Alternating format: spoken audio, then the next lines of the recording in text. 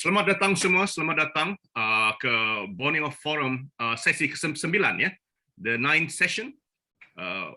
Borneo Forum adalah satu organisasi ya,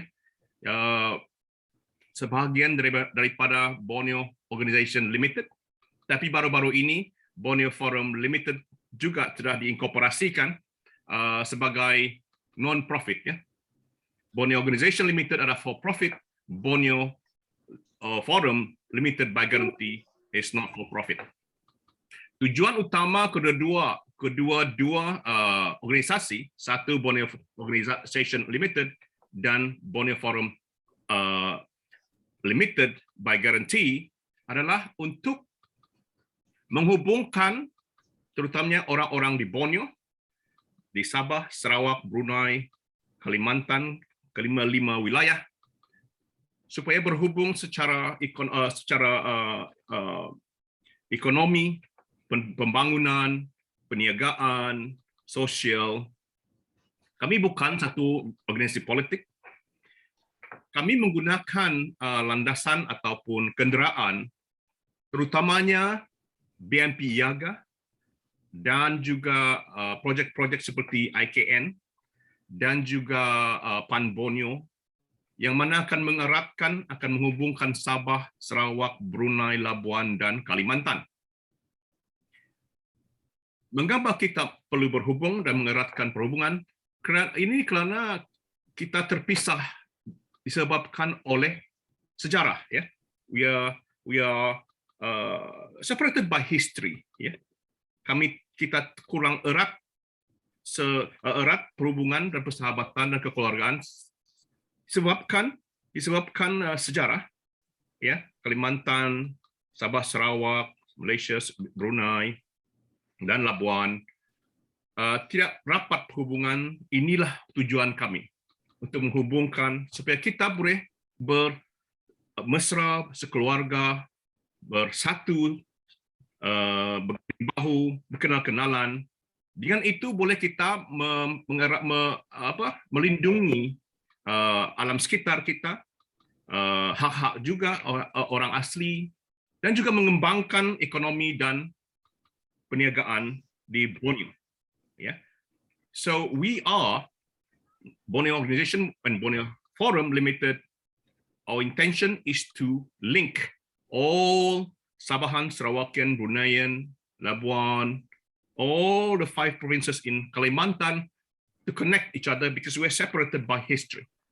We are not as close, and by having this closeness and relationship, we would like to do a lot of things for Borneo, non-politically. We are not political organization. Ya, inilah tujuan utama. So hari ini kita ada ramai ya expert ya, dan juga terutamanya satu juara dunia ya, world champion chef Patrick Siao sebagai tetamu utama undangan. Beliau telah memenangi satu pertandingan paras dunia di Paris ya. So chef Professor Patrick sekarang adalah satu pensyarah profesor di Sunway University di Malaysia.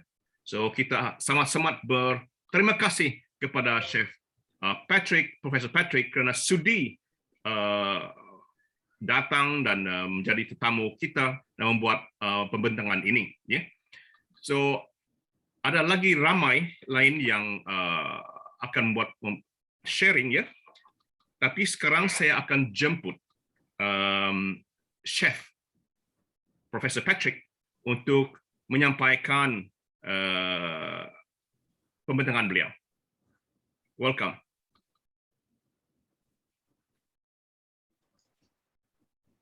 Hi everyone. Okay, before we start, we have a small video clip, okay, for us to bring up the motion that we have a few years back. Okay.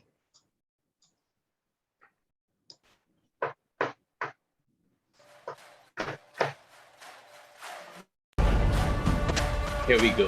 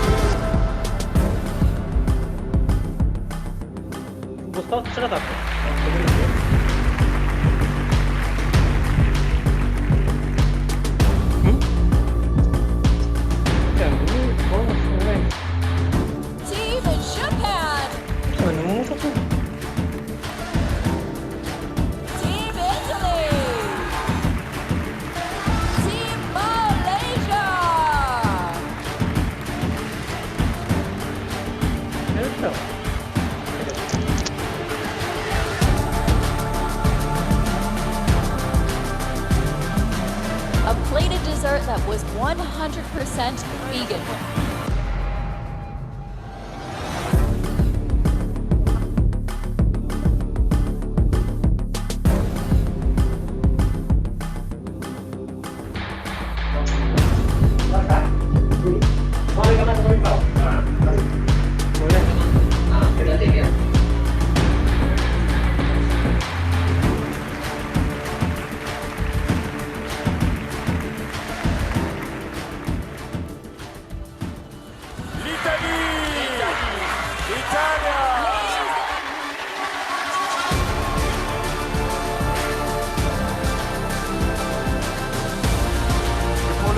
Is Team Japan.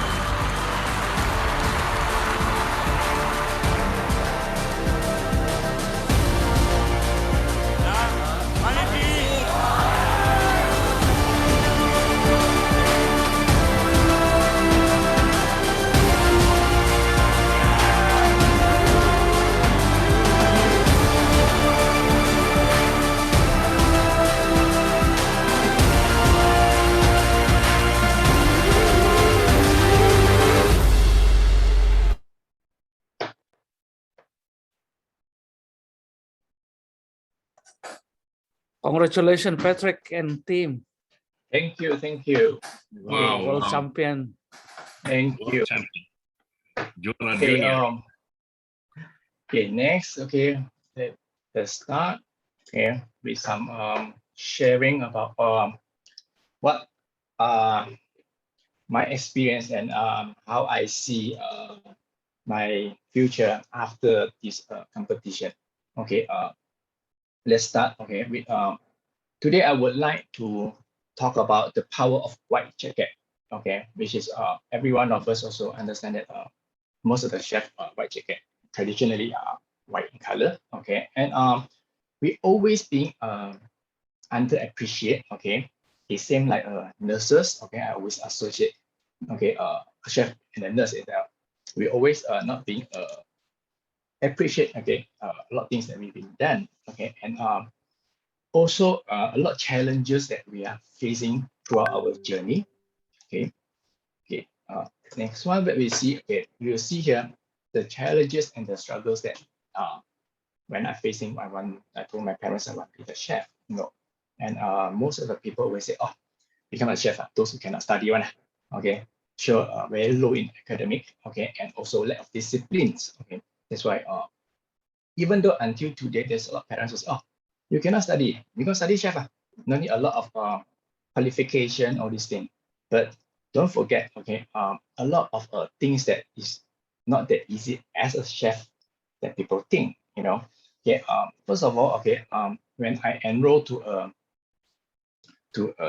college, okay, I always being how to say a challenge, okay, because my English proficiency is very low because back end at my kampong, okay, we always speak about dialect among our friends and we speak outside in the school, you know.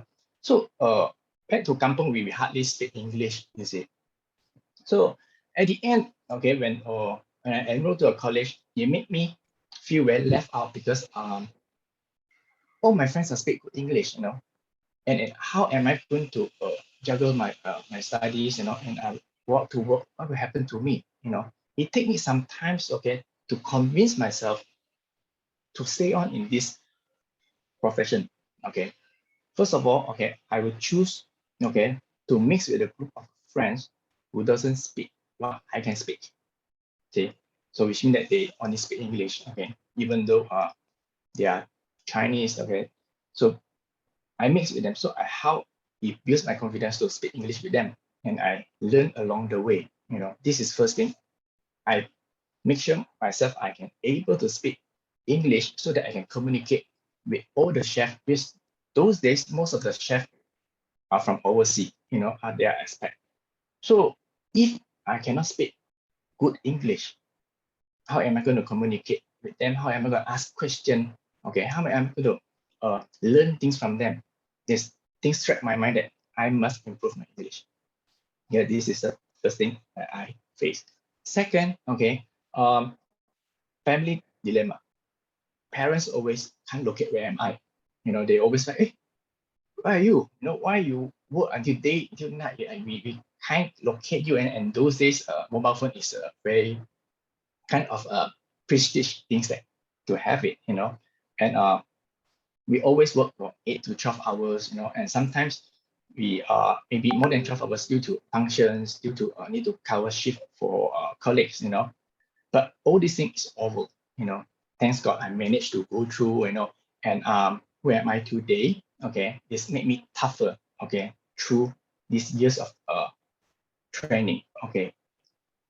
So through the competition, okay, 2019, okay, the team of Malaysia, okay, we won the first ever pastry World Cup, okay, Lyon, France, okay,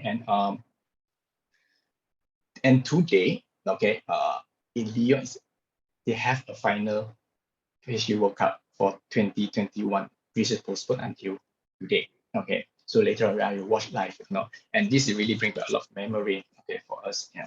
And unfortunately, we cannot join this time because of COVID, not easy to fly, and also a lot of training is not able to do during this pandemic time. Okay, so today I will talk about CSR.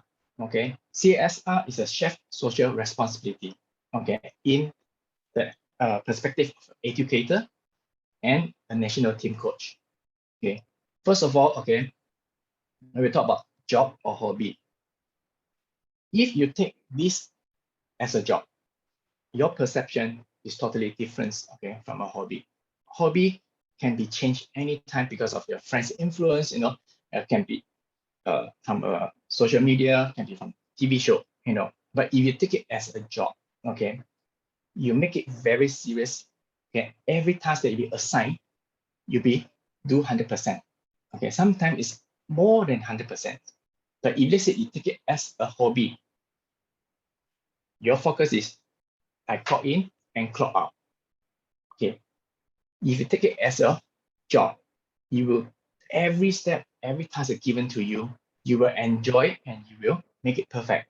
There is a things that we need to differentiate when we enter to this career. Okay.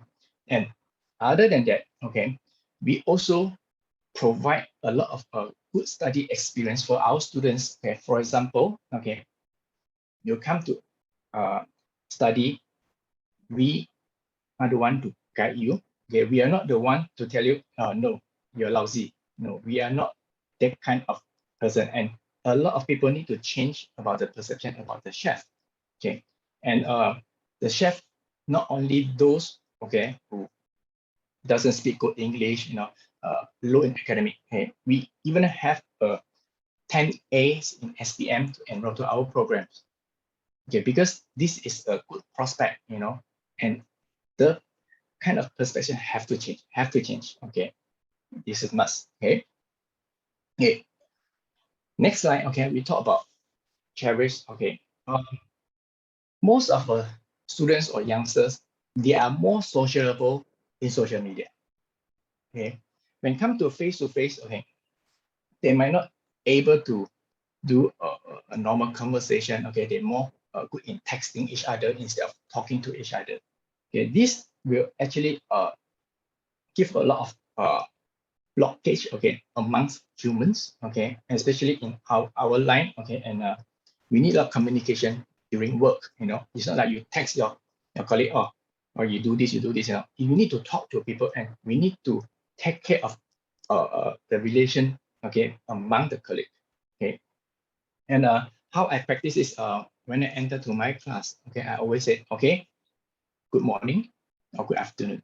Okay, this is the first things that we need to do. Okay, and we need to educate to our students that greeting is important. This is the first things that we need to do. During the session, 3 or 4 hours, I'm your chef, you are my students. This is the boundary that we need to draw. After the class, okay, we switch back to a friend mode, which is student more comfortable, come to you and talk to you and ask about question. Okay, the same goes to when go to competition. During the competition, okay, you represent your country, I represent my country. But end of the competition, we should switch back to a friend mode, which is we share, okay, the knowledge that we gain, okay, the techniques that we use, these are the things that the more we share, okay, the greater we are, because end of the day, by sharing all the knowledge that we know, okay, it will help, okay, the level of the competition or the level of the industry is much more greater. If everything only keep it for ourselves, you don't share. Because when you don't share, you don't have challenge. You don't share, you won't further think, okay, of how to make it better, because you have no competition around you. Same goes to the business. Okay, this is an important thing that we need to share what we know. Yeah. Okay. Creativity. Always people ask me. Okay, this is very subjective. Okay? As a parents ever asked me before, how do you define? I seriously I cannot define creativity. But the thing is, if the things that accepted by the public, okay, or by your clients, it's called creative. Very good example, okay, that when we create a sculpture or a showpiece, okay, we always ask the students, what you can create. Can you explain to me your idea behind all these things? Because we cannot stop them to express themselves. But after they tell us, okay, the story behind, then we give our professional opinion how to make it better. Okay, it's same like this photo here. Okay, when you see green color, what can you associate? Lime, pandan, pistachio, and make sure, okay, your color represent what is inside. Okay, you don't have a green color inside. There's nothing. What I mentioned just now. You cannot put a raspberry inside with a vanilla mousse, but you call it green color. Because as a consumer, when I see green, okay, this is a flavor that I can associate. But when I purchase it, things is totally different. This is the things that we need to always remember. Okay, what people see, they buy, and the experience will tell them, should I go back or should not go back? Okay, the example here, Black Forest, I always like to use Black Forest as an example, even though in the class, okay, in the Sem 1 class, we teach Black Forest. But when we move on to the senior class, we always use back the same component of a Black Forest to create, okay, another dimension of the Black Forest. To be honest, when you go to the cake shop, would you buy some flavor that you're not familiar with? Normally we won't. We always buy the things that we're familiar with. Same goes to our parents. See, until today, the Black Forest, tiramisu, all these classic flavor cake is still sellable, just because we understand and we know that what flavor we can expect, But when you make it more beautiful, more different dimension, a lot more garnish, people will willing to pay for your creativity. Okay, this is how the things come from. Yeah. Okay. Okay. Next. Okay. Confidence. This is always crucial. Most of the students, they come to class, they always tell you, Chef, I have no confidence to bake a cake. And everyone will tell you, oh, bake cake is so difficult. But the difficult is not about baking the cake. The difficult is, are we willing to take the challenge? Are we willing to take the first step? It's same, if the first step that I don't step up to take up the challenge to compete, I will never go for this world stage competition. I always hold back myself. I worry, I scared, I'm not good enough. But the thing is, if you always, okay, tell yourself, I can do it, win or lose is part of the competition, but am I learn something? Okay, this is the things that we need to tell ourselves. We should go for it. Same goes to the students. Students always say, oh, my cake lousy. No, you just first time or second time to do this. I've been doing more than 5 or 10 years. See, we always encourage and give confidence to students. No, need more practice. Okay, we are doing good. Because all these things is important. If they tell you, oh, I'm not good, yeah, you're not good, you're lousy. You kill this young mind, they will say, oh, yeah, my chef say I'm not good. So I will quit. I won't do this anymore, And I always believe everyone have a hidden skill with them. It's just that are we able to discover it now or later? But we need to give the confidence to them and guide them. Yeah.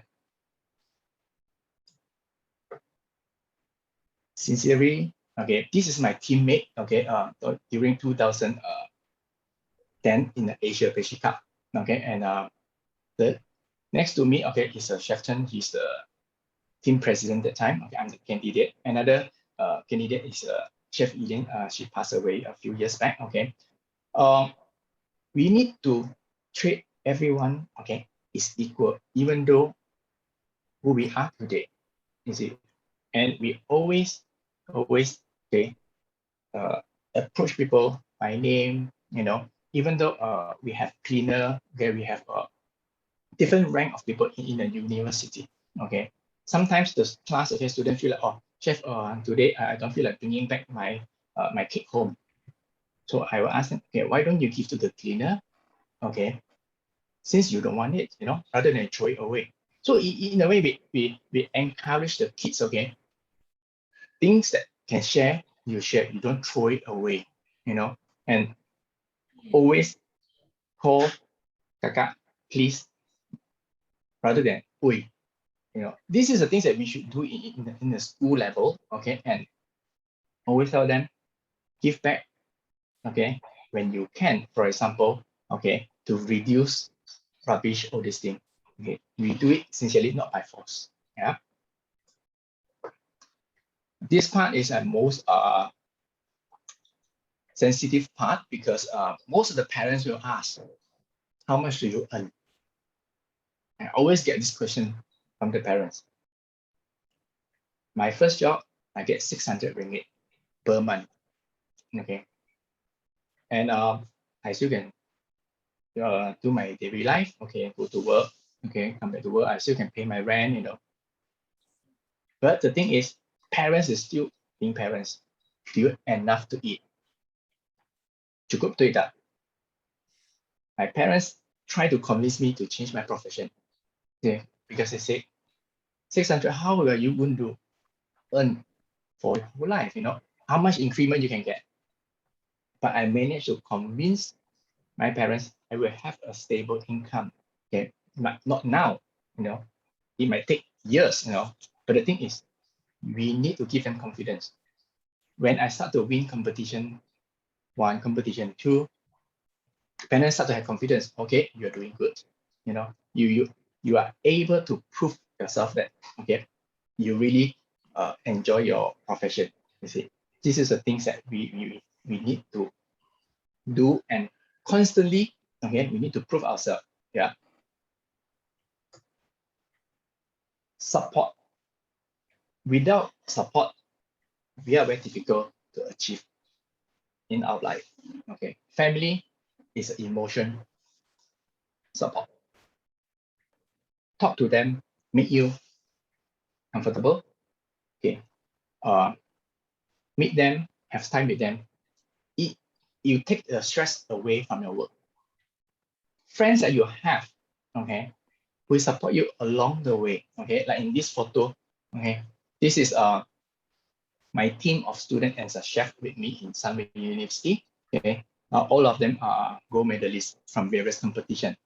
We train, we support each other. Even though until today, okay, we still support the young one to go for competition. Okay, even though, okay, let's say we don't have a lot of budget, okay, but we'll find the way to achieve everyone's dreams, And to be honest, opportunity only come once. Okay, I always believe first opportunity come knock your door. If you don't grab it, it might take another years to come back. We grab the opportunity, we fail to achieve, but at least you learn something rather than you don't learn anything. Okay, that's why support each other is important. in our chef line. Yeah. Okay. Responsibility that I pledge myself to do. Okay. First of all, okay. After I come back from France, okay. I told myself I need to do things, okay, for the community. First of all, okay, what I did is I do a big sales, okay, which is last year, this one, okay. And my tagline basically is bring your own container. I sell cakes and bread. And my superior told me, Patrick, you're crazy. People will not bring container and buy your things. But what I did is, for me, it's a charity and it's an awareness to people to start to realize that how much plastic that we generate every day. See, and fortunately, the whole event lasts for 4 days. Everyone bring their own container, big, small, come and pack their things. You know, it is a good achievement for us. Okay, and also, actually, when people want to do, they will do. Even though some customer they come in, oh, I forgot. Our excuse is very simple. This is our tagline. Okay, it's okay. You can come back tomorrow. We just refuse to sell the things to them. This is the things that we always put in mind. Okay, we need to be very determined at what we want to do, not because of this and that. When we ban our principle, this is not so good, right? Okay. Then also, this charity basically is all the fund go for the Rumah Juara basically is an orphanage home. Okay, that event we managed to generate about 10,000. Okay, for the kids. Okay, because this is a orphanage. So the time also they struggle about online study. Then the money we used to purchase a laptop. Okay, and some learning course for them. Okay, it's enough for them to run for 1 year. Okay, so coming December we will do another one more. Okay, that one I will do for the to the stray dog. Okay, because I myself I love dogs. Okay, and I adopt 2 dogs. Okay, one already passed away, so I have another one. So there's a lot of stray outside, and actually dogs is, no matter what breed it is, they are lovely, and I cannot have a center to rescue all the stray, but what I can do is I can raise fund, okay, and the money go for the center to build the shelter for them, to get the food for them, and maybe it go for the vet. You know, this is the things that I can do, okay, and I do together with the Sunway Young Chef Club. You know, the club is also another channel for me that to instill this mentality to the kids that stop buying. Okay, there's a lot of dogs outside, can be a dog, or cats can be a dogs. You know, they're all same. You know, because you know, in our society, everything want to be looks good, everything wants to be looks nice, but we always forgot. Okay, those who's unfortunate. Okay, so this is the things that I'm doing. Okay, recognition. Okay, another thing is as I mentioned just now, we always need to be continue, okay, to prove ourselves, okay, to show people what we can do. You know, we cannot stop. Okay, when we achieve something, we cannot. Okay, so this is a very good recognition after coming from France. Okay, on my right, okay, which is a French ambassador in Malaysia. Okay, on my left is a CEO of Summit Education Group. As see the slide here, 2019, after we won the world champion, okay, Professor Elizabeth, okay, CEO of Summit Education Group, okay, she gave me a rank, okay, congrats. The time I still in France, okay, congrats, okay, there's a big awards, okay, await for you to come back. You know, I wasn't know what is things that waiting for me, you know, and when I come back, okay, and they make it official, okay, and 2019 March, okay, I was awarded a practice professor, okay, And this professorship basically is not by study. It's because in the practice professor terms, is basically you achieve, okay, some contribution to the country, okay, and be recognized by the world. Okay, that's why I get the professor title. Okay, just in case someone asks, hey, you don't have doctor? No, I don't have doctor. Okay, I only have a professor. Okay, by practice. Yeah. Okay. Yeah. Respect. Something that you have to earn. You cannot ask. You see, I always told my students, in the class, I'm your chef. You have to address me as a chef. Outside the kitchen, you can call me donkey. You can call me anything. It doesn't matter, because at the end of the day, is where is my position in your mind? If you think I earn your respect, then you call me chef. Okay, that's all. Because end of the day is how we carry ourselves. Okay, that's how people perceive you. Okay, and 2011, okay, I was invited, okay, to do a demo in Le Cordon Bleu Paris, okay, after our competition, 2011, yeah, okay. And of course, 2019, we also invited to Le Cordon Bleu Paris, okay, with a new campus. So in a way that if you get those highly respected institution to invite you to do some demo, also some talk, okay, is another recognition, also another respect that, look, okay, we also can be respected and can be same level, okay, with those who very good in the industry, right? Okay. Resilience and perseverance, okay, we always do things, okay, without expectation. People ask you to do one, okay, if you do 2 or 3, there is a job, okay, but if you do a career, you do 3, 4, 5. Do things without tell you, you'll be better than people need to tell you what to do, okay. And as a chef or as a student, we always encourage people to improve your skill, okay, and practice. You cannot just by study, okay, or how to make a buttercream by study. Cannot. You need to practice, okay. It's about hand skill, yeah, okay. And the more you do, the more you understand about it, and this also come into very handy, especially when you was invited to another country to do a live show, okay, or conduct class, because different country have a different kind of raw material. For example, flour quality is different, eggs quality is different. This is come into handy that you always practice and you face a lot of challenge and you solve the problems. Okay, this is important. Yeah. Before I end my slide, okay, I would like to promote a little bit. Okay, some university have a young chef scholarship. This scholarship is started 2019 after we come back from France, and some university would like to have this scholarship for whoever would like to study culinary.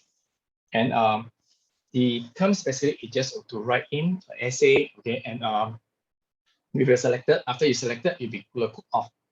Once you cook off, okay, there's always a one winner. The winner will award 2 years diploma tuition free. Okay, you still have the other resources fee you need to pay. If your result is good, you continue, we sponsor you another 2 more years for degree. So basically 4 years tuition fees free for 4 years. Okay, please, okay, audience who like to study culinary, please apply this, okay. And to be honest, it's really worth it. Okay, our diploma is about 55,000, okay, and our degree for 3 years, okay, is about 90 over thousands. So you can calculate how much, okay, you will save, okay, for your parents. Okay. Okay, this one is one of my favorite line. Okay, the sooner the builder reject had become a cornerstone. Okay, why I like this phrase? Because first thing, always people think the cornerstone is the stone that always being rejected, but you just put in another angle to look at it. The cornerstone with another cornerstone is the one to make your wall straight. Without the cornerstone, you have no guideline. You won't build the wall from the center out. you always have a 2 pillar and you build. Okay.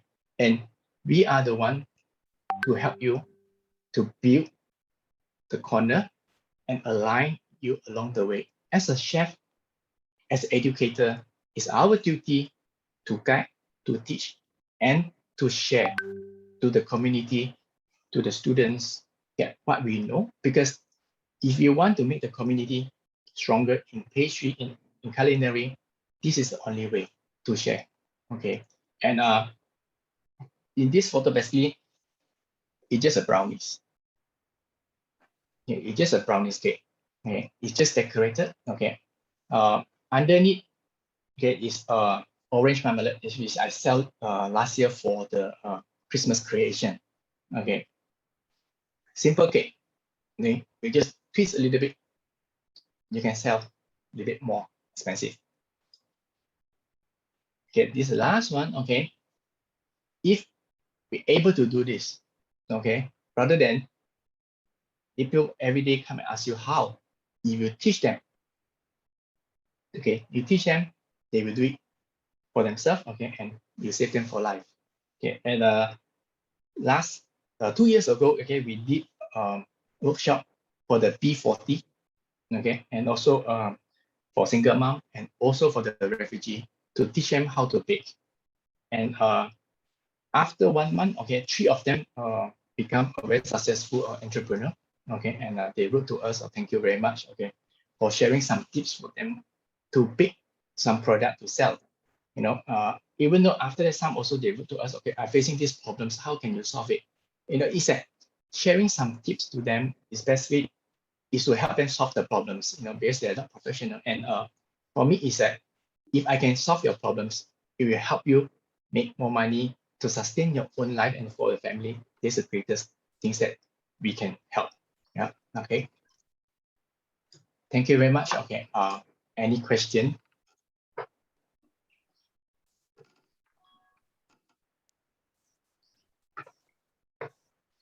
Hi. Thank you, Chef Patrick. That was an inspiring journey that you went through. Being Yes. a champion of the world is no doubt is a prestigious title to have. And we are so proud of you. Being born and raised from Tawau, from humble beginnings, and then now world champion and a professor and a working practice professor at Sunway University. That is an incredible feat or incredible achievement. And to let me tell you where how high is world champion. First, you have to be state champion. Then you have to be national champion, right? Then Southeast Asian champion. Then Asia. Then all the 5 continents will meet and you become world champion. And that is a great honor to be talking to you. And we thank you for coming to give us some of your thoughts and words of wisdom at this forum. Thank you. Thank you. Basically, we, in order to be a world champion, we need to qualify for Asia champion, okay, which is we got it 2018 before we go to France. This is a national selection, Asia selection, only you can go for the world stage. Yeah, this is a lot of level that we need to go through, and of course, it's not easy, but it's achievable. Yeah, and it just telling all the pastry chef around, okay, also the young one, you must have a dream and work towards your dream, and you will achieve this. Because at the end of the day, is that we always need to put ourselves that what we want to achieve. I always tell myself every 5 years, something need to be achieved. Works towards it no matter what. You know, that's how determined we are. Yeah. Thank you. Yeah. So we planned. Yes. Can I ask a question? Hi, Prof. Stanley. Yes. I'm very inspired by your presentation, Chef. Thank you, Prof. Not only your calorie and the food is so good and presentable, but also the name or the title of your different dishes. How do you get or inspired by, like just now you said about the cornerstone and then the fish and all that. It seems to be very inspiring. It's not common name. Can you share with us how you got those inspiration name? Basically, like the cornerstone, because it's we have a family Catholic, so I always hear in the church, So I always wonder how can make this phrase a bit more relevant to our industry, and of course the fish also is quite common in every brand. All this is an old saying, but old saying sometimes there are a lot of meaning behind, and we need to use the old saying to interpret it our way to tell our young man, look, the old saying is still very useful. The same goes to the old classic cakes are still sellable, because in nowadays a lot of kids, okay, they prefer something new and always forget the classic, and you always because I have a student to tell me, Chef, why I need to learn Black Forest? I want to learn this. If it's the case from the social media.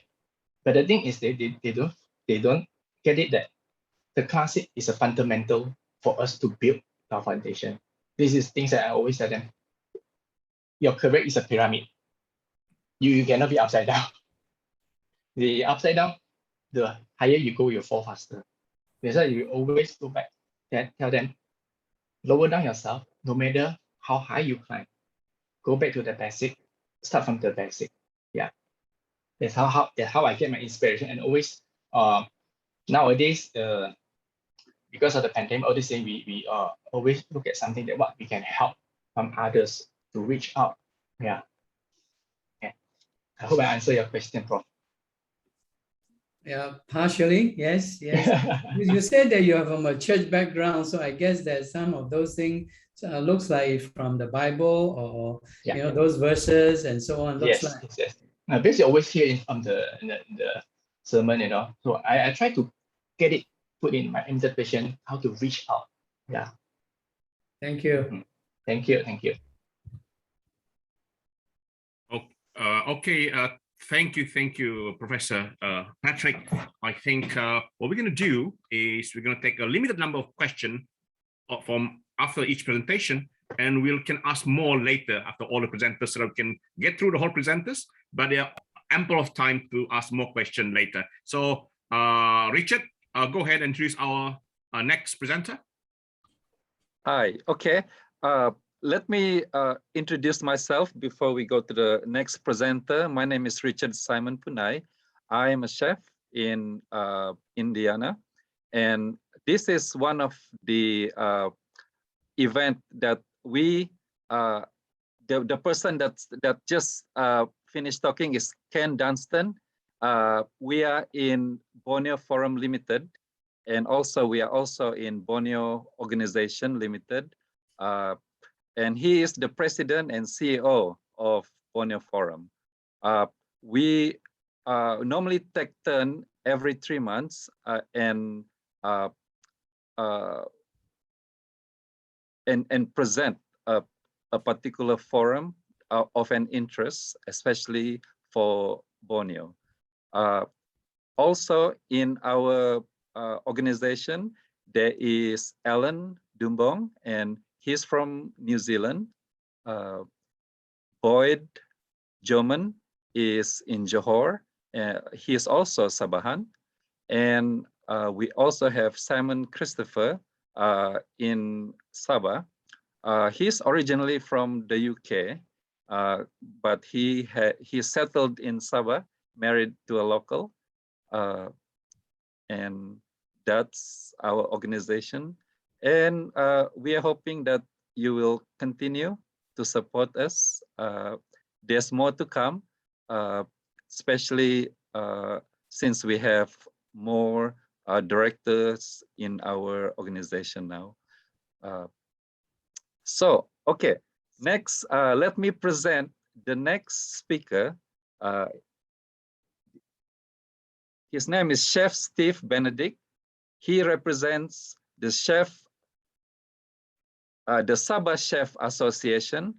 He is currently a lecturer at ESCOF Academy, and also he is a qualified international competition judge. Chef, are you ready? And Chef Steve yes. will be speaking to us about a paper that introduces the Kadazan Dusun cuisine and the potentials and challenges. Go ahead, Steve, Chef Steve. Okay, thank you, Richard. Hello, everyone. My name is Steve, originally from Ranau, Sabah. I'm attached with ESCOF Academy as a center manager and head of program. I have 15 years experience in culinary. Not very, there is no specific department. I go through all the kitchen department. I go to Western, Chinese, Malay, pastry, right? Now I'm the honorary secretary for Sabah Chef Association. So for today, I will share with you my PowerPoint presentation on the Kadazan food. Is a traditional food for Sabah, because actually that is my patience to introduce and to try to make sure that our Sabahan traditional food it will be known by the international community, especially for those who are the tourists who come to Sabah. And then we try to introduce this, and gladly some hotel in Sabah and resort now they are starting to introduce a few locals traditional cuisine to the international tourists. So let me share you my PowerPoint presentations.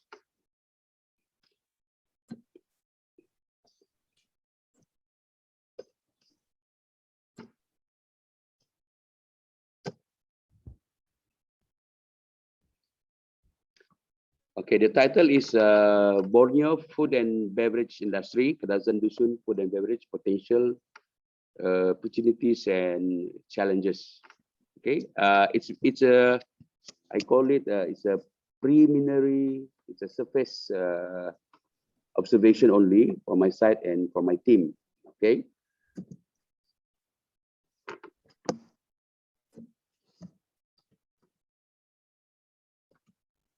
So this is the content. Okay, it's the overview for the beverage industry in Sabah.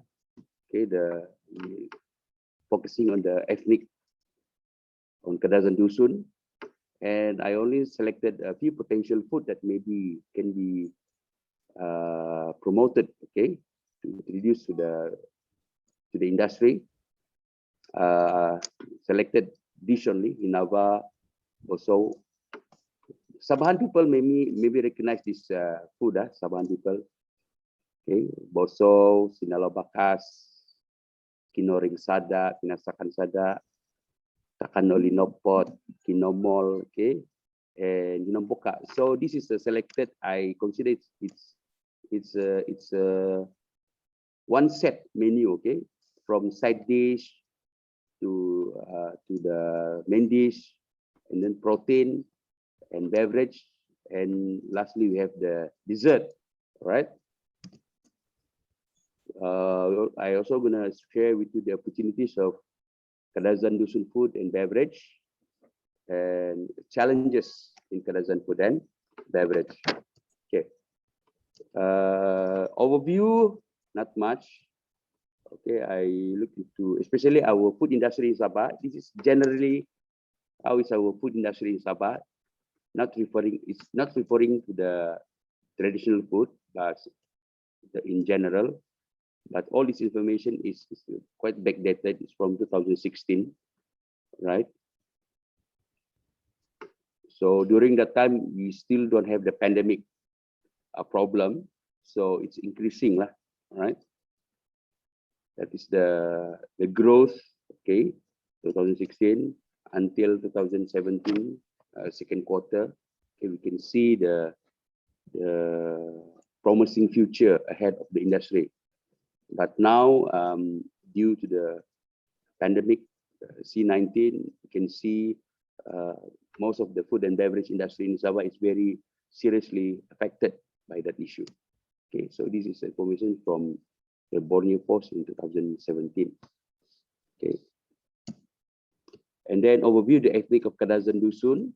Okay, this is the definition of Kadazan Dusun. Okay, for those who don't know, Kadazan Dusun is a indigenous people in Sabah, also known as Mamasok or originals. They call it original, indigenous. And most of Kadazan Dusun tribe believe they are from people from Nunuk Ragang. Nunuk Ragang means it's a one place in Ranau where that is the origin of this tribe. Okay. Okay. So Kadazan Dusun has been recognized as indigenous nation of Borneo, referring to Sabah. Okay. Kadazan Dusun is the unification terms and collective name, okay, for the Dusunik people, all who are natively speak of the Dusunik. And the Kadazan Dusun is divided more than when I look into the Sabah archive. Kadazan Dusun ethnic there is 40 sub-ethnic Kadazan Dusun. Right. Next one. So this is the potential of Kadazan Dusun food and beverage. Selected only. I select few, not all. It's a lot, but I select this one. This is what from my observation, whereby this food is served in the hotel, in the local restaurant, halal and non-halal restaurants. It depends on whatever food. First, we have this hinava, or they call it codfish. In Tuaran, they call it hinata. Okay, in Penampang Ranau, they call it hinava. The color is different. For hinava, the color is white.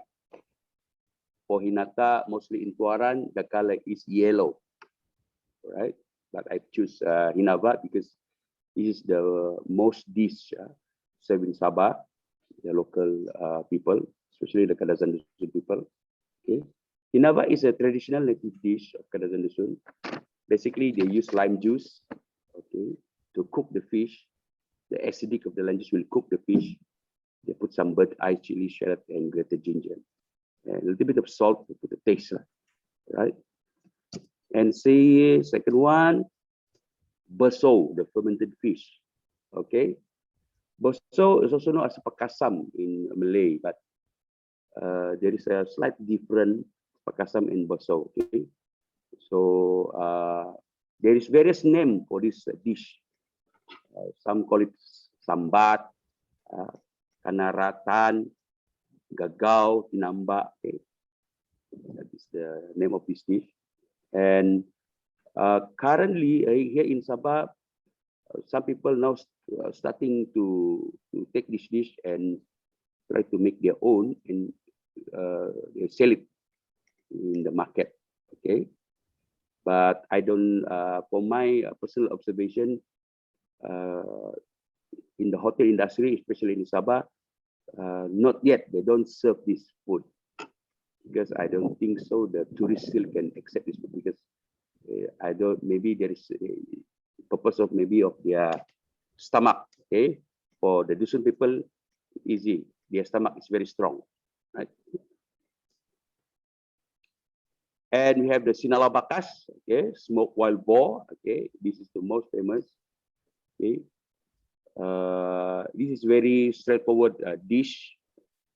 Maybe they smoke it until it cooked, and then they just cut it, and then they eat it with simple sauce. Okay, and then we have the kinoring sada, smoked fish. I still remember this when I'm still a little boy. My grandmother always have this, but nowadays this type of kinoring sada, it's hardly to find, because now most of the area in Sabah, they have this bonbon, mean they don't allow people to catch fish in the river anymore. They want to preserve the fish, they want to keep the fish, and there is a time, and then they will catch the fish. But not all the time. You cannot catch the fish anymore because there is a specific fish for this. They call it the kela, the pelian. That's the fish they used to have this smoked fish. So, and this fish is very expensive. All right. My experience of buying this fish, one fish is about what? It's almost a kilo. It's around 75 ringgit, Malaysia. All right. So if you buy a kilo, maybe you can reach maybe 2 kilo. You can reach maybe 200 or 300 a kilo. It's a very expensive product. Okay. Next one is the pinasakan sada. Pinasakan sada, they use fish from the sea. Basically, they use basong, but classically, this dish they use the fish from the river also. So due to the less, or it's hard to get this kind of fish, small fish, or the kela or the pelian, and they use the ikan basong from the sea, so it's easy to get. So this is how the use lah. So one of the traditional dish also, and this dish served in the hotel and restaurant. Okay, and then they have the linda pot or their wrapped local rice. Okay, this also used, and some hotel also serve this one, but maybe the challenges of having this is the wrapping part, the leaf that they use. Okay, basically they use the wonihan, they call it wonihan. Some use the tarap leaf, and there is kobu leaf, and all this leaf it's not easy to find. It's very hard. The leaf, for example, the leaf that they use in these pictures, they call it the wonihan leaf, and this leaf is very special leaf. If you cook the rice is still hot, you just wrap it, the rice will not spoil. Okay, but the fragrance from the leaf will enhance the fragrance of the rice. The smell is very nice. Okay, and you have the kinomol. This is the aramaite lah, they call it in Sabah. Tapai. Okay, and tapai actually is the main product. From tapai, they can produce lihing and montoku. Okay, this is alcohol drink lah. Okay, this is the classical beverage for Sabahan people, especially the Kadazan Dusun people. Lastly, for this is sinampuka. This sinampuka is a wrap dessert. They are using here. They use the ubi kayu. What do you call ubi kayu? Tapioca. Okay, grated tapioca. Basically, they are grated tapioca. They mix with a little bit of santan, coconut oil, and then they mix with a little bit of sugar. All right, and then they wrap it and then they steam it. Okay, and then it's cooked. It's called like this lah. Very tasty. It's very nice taste. All right. And go to the next slide. We have the opportunities lah. This is also my observation, field observation of this opportunity. Kadazan Dusun food and beverage. Okay, the local demand market, yes. Now the local people start to looking for this traditional food. Okay, so some people now, many these Kadazan Dusun youngsters start to take these opportunities by to make this product, and they market it. So because there is a demand. Okay, and serve in the local and traditional hotel and resort, yes. Okay, some hotel now start to put this local food into their main menu. They put in the buffet set. They put in the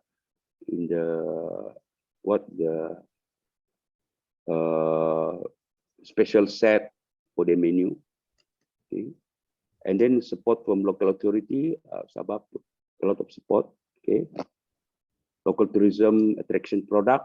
Yes, all if you go to the rural area tourism, this is part of their attraction, because when the tourists came to that area, the part of their activity, the tourists have to produce. They learn how to cook local food. Okay. Innovations. This more on youngsters, because if they want to eat the original, some of the youngsters they cannot consume the original dish. They have to change it. Okay, they have to put something. They want to make a different ingredient. Okay, in the original dish, so they can have it lah. Okay, they can eat it. And then e-commerce, online basically lah. That's the opportunities. Now all people go online for businesses. So this is the what I'm talking about. Preserve, yes, local demand, and then they preserve, they learn, and then they sell it because there is a demand.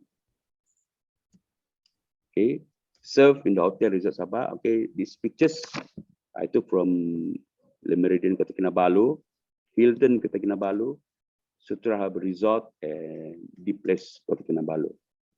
Okay. The pictures in the middle is the Bambangan, I think. Okay.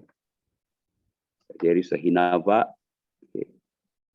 And there is that is the dessert. Okay. Support from local authority, yes.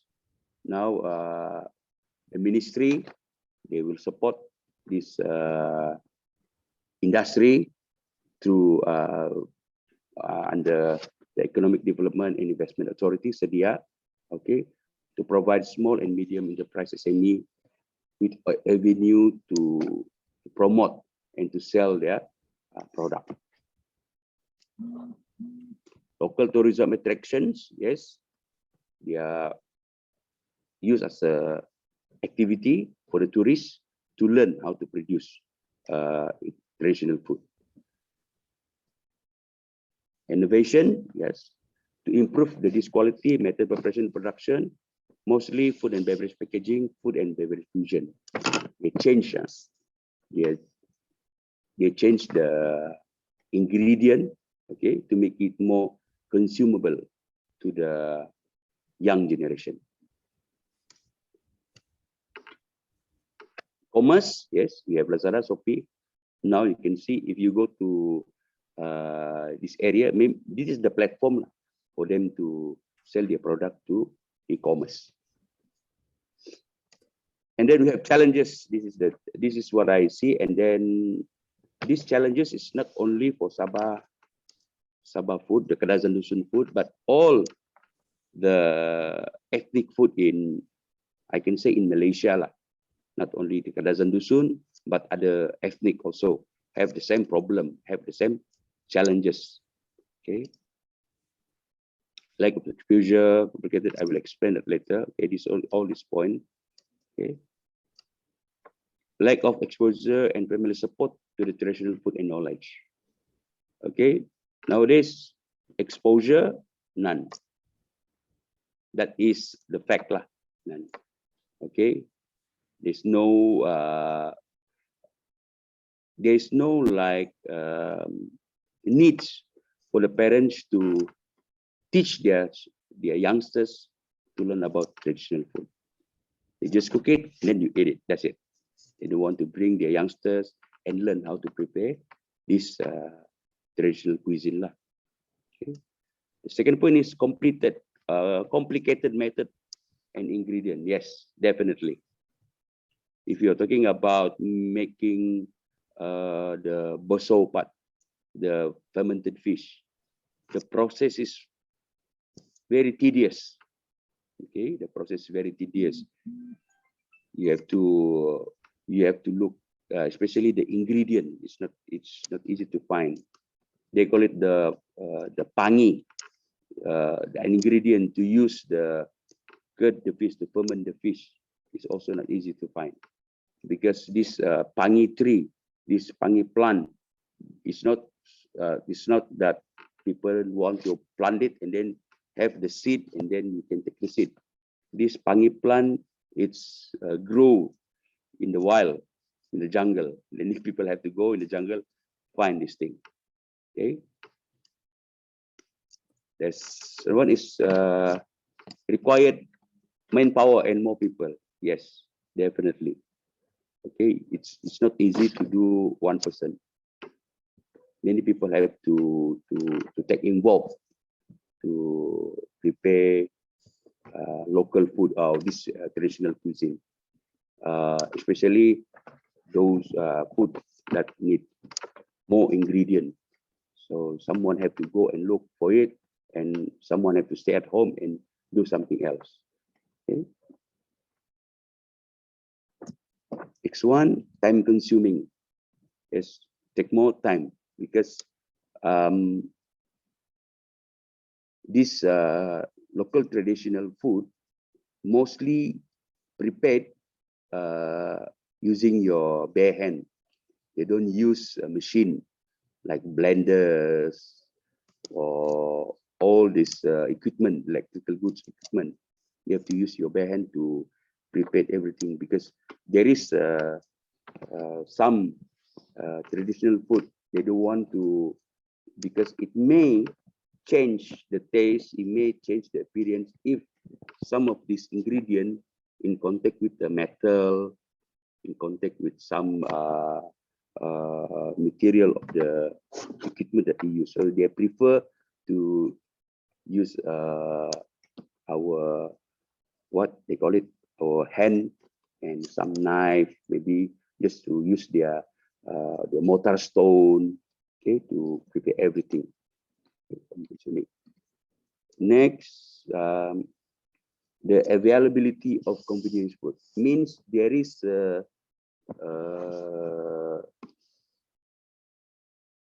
instead of producing traditional food to take a long time for you to prepare traditional food, better why you don't just buy in the supermarket, easy. So there is a competition between our traditional food with the modern food. So if you look at nowadays, all these young people, they prefer to have this convenient food compared to they have to cook from the scratch. Okay, it's easy. Alah, tiap yang masak lah, we go to KFC. Okay. Next one, young generation's attitude. Okay, I think this is the my last slide is the young generation's attitude. They don't want to learn. They don't bother about their culture. They just want to have an easy way. They don't care how to make baso. They don't like to eat at one. They say, oh, that's a disgusting food. I don't want to have this what. I don't want to have this one. I prefer have my pizza. I prefer have my KFC. I prefer to have my burger. That's it. So our young generation's attitude, that also challenges for the Kadazan food. I think that's all my presentation. If you have any questions, just ask me. Thank you very much.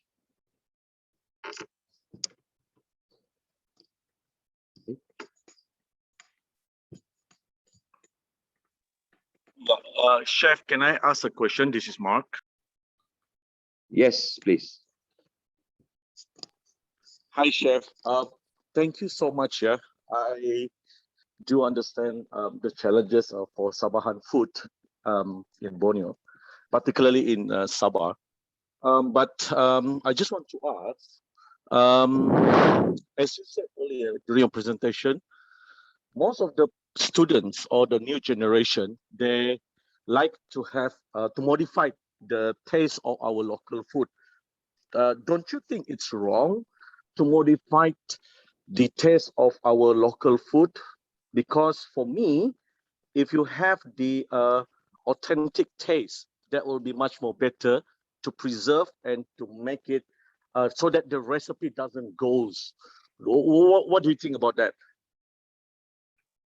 Yes, I agree with you. But some of them they don't actually take considerations of preserving the culture. They are more on a business part, okay, to sell that product and then to gain profit lah. Either to preserve to the originality of the dish, I can say no. So for us in Sabah Chef Association, we try to also give these young generations the importance to preserve the culture.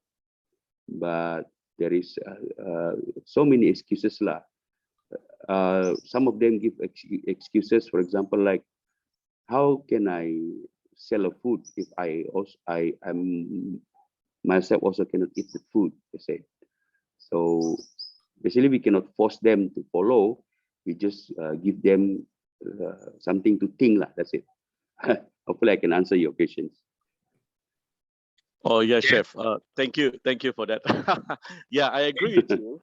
But for me, when you want to talk about the local food, it also shows your identity and who you are, to preserve the recipe, the authentic recipe, so that the taste can be preserved, and as well the recipe itself, like other countries, like other states, that what we have in Malaysia. On top of it, like not only Kadazan Dusun, the food, local authentic food that what we had, I believe like the Bajaus and other ethnic, local ethnic in Sabah as well, we do have our all authentic food, which is, I don't think that the recipe that really out of it. But yes, I do understand your point of view, in a way of you want to make a business, you can have this and that, everything. But in other words, can we make it like a fusion kind of things, so that we don't lose the local taste with the original recipe? Yeah, I mean, this is only my point of view, yeah, chef. No offense, it's just a general kind of things, because for me, I'm a Kadazan, then I wouldn't say that I'm half Kadazan. So I want to have the originality of me, that I am proud to be a Sabahan as a Kadazan, or particularly Lotut. Okay, another thing, chef. This is a general question, yeah. What do you think about the competition that runs in Malaysia, particularly on the culinary FHM, Culinary Malaysia, and also Battle of the Chef in Penang, that held every year, 2 years, which is for them is rising up the standard and so on. However, the what do you think about it? Maybe you can give some inputs, and also maybe Chef Patrick as well can share some input about it. Thanks. Just to interject here, we have a lot of speakers. So can we move this question after the speakers, yeah? Because otherwise we'll never finish. We have quite a lot of speakers. We asked one question, but very good question, Mark. Thank you very much. But what we'll do is we move this question. Please ask this, or answer this question later after the last presenter. Is that okay, Steve? Chef Steve? Yeah, sure, no problem. Okay, good. Sure, no problem. Excellent. We just need to manage the time, and then we invite the next speaker, Richard, and then at the end, everybody can ask each and every speaker. After that, we have plenty of time later. Go ahead, Richard. Okay, thank you, Ken. Izinkan saya berbahasa Melayu kerana next program adalah Dayak TV, dan hostnya adalah dari Kalimantan Barat, Henry, dan co-host adalah Dr. Rainer Paulus. Silakan Henry dengan Dayak TV.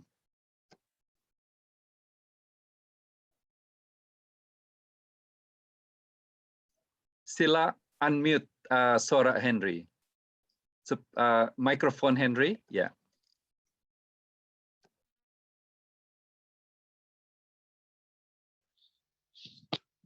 Hai semuanya.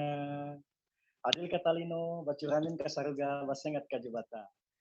Saya Henry Pamera. Kali ini saya bersama Dayak TV ingin mengajak teman-teman semua untuk melihat beberapa kuliner yang berasal dari Pulau Borneo. Kuliner ini tentunya pasti dikenal oleh seluruh masyarakat yang ada di Borneo. Namun kata pepatah, lain lubuk, lain ikannya. Begitu juga dengan adat istiadat, budaya, maupun jenis masakan yang ada di sana. Nah, Henry, pada kesempatan kali ini, Henry boleh dekatkan mikrofon ke dekat mulut ya, dekatkan. Oke, terima kasih. Nah, pada kesempatan kali ini saya ingin mengajak teman-teman semua untuk melihat beberapa jenis kuliner yang berasal dari Pulau Borneo tersebut. Namun, sebelum kita masuk ke dalam sesi acara, saya ingin menyapa salah satu artis yang terkenal nih. Nah, jika generasi 80-an, 70-an, atau 80-an ke atas ini pasti kenal ya dengan artis satu ini ya. Saya langsung panggil saja ini, Dr. Rainer. Ya, siapa sih Dr. Rainer ini ya? Saya dengar-dengar nih Dr. Rainer ini sering dijuluki siapa ini? Elvis Borneo ya. Kalau gitu kita langsung panggil Dr. Rainer nih. Halo Bang Rainer. Halo, hai. Apa kabar? Kabar baik. Wah, senang sekali bisa bertemu dengan Elvis Borneo ya. Waduh, tidak nyangka ya. Jadi apa nih kegiatan nih? Saya actually di-invite oleh kita punya Richard Simon. Jadi saya diberitahu bahwa untuk memberi sedikit about kenapa saya ada dipanggil Borneo Elvis. Nah, itu dia Bang. Nah, kenapa sebab dia kita punya chef Richard dia begitu particular on kenapa Borneo dia kata. Jadi dia kata itulah dia suruh saya bagi keterangan sedikit kenapa Borneo. So but I have to say it in English later on. So basically when I was in America way back in 1990, I was studying computer science and both computer science and business admin at Temple University, Philadelphia. So I had trouble with I was a victim of a credit card fraud, and I was thrown out from my apartment, and also I lost my scholarship from Mara, and I was on the street. I didn't know where to go. I went and stayed with a friend of mine and in the mosque. I stayed in the mosque and I put all my stuff inside his room. I didn't know what to do, but then I borrowed his guitar and I started singing because I said I didn't have money to eat, but at least I know I tried to do some busking.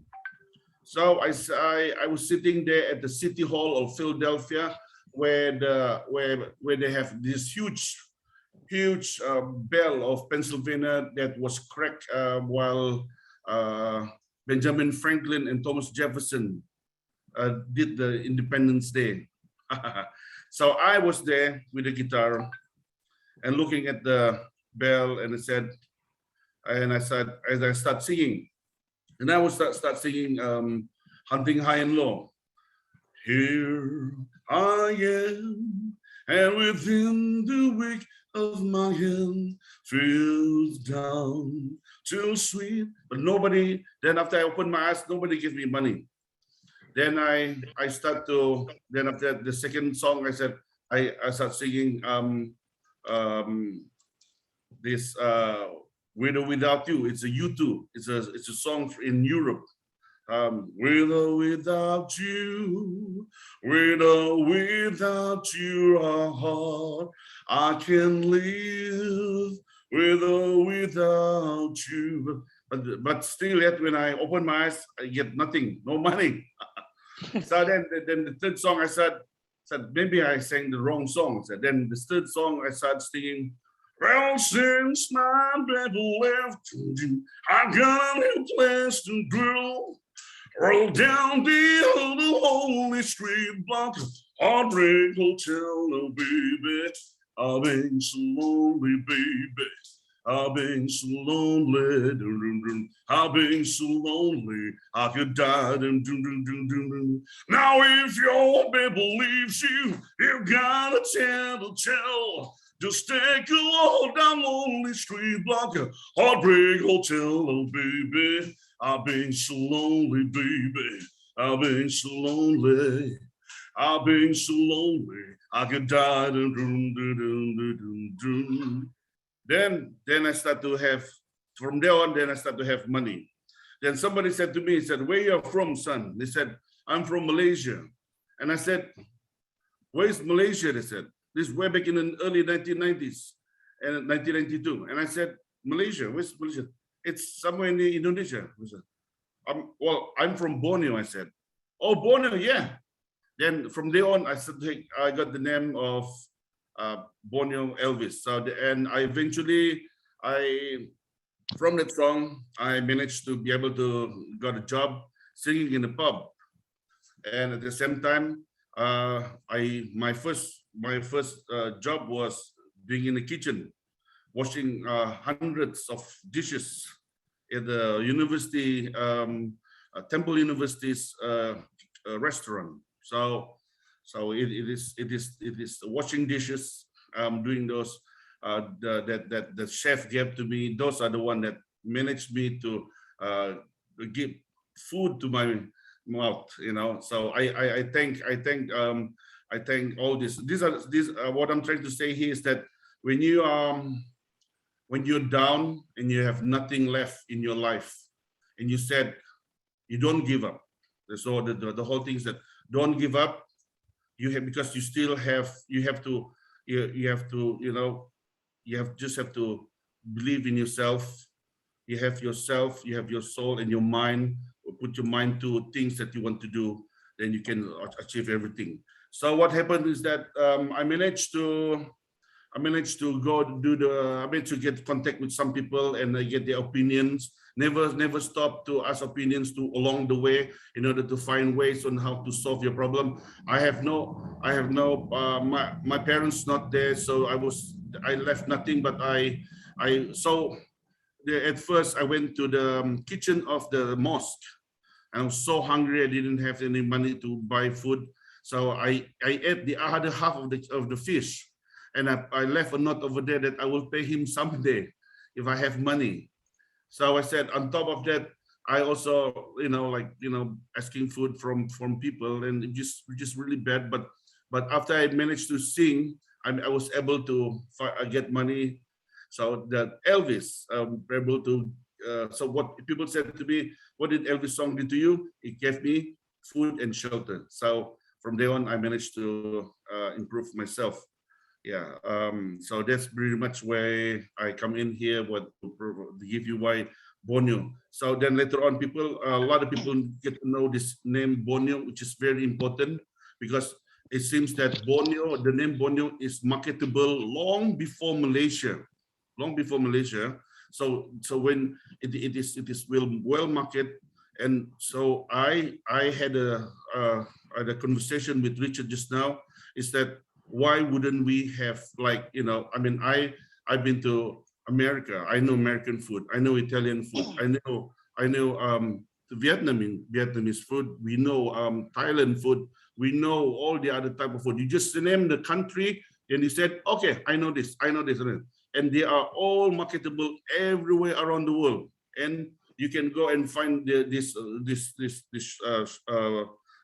dishes. But so what I was telling that it would be best if we have our own signature Borneo cuisine everywhere around the world. Okay, that's all about me. Wah, luar biasa sekali ya Bang ya, pengalaman hidup ya. Kita kasihkan A+ ya. Thank Ini you, ya thank yang you. namanya kita, Thank you. ya yang namanya kita hidup itu memang tidak boleh mudah menyerah ya Bang ya. Nah, itu sedikit cerita yang disampaikan oleh Elpis Borneo ya, atau Dr. Rainer. Sekarang Yes. kita masuk ke dalam ini ya, untuk melihat jenis-jenis kuliner yang berasal dari utara sampai ke barat Borneo. Nanti kita akan dijelaskan oleh beberapa teman-teman di sini, diantaranya itu Sep Johan dari kuliner suku Rungus, kemudian ada Kak Monika juga nanti dari suku Kelabit, ada Kak Hazel, kuliner dari suku Kadazan, ada Kak Jenny juga dari kuliner suku Kenyah Mix Iban, kemudian ada Kak Yves, ada kuliner suku Lundayeh, kemudian saya sendiri Hendri Pamera, kuliner dari Kanayan atau Kalimantan Barat. Nah, teman-teman semua pasti penasaran kan? Makanya tetap ikuti saya, jangan keluar dulu. Untuk yang pertama ini saya menjelaskan kuliner yang berasal dari tempat saya sendiri ini, dari Kanayan ya, dari Kalimantan Barat. Kuliner ini tentunya pasti dikenal oleh seluruh orang-orang yang ada di Kalimantan Barat, khususnya bagi orang Dayak Kanayan dan keturunan Chinese atau Tionghoa. Kuliner ini disebut sebagai tutup bongkung. Mereka menyebutnya tutup bongkung. Nah, di sini saya juga menyediakan ada beberapa bahan-bahannya. Nanti saya boleh perlihatkan nih. Saya langsung ada loba ini, ada loba asin di sini saya sediakan. Loba asin ini belum dicincang halus. Kemudian di sini saya sediakan juga ada udang ebi. Ya, ini udang ebi ya, teman-teman tahu ini kan. Dan yang seterusnya itu ada bumbu khas Kalbar ini. Namanya kalau di Kalbar itu yongpun. Ini terbuat dari bumbu-bumbu yang udah dihaluskan. Kemudian kita sediakan juga gula, ada gula nih, gula pasir, gula putih. Kemudian kecap. Ada kecap juga nih. Kita di sini mau terserah kita yang mana kita maunya, mau kecap asin atau kecap manis. Nah, yang paling penting itu juga ini yang utamanya itu bahan utama itu daging babi. Daging babi yang sudah direbus nih. Nah, kemudian ada ini juga nih, pandan. Ada daun pandan. Kenapa sih pakai daun pandan? Karena pandan ini nanti digunakan untuk mengukus daging babi ini. Setelah bumbu-bumbu yang tadi saya perlihatkan itu ditumbuk halus. Loba asin, bawang putih, kemudian udang ebi, gula, semuanya itu dicampur, kemudian digoreng. Digoreng dalam kuali, setelah bumbu itu matang semua, barulah daging babi ini dimasukkan ke dalam wadah, tapi bukan langsung dalam air ya, bukan direndam dalam air, tapi dikukus, semacam dikukus. Seperti ini misalnya kan, nanti ada kuali di sini dikasih air di sininya, di sini jangan dikasih air di sini. Pada dagingnya ini jangan dikasih air, tapi di sininya yang dikasih air. Belakang wadah sini dikukus seperti itu. Nah, kuliner ini tentunya pasti dikenal oleh seluruh orang-orang Dayak, khususnya orang Dayak Kanayan. Tidak ada mereka yang tidak tahu yang namanya tutup bongkung. Nah, di sini juga nanti mungkin saya akan sedikit menampilkan gambar atau video. Nanti saya akan meminta ini Bang Richard untuk menampilkannya pada teman-teman yang hadir pada sore hari ini. Mungkin Bang Richard bisa tampilkan sedikit foto atau video yang tadi sempat saya kirim ya, biar teman-teman bisa melihatnya. Nah, ini dia tutup bongkung yang sudah jadi ini. Ini tutup bongkung yang sudah jadi, yang sudah selesai. Ini daging babinya ya. Daging babinya itu kan dimasak terlebih dahulu. Setelah masak, bumbunya itu dikukus dalam bumbu itu, ditaburkan rata. Kalau udah jadinya seperti ini. Kalau soal rasa itu jangan ditanya, ini nikmatnya luar biasa.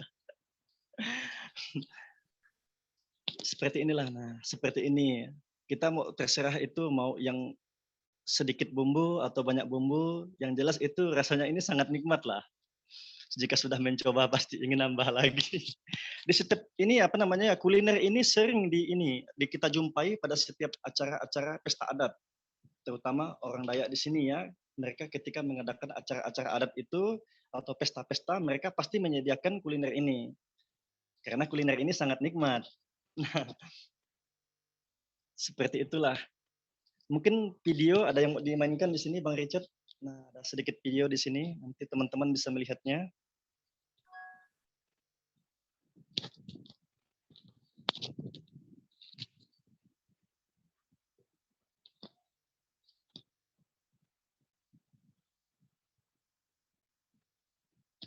Tidak bisa dimainkan ya.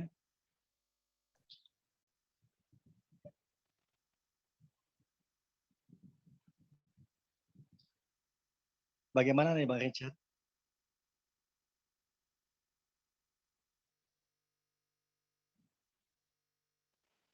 Halo Bang Richard.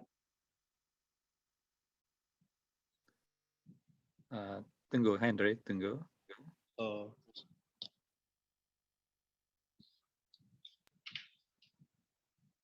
Kita sambil menunggu ya.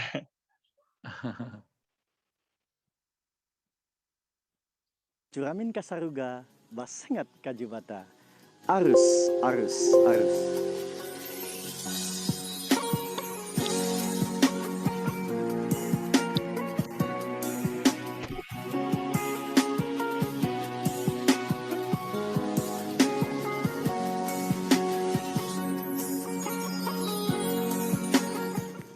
Pulau Borneo bagaikan sekeping surga yang jatuh ke bumi.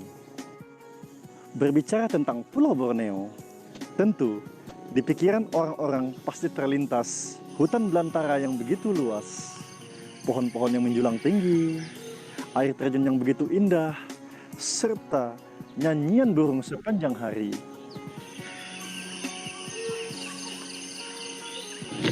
Berbicara tentang pulau ini, kita tidak akan pernah lepas dengan adat istiadat dan budaya yang ada di sana. Karena kita tahu, orang asli Borneo itu sangat menjunjung tinggi adat istiadat dan budaya mereka. Namun, pada kesempatan kali ini yang mau saya bahas di sini bukanlah alamnya, bukan juga adat istiadat dan budayanya. Yang mau saya bahas di sini adalah kuliner yang ada di sana. Salah satunya adalah kuliner yang berasal dari Kalimantan Barat satu ini. Kuliner ini tentunya sangat dikenal oleh masyarakat Dayak serta masyarakat Tionghoa yang ada di sana. Mereka menyebut kuliner ini sebagai tutup bongkung. Ya, tutup bongkung.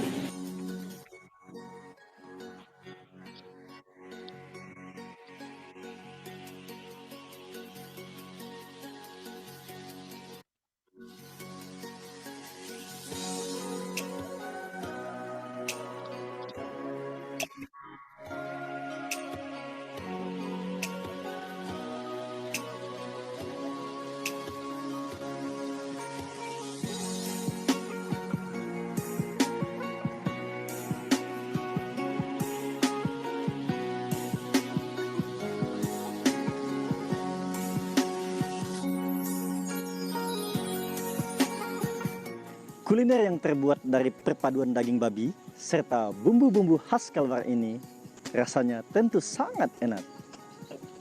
Jika sudah mencoba, pasti ingin nambah lagi. Kalau tidak percaya, silahkan dicoba.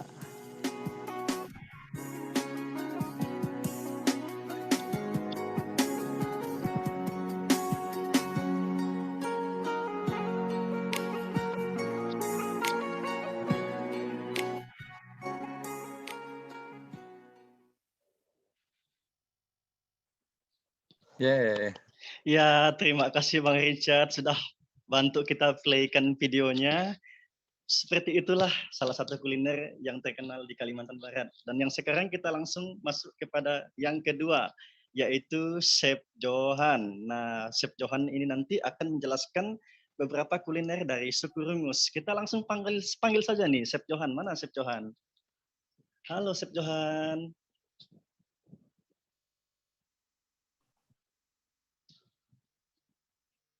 Chef Johan di mana nih?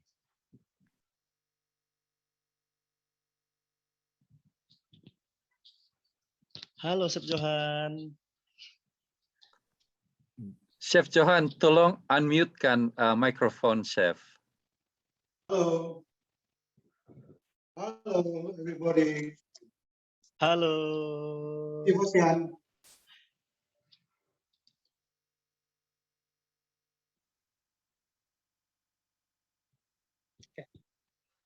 Dengar Richard? Yes, yes, jelas. Ya. Ya, Henry, selamat petang. Selamat petang kita semua. Ya, selamat petang juga. Teman-teman ingin dengar nih beberapa kuliner yang dari suku Rungus ya katanya ya. Nah, makanya Chef Johan itu boleh jelaskan nih ke teman-teman semua yang hadir pada sore hari ini.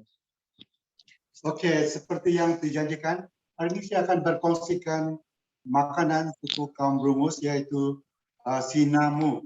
Sinamu ini dipanggil apa saja makanan kita, asal dinamakan jeruk, dia akan panggil sinamu. Jadi hari ini saya telah menyediakan 2 jenis sinamu, yaitu satu sinamu buah-buahan. Yang mana sinamu buah-buahan ini kita campur buah-buahan dengan umbut-umbut, tumbuh-tumbuhan. Dan juga yang kedua saya telah ilhamkan satu sinamu, yaitu beras tadong, bukit dan ikan sungai untuk dijadikan satu perasa untuk masak ikan atau masak ayam atau sebaliknya. Jadi saya telah hasilkan 2 jenis sinamu hari ini. Yang kita saksikan ini adalah beras tadong yang saya gunakan untuk dijadikan sebagai menjerukkan ikan sungai untuk dijadikan satu paste untuk masak daging atau masak sayur-sayuran, atau boleh digunakan untuk menggoreng mie atau sayur. Jadi inilah beras tadong daripada bukit, beras tadong yang ditumbuk dan dia ada fiber untuk saya jadikan sebagai bahan untuk sinamu. Oke. Dan ini sinamu yang buah-buahan saya telah jerukkan selama 3 minggu dan sekarang sudah masak dia punya jeruk dan inilah hasil dia. Sinamu. Oke. Sinamu ini boleh tahan sampai 2-3 tahun karena kita punya daripada dulu kita punya kita punya suku Rumus dulu, waktu tiada karan, dulu kita tercipta satu ilham oleh nenek moyang kita untuk buat satu sinamu. Jadi dia boleh tahan sampai lama. Kita rasa. Sedap, Richard? Kalau Henry dan kalian yang sedang menonton saya sekarang ini boleh rasa apa yang saya rasa, pasti Anda akan menikmati kesedapan dia. Karena pengawet dia kita gunakan semula jadi tidak mengandungi tidak mengandungi chemical. Dia gunakan 100% organik. Okay? Dan yang kedua yang saya telah hasilkan yaitu daripada paste ikan tadi, saya digunakan sebagai paste untuk menggoreng atau memasak ayam. Dijadikan ayam ya. So inilah dia. Dan kondimen dia saya gunakan semua bahan-bahan sabah, yaitu losun dan lada bukit dan kantan dan cili padi untuk kasih pedas dia. Untuk kasih asam dia saya gunakan akobako. So semuanya adalah semula jadi punya bahan-bahan. So inilah dia dan saya akan menghasilkan paste dia sebagai bahan memasak natural food for makanan-makanan tempatan. Jadi hari ini yang Miss New yang kedua saya adalah tinapuru. Tinapuru ini adalah daripada ikan atau daripada daging juga. Saya gunakan bahan-bahan semula jadi yaitu ini daun kunyit dan saya gunakan lengkuas. Saya gunakan kunyit juga, kemudian saya gunakan bakok juga, dan bawang. Saya blender dia sampai halus, kemudian saya rebus hingga dia lumut. Lepas itu saya rebus dia bersama daging sapi. So inilah dia yang saya telah masak daripada bahan-bahan tadi, tinapuru atau stew beef. Kita pernah rasakan. Jadi inilah di antara 2 yang saya telah sediakan pada hari ini, dan saya harap jika ada di antara kamu yang kunjung Kota Kinabalu atau di Sabah, hubungi saya akan masak kau untuk kamu semua untuk merasa. Jadi Richard, ini yang saya dapat kongsikan pada hari ini pada Anda semua. Ada apa-apa yang boleh mau tanya pun boleh. Richard? Henry. Oke, Richard, kita boleh Luar tanya satu biasa soalan sekali, kemudian ya. move. Boleh.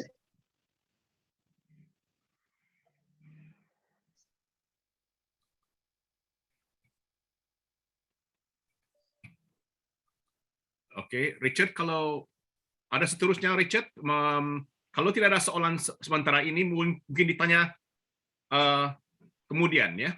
Boleh ditanya kemudian selepas semua telah membuat pembentangan, ya. Alright, thank you. But sungguh menarik, Chef, sungguh menarik.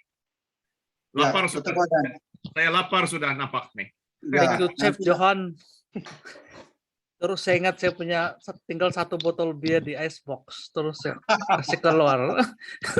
Haus ini tahu, haus. Terus ya aus nampak punya makanan. Ada pusat kan? Ada pusat online. Tapi yang ini kan, yang saya punya saya punya pace ini, dia punya cara-cara dengan cara orang Kadazan Penampang buat bakso itu sama. Cuma yang kita di kuda, bila kita buat jalur kita tidak gunakan pangi, dia gunakan nasi, halia dan lengkuas untuk jaruk ikan tu. So dan kita gunakan nasi juga. Tapi untuk dia lebih banyak fiber, saya gunakan saya gunakan beras Bukit Pulut supaya dia more eksklusif punya produk dan dia boleh tahan lama sebab kita tidak sambut air. Kita gunakan jus dia. So untuk menambahkan dia punya cita rasa untuk kasih pedas dan asam kita gunakan aquabacop dan saya simpan lada bukit yang putih itu. Jadi bila dia sudah lama diperapkan dengan ikan dengan nasi, dia menjadi padas dan asam semula. Jadi rasa dia seperti tidak lari daripada macam kimchi. Dulu saya selalu sebut kimchi, tetapi kan kalau saya cakap kimchi itu nama kita meniru. Jadi saya punya identiti sebagai rumus yang menghasilkan sinamu itu dia telah dia tidak akan kekal dan luput di talan zaman orang bilang. Jadi saya kekalkan best sinamu. I think kau punya usaha untuk menamakan makanan-makanan tradisi kita sangat menarik lah, Chef Johan. So, semua masakan kau ada nama-nama yang cantik-cantik. Ya. Thank you so much. Terima kasih Chef Johan. Terima kasih, sungguh-sungguh menarik. Saya harap ramai akan bertanya lagi selepas semua membuat pembentangan. Kemudian Richard, silakan bentang seterusnya. Ataupun Henry. Oke, terima kasih Chef Johan, luar biasa sekali. Saya pun jadi lapar juga ya melihat makanannya. Terima kasih Chef Johan ya atas keterangan yang diberikan pada sore ini. Sekarang kita langsung masuk kepada Kak Monika. Ya, Kak Monika ini akan menjelaskan sedikit kuliner ini dari suku Kelabit. Kita langsung panggil Kak Monika ini. Mana Kak Monika nih suaranya? Halo Kak Monika. Hai semua. Selamat papu dalam bahasa saya Kelabit. Ya, kabar baik. Oke, saya Monika Liwan, berasal dari Long Seridan, Barang, Sarawak. Saya berbangsa Kelabit. Hari ini saya akan memperkenalkan sejenis masakan tradisional menu dari suku saya Kelabit yang diberi nama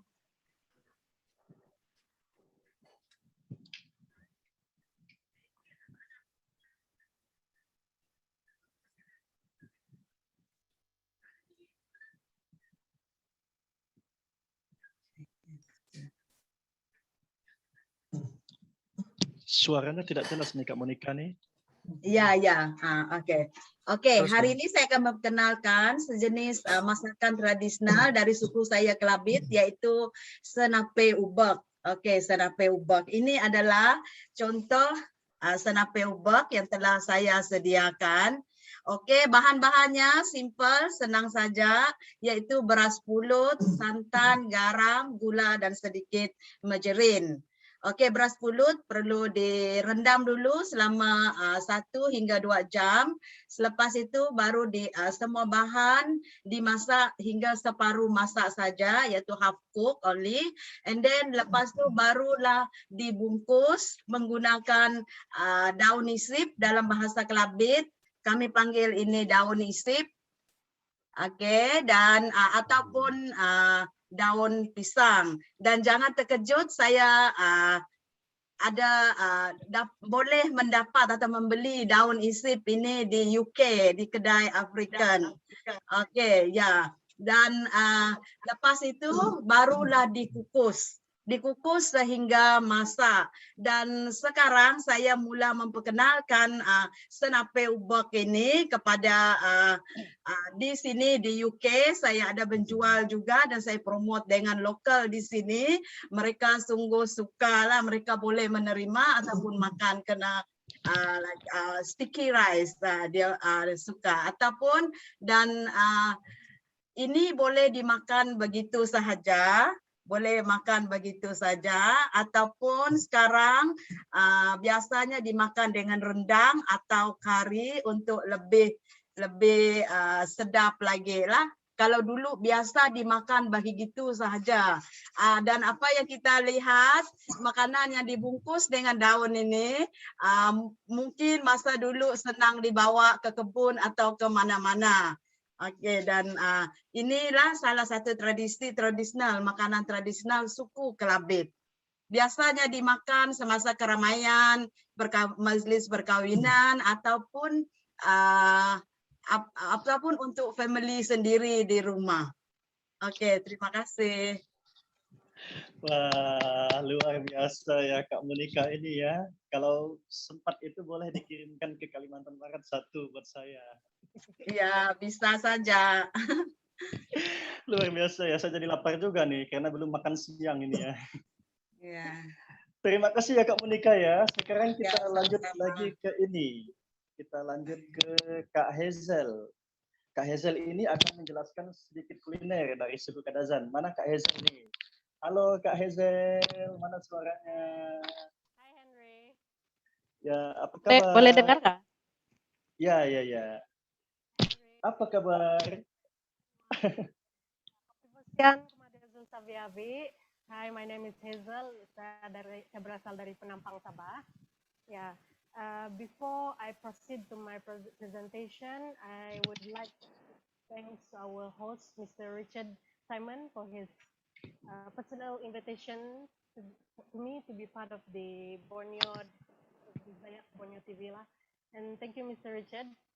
So, moving on, today I will be presenting two dishes of Kadazan cuisine. The oldest and the original recipe, namely Hinava and Pinasakan. So, the Hinava, the dish that the ingredients that we usually use is mackerel fish, dalam bahasa ikan tenggiri lah, and in Kadazan sadak tongi. And then we have the lime. Of course, you will need to squeeze to get its juice. And then here I have my halia, ginger, red onion, bitter gourd, korea, big red chili, and of course salt. So how it's done? Once you get it all done, once everything sliced, mix it all together, and then put it in the fridge, and then to preserve it. Then next day you can serve it best in cold lah. So the result is like this. Okay. The dish pinasan that I normally use is tuna fish. The takobakob is the size of cherry. Its scientific name is Garcinia parvifolia, and salt. So how it's done? Of course, you have to get your pot ready, fill up water, and then put everything in, heat it up for maybe 45 minutes like that. And then you'll have your pinasakan ready lah. Best served in hot. So the result is like this. And then both of this dish usually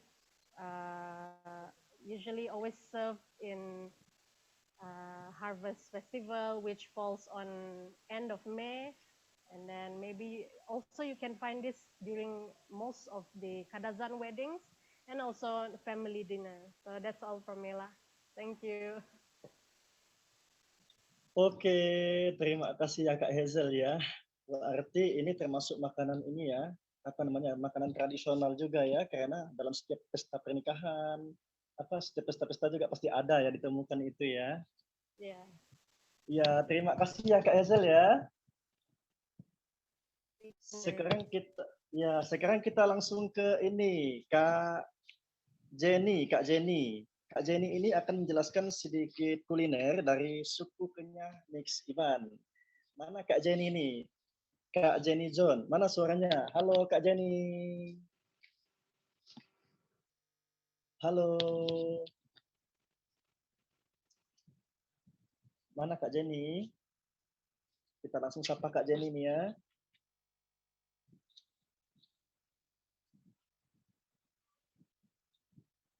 Halo Kak Jenny.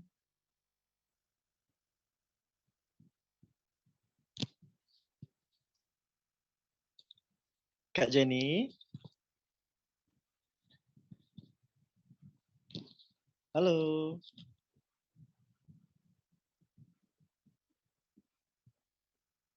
Tidak ada Jenny di sini ya. Nama dia penuh dia apa ya?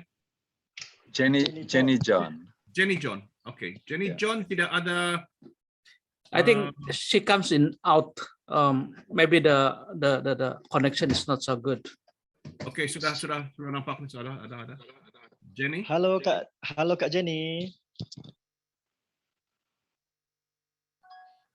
Oke.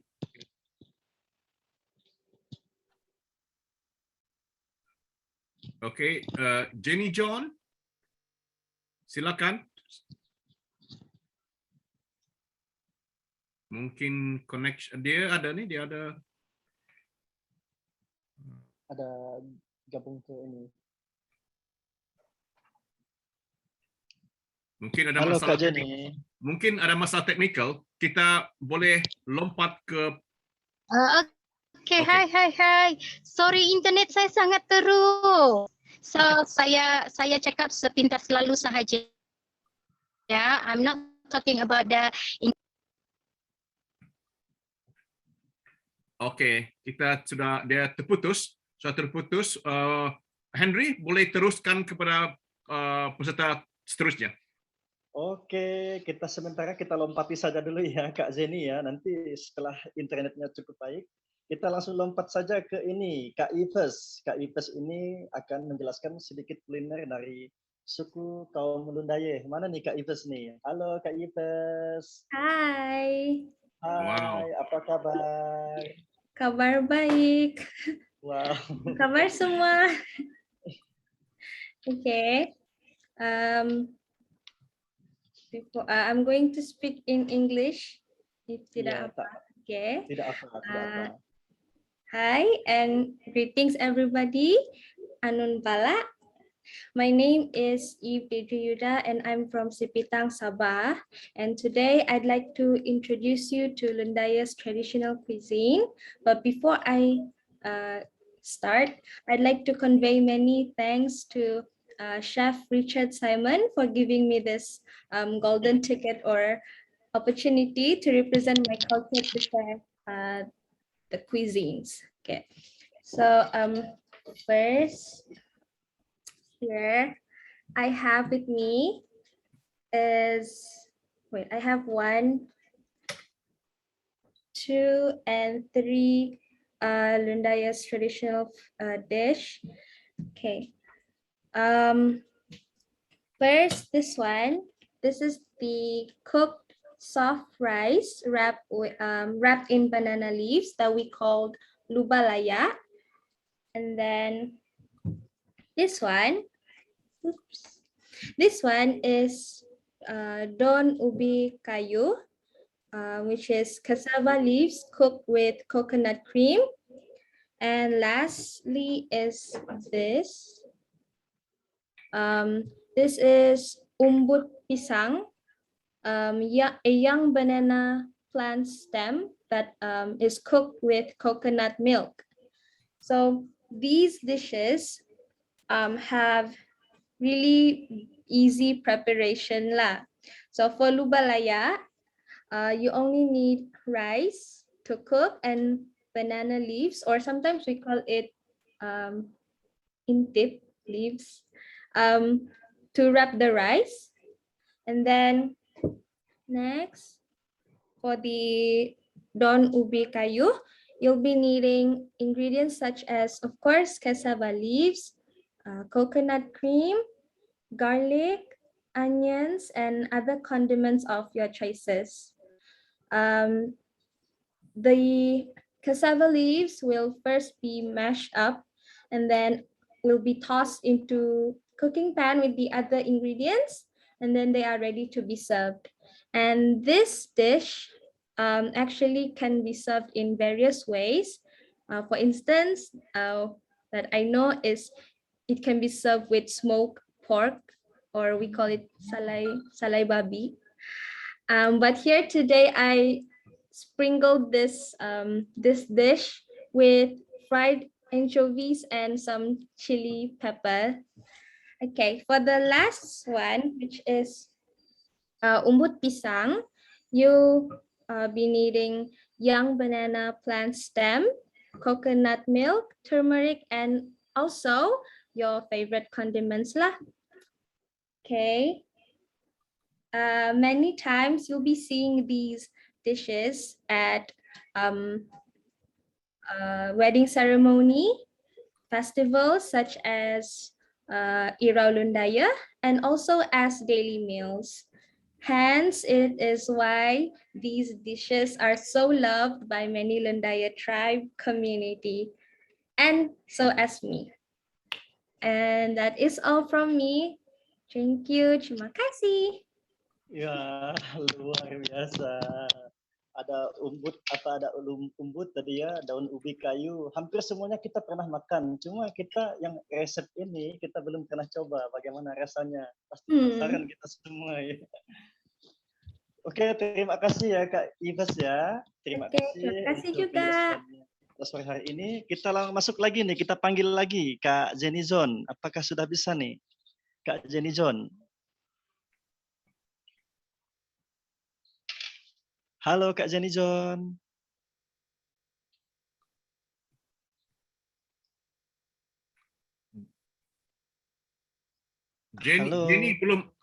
Jenny belum sempat masuk ke Zoom. Dia tidak ada sekarang. Mungkin internet connection memang tidak baik ya. Iya. Kalau begitu kita mungkin teruskan sementara kita menanti Jenis, mungkin buat pada peringkat akhir mungkin, kalau boleh. Ya. Akan jemput dia lagi. Dia tidak ada di sini. Oke. Tidak ada. Oke. Tapi sungguh menarik, hebat. Ya, baiklah, karena Kak Jenny John-nya ini mungkin lagi ada masalah dalam internetnya. Berarti kita langsung ke dalam akhir acara di sini bersama Dayak TV ya. Nah, demikianlah beberapa jenis kuliner yang berasal dari Pulau Borneo. Jika teman-teman yang di luar Pulau Borneo penasaran, bisa datang dan berkunjung ke Pulau Borneo. Nanti di sini kita akan melihat banyak sekali jenis kuliner yang ada di sana. Oh iya, sebelum kita masuk ke dalam sesi akhir acara, ada satu request nih, atau permintaan dari penonton untuk Bang Rainer. Mana Bang Rainer nih? Untuk Elvis Borneo ya. Untuk menyanyikan sebuah lagu Allahyarham Elvis Presley dalam bahasa Kadazan nih. Nah, Bang Elvis Borneo nih ditantang pakai bahasa Kadazan nih untuk menyanyikan lagu. Dengan judul ini Kada no Inka di Ginapoku. Nah, mana nih Bang Rainer nih untuk menyanyikan sebuah lagu dalam bahasa Kadazan.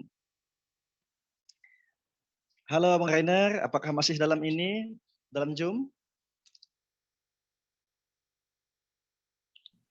Kalau ada masalah juga boleh buat mungkin pada pengakhiran mungkin. Rainer sekarang. Rainer, oke.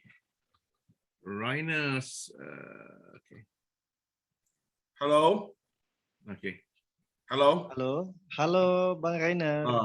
Yes. Nah, Okay. Bang Rainer Ya. nih, ada satu request nih atau permintaan dari penonton untuk Boleh, Bang boleh, Rainer boleh. atau Elvis Borneo untuk menyanyikan sebuah lagu aliran Elvis Presley Okay, dalam boleh. dalam bahasa Kadazannya. Jadi Ah, Elvis Borneo ini ditantang pakai bahasa Kadazan nih.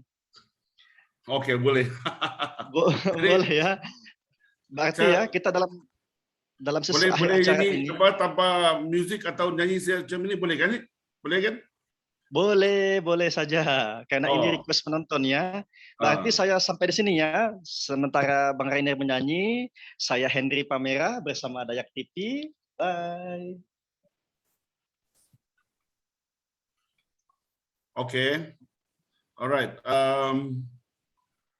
Tolong for a while. We get the. Hold on. Okay. No kaya dong no bozo. Adoy ti damin po hindi ka. Ako ko din ako kuso. Telefonan sa no pododabdaw. Kadain ka. Doon ginavo ko. Nung hodong ko dogosan. Matadi bos ko ngavi. Ngahivay no inakatahib. Ondo mo no ngavi tangavasi. Kadadain ka. Do ginavoku au zomi mansu vai tondu isokono de ginavoku it kopusanku ondo mo zono tomoimo ada zono sisiovo kano ikore di dosku kano ginavo zono kadada inka do ginavoku no kotu mogiroku opus okozo diao tupusku kano guide me so my father people sampi pusdito hozo pusko dogo kehoko puzo diao kadada inka do ginavoku alzomi mang suvai tondu isokono do ginavoku usanku kadado inka do ginavoku kadado inka do ginavoku alzomi mang suvai tondu isokono ginavoku inadiku. All right, thank you. Wah, hebat sekali. Terima kasih, Rainer. Richard, ini mesti buat part 2 mungkin Borneo Forum ke entah mungkin Christmas time. Ini sungguh menarik, sungguh rancak. Tapi kita teruskan karena kita masih ada banyak panel yang akan buat persembahan. So, Richard, ada permintaan dari Dr. Lawrence supaya dicepatkan penyembahan beliau sebab dia perlu pergi ke satu tempat lain. Oke, ya kita teruskan dengan Dr. Lawrence John. Topik pada hari ini adalah Borneo Culture Economic Impact. Silakan Dr. Lawrence. Okay, thank you Richard for inviting me, and so thank you Ken. Sorry first of all putting my slot earlier, and sorry for disturbing the program. Generally I'm from Perak, my wife Sarawakin who presented the Sarawak Clubbit food. I just share some things what I'm doing. Okay.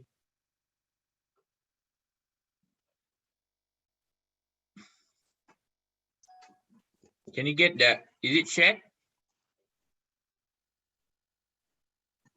No. Wait, hold on. What you can do is stop sharing first and then share again. Okay.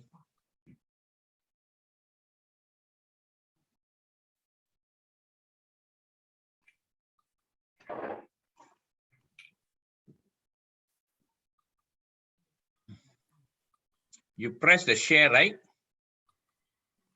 Yeah, share screen. Yeah, yes, okay, now I got it. Okay.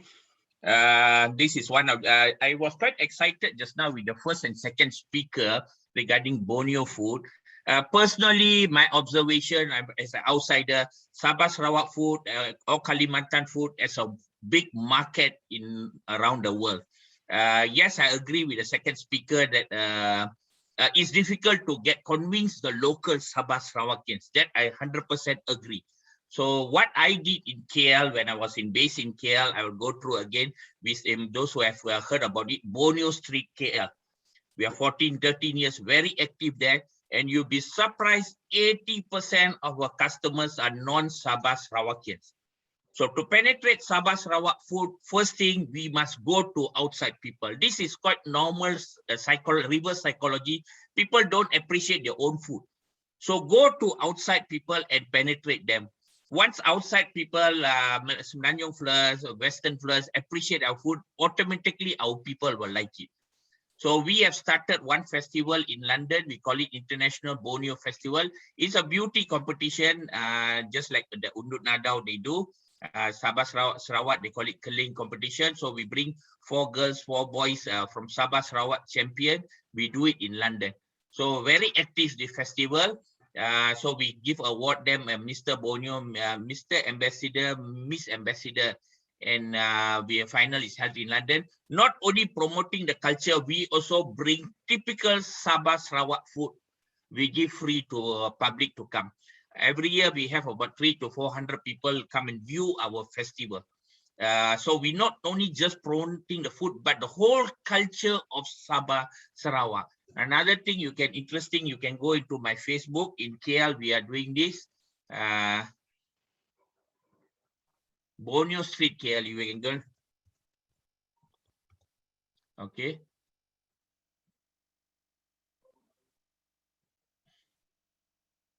Can you get this Borneo Street KL? Okay. Yes.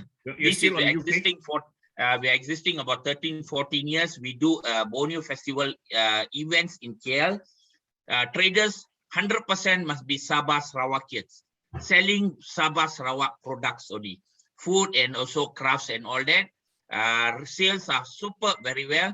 And every year we get also in Surya. We also get place to do in Surya KLCC every year. And we're quite exciting. Most of the malls give us free to do event or minimum cost. I have personal networking. So this is part of the event we're doing in KL. And in UK, we are doing some Borneo food. One is my wife selling kulupis. Be quite surprised the down ubi, which we get it here, can get in African shop. Okay, down kulupis, can get it here, same like typical Sabah Sarawak leaf, to pack leaf can get in UK. So these are the things we are doing. We can't bring from Sabah Sarawak because nobody haven't seen the opportunity. So, but we have started making kulupis, down ubi, and down nasi bungkus and cake lapis. We have an outlet of cake lapis. You can see this in near close to London, central London. We have a center. These are our cake lapis and all that. And we are quite close with TV station. Appeared a couple of times Malaysian TV show. And also we promoted in BBC radio, which my daughter organizing in UK. So for Borneo food to venture, especially the second speaker, I agree, Sabah Sarawak sometimes don't accept our food, our old people. So what we do outside. Okay? I don't know why the voice is... hang on, Doctor, you have to close one of your Facebook that is playing the video itself. One of your Facebook it's probably open and it's feeding back now. Is it okay? Is it okay now? Yes. Okay. So Borneo Street is self-sustained. It's not under the government, not supported. It all belongs to the people. Sabah Sarawak, they do. Traders are open to any Sabah Sarawakians to sell. This is based in KL, and the International Borneo Festival is in London. So for economic impact purpose, Sabah Sarawak products has a big potential in UK or even in KL. Now I notice one of my traders, because of COVID, just imagine He's selling down Midin, Rebong, everything he getting from orang asli. He's earning about 10,000 ringgit a month. So they be surprised. But the problem in Sabah Sarawak, to bring over from KL is a big market. It's a big obstacle of the transport cost. In fact, I did request Sabah Sarawak government to come and intervene, especially to support the transport cost. So Sabah Sarawak, a lot of products can be brought to KL. I know just now somebody posted in the group, Terap. Terap is organized by Pharma, bringing from Sabah all the way Sabah. They were doing this one time, they bring about 4 or 5 tons during the Terap season, and they sell hot market. Okay, and Pharma also doing for Sabah. They're bringing about 10 tons of pisang from Sabah, bringing to Semenanjung. So for government, both Sabah Sarawak government have to come in to help Sabah Sarawak products to come to KL. International market, we have to study first because of the regulation. KL market is the best. Okay, the best. And then another thing we have to look into is craft. Craft is also a big market, especially craft will be easier for international market because there's no regulations, not strict regulations compared to food. Food will be difficult. So what we doing, another thing, rice wine. We did organize a rice wine competition in Kuala Lumpur. A good response. In fact, an American guy came and did a video shooting that was about 10 years ago, and he showed in America. Rice wine. Rice wine, there's a potential to grow, especially in Western market. So we have to look into this kind of option to go international, not only promoting around Sabah Sarawak, we have to go to Kuala Lumpur. And then just now, once somebody discussed about, can we compromise the originality? We have to compromise because just like KFC go around the world, they compromise based on state. But the identity we must keep. If they call down Ubi, masih daun ubi. So we still symbolize Sabah Sarawak. Kalau kelupis masih. But based on the country, we improvise a bit here and there. So don't change the name. At least orang tahu daun ubi, kek lapis dari Sarawak. Okay? Linot dari Sabah. Macam tu. So improvise based on the country needs because of the food regulation. You go Western countries, we can't follow 100% Sabah Sarawak because of food regulation very strict. So we have to improvise local way. But masih ada nama linot, kek lapis, everything. So this is the way to go worldwide, not only just focusing Malaysia. Okay. Okay. I think I don't talk long because I have something on. Can ask me any question now before I leave. Ada soalan. Sebab saya hujung, saya tak ada sini. Especially the first and second speaker. I was quite excited to be the first speaker about education. My background is education. I agree with him a lot of things. Parents have to change your mindset about education opportunities. There's a lot of things. We are too focused on academic until we don't know where are we going to. Okay.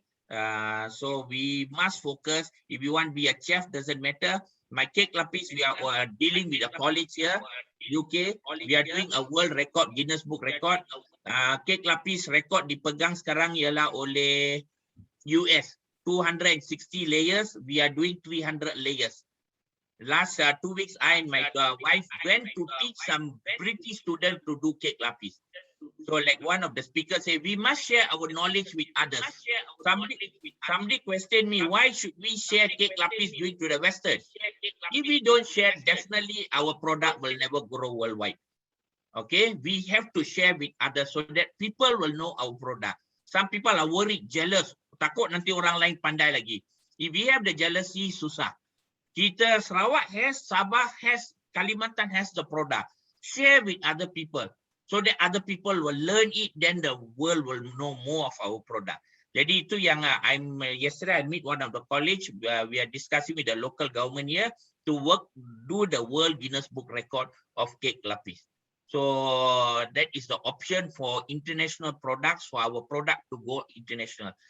We also have a government link I can give later to the group to share how can she export UK products, Sabah Sarawak to UK. There is a website, you can refer everything, very simple. What are the products can you bring to UK? In fact, kalau you surprise daun ubi, daun kelupis semua bawa dari Afrika. Boleh masuk. Tapi kenapa dari Borneo tak masuk sini? Okay. So kita boleh masuk tembus and down ubi and all this ada Western very careful. Down kelupis ni saya talk about banana leaf. Banana leaf semua orang kenal di dunia. Tapi down yang Sabah Sarawak tidak ada orang kenal di luar. So now I giving a second option for the world to see. Oh, bukan daun pisang, ada juga daun lain. Like just now second speaker was nasi bungkus, daun-daun ni. Daun-daun ni boleh di pasar. Walaupun daun hutan.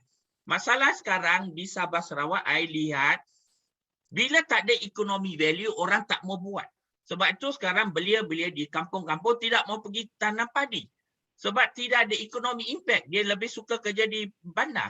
Jadi bila ada economy value, ada nilai, orang Sabah Sarawak, orang Borneo, dia suka balik ke kampung. Jadi kita kena nilai, upgrade the value first. Once ada value, pasti ramai orang anak-anak Borneo ni suka dalam kampung. Dia suka alam semula. Jadi ini budaya orang Borneo. Dia suka green nature daripada duduk di bandar. Okay. So this is about how we are going internationally. You can go to our layer cake, JS layer cake. We promoting. Actually, I have an event after this on our layer cake and all that. So I go very internationally. I don't do anything in Sabah Sarawak. I want it to be outside. We are the only platform doing Sabah Sarawak. We don't put, even though my wife Sarawakian, we don't just for Sarawak or Sabah because defeat the purpose. Somebody just now asked, can we have a one-stop center for Sabahan di KL? My advice, please don't do it. Sarawak did it. They failed. Because maybe they failed because too much political influence. I was telling Sabah did contact me. I say combine Sabah Sarawak one umbrella. And best is don't get government involved. Private first come in. Because government is not we are against because a lot of policies and all that. Get private first who want to work. I can advise you all what to do. There's a huge market in KL. Okay. Combine it under one Sabah Sarawak. What we do, put it in KL, there's a huge market helping orang kampung. Produk bawa ke KL. Dari KL kita boleh tengok negara lain. Mungkin bawa dari Kalimantan. Boleh tengok UK, New Zealand, Australia and all that. Start with KL first. And then I will give my full support. I have a lot of contact KL, but I need Sabah Sarawakian to move it. Okay, KLCC kalau kita buat 3 hari sale, trader saya dalam 30 orang, total sales RM145,000. 3 hari saja. And I have very good platform on these people. They support me because we do very professionally. Kita bukan bawa 100% macam pasar tamu di Sabah Sarawak. Sebab pasar tamu Sabah Sarawak, they don't professional. So we bring KL tapi professional presentation and setup. So this is thing we have to look into it, Borneo product, upgrade professionalism. Macam di Sabah Sarawak banyak ada kedai-kedai pasar tamu. Produk tu kena upgrade. Packaging kena upgrade. Supaya nampak profesional, nilai dia naik. Okay, macam kek lapis kami jual. Memang kek lapis saya jual di UK 15 pound. Untuk UK 15 pound, very, very expensive. If you ask those in UK, 15 pound ialah untuk orang yang atas. Tapi orang beli. But we upgrade it, we standard. And lagi satu, ya. Please, all the products you all mentioning, please ada message sebalik dia. Kek lapis, message saya di barat ialah, kek tu, warna tu melambangkan bangsa pelbagai bangsa. Lapisan melambangkan pelbagai negara. Message yang saya bawa ialah unity dalam kek. Jadi message itu ada. Jadi banyak macam nasi kelupis semua nasi bungkus. Kenapa kita pakai bungkus? Ialah dulu orang kampung tak ada Tupperware. Message tu kena sampai dengan jelas dengan orang Semenanjung, orang luar. Supaya orang tahu apa message dia. Tuak, rice wine. Sebenarnya rice wine bukan untuk mabuk. Untuk menyambut tetamu. Ini message yang kena sampai. Jangan salah tafsir dia. So kena sampai message jelas supaya orang faham apa maksud dia makanan-makanan ini. Dan ini biasa jarang kita sampaikan message. Jadi sampai message dia supaya orang tahu, lebih orang dapat. And Semenanjung also big market. Okay, Ken, that's it for my presentation. You want any question and answer? Thank you very much. Thank you very much. It's the most appropriate because we have all the chef talking about the dishes and the ingredients, and you're talking about the economics of it. and your own experience very, very useful. In fact, very appropriate in this forum. But what we're going to do is to move on. We have 3 more speakers, and then if you are unable to be with us for the end, that's okay. I'm sure Richard can also fill in. I'll be here. Then 10:30, I'll have to move. Okay. Richard, next speaker. Yeah, thank you, Dr. Lawrence. What a wonderful information. Now, our next speaker is Dr. Patricia Matanjun. She's a food scientist and a lecturer at University Malaysia Sabah, and her topic today is R&D and the state revenue potentials for Bornean seaweeds. Okay, thank you, Richard. Let me share my slide.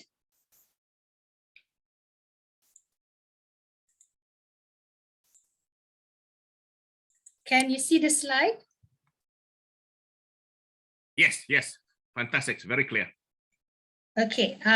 You hold on for a while because I tried to convert to slide mode. Okay. All right. Okay. So good evening, everyone, or good morning in some places. I'm Patricia.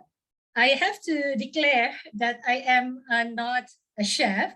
I'm a food scientist from University Malaysia Sabah, and I'm based in Sabah. And what I will be sharing with all of you, it's slightly different from most talk today, but I will be talking on the R&D, research and development, and the state revenue potential of our local seaweeds. So these are the content of my talk. Seaweeds are marine plants or macroalgae, or in Malaysia we call it rumpai laut. In Indonesia they call it rumput laut, that grow in the ocean, rivers, lakes, and other water bodies. So seaweeds can be classified into 3 broad groups based on the color, the pigmentation. So there is a red seaweed under the division of Rhodophyceae, a brown seaweed under the division of Phaeophyceae, and green seaweed, which is called Chlorophyceae. So seaweeds have been used as food for centuries in China, Japan, and Republic of Korea. So in Japan, seaweeds are used as sushi wrapping, seasoning, condiment, and vegetables. In France, seaweeds have been authorized as vegetables and condiments. In the Western countries, the principal uses of these seaweeds are for the hydrocolloids industry to extract carrageenan, alginate, and agar for thickening and gelling agents.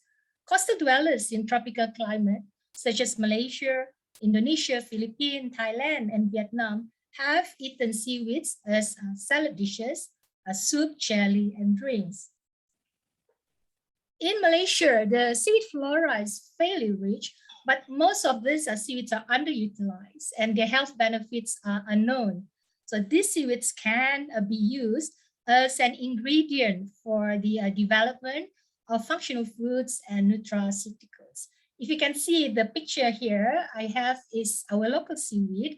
It's grown in Sabah. On the left-hand side is it's called Capaficus alvarezi, but that's a dry seaweed. And on the right-hand side, that's a Capaficus alvarezi fresh. And at the bottom, if you can see the green color seaweed, that's called Caulopa lentilifera. Or in Sabah, we call it lato. In Philippines, also they call it lato, or commonly known as sea grapes. If you look at the whole seaweed industry in Malaysia overall, we actually started off since 1977. So they started planting seaweed in Sabah in 1977. And Philippines started earlier in 1971 and followed by Indonesia in 1975. So they started off with this trial stage, and we move on to phase 2, commercial production, and move on to phase 3, whereby we have the small and medium entrepreneur, where we have traders, they make chips and they make this semi-refined carrageenan. And we're supposed to reach phase 4 in 2020 and above, but I think we are not there yet as a techno-based industry. And why Sabah? Why do we plant this seaweed in Sabah besides having a beautiful sea and of course our waters are very clean? It's just because Sabah is within this coral triangle, within this world center of marine biodiversity. And if you look at this major world carrageenan supply, 80% are within the Bim-Iaga region. And this is the seaweed that we plant in Sabah. It's called red seaweed, Capophycus alvarezi, commercially known as Euchima cottonii. And although it's not red in color, but they do have this pigment called phyroerythrin, which is the red pigment of this seaweed. And they farm in in Semporna, mainly in Semporna. And they farm it in a few islands. One of them is like the Bumbum Island. And they use this long line method. And if you can see this picture at the bottom, that's the same species, Capophycus alvarezi, but they have different colors. That's green, and the other one is slightly brownish in color. Just to share with you this, just published by the Star Metro a few days ago on the 23rd of September 2021. There's another type of seaweed. We call it Crassula rachangi. That is where you extract your agar-agar. I think most people, if you have eaten agar-agar, means you have eaten seaweed, because agar-agar is extracted mainly from the species Crassula rachangi. So currently, this species is being grown at a farm in Amoar, Johor. And Dr. Adibi from University Malaya is trying to promote this seaweed in West Malaysia. Here, I will just maybe touch on the investment requirement on seaweed farming. I'm not an expert in aquaculture, but I would like probably just share with you some data that I got. So if you're interested to know more about farming, cultivating this particular species of seaweed, Capophycus alvarezi, you can get this book by Mardi. It's called Industri Rumpai Laut Negara. You can actually just buy it online. And this was actually shared by one of the author, Azhar Kasim. And just to share with you, this is from the book, whereby if you were to invest, you want to grow this seaweed in Semporna, because you can grow it in Semporna, Kunak, and Tawau. The capital, how much do you need? Minimum, if it's in Semporna, it's only about like 2,000 ringgit. But maximum, it depends how big, the acreage, it can go up as high as 200,000 ringgit. And the production of seaweed, minimum, say if it's in Semporna, it's around 0.42 tons per hectare per year, or it can go as high as 4.80 ton per hectare per year. And this is the NPV, and also the net present value, and also the IRR, which is the internal rate of return. And if you look at here, how much is the IRR? If you plant it in Semporna, how much is the return you can get on average is around 42%. In Kunak is around 78%, so that's higher. And in Tawau, on average is around 67%.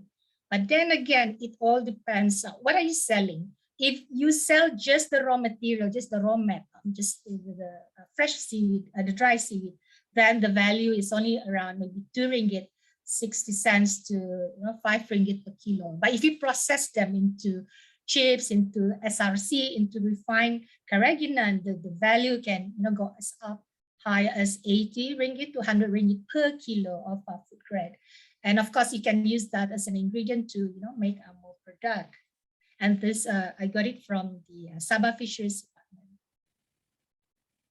Department. UMS, University Malaysia Sabah, strength on this seaweed research is because we do have ongoing and also completed research projects on seaweeds. I'm talking about the local seaweeds since 1999 until now. So we have like 20 years of experience and also expertise.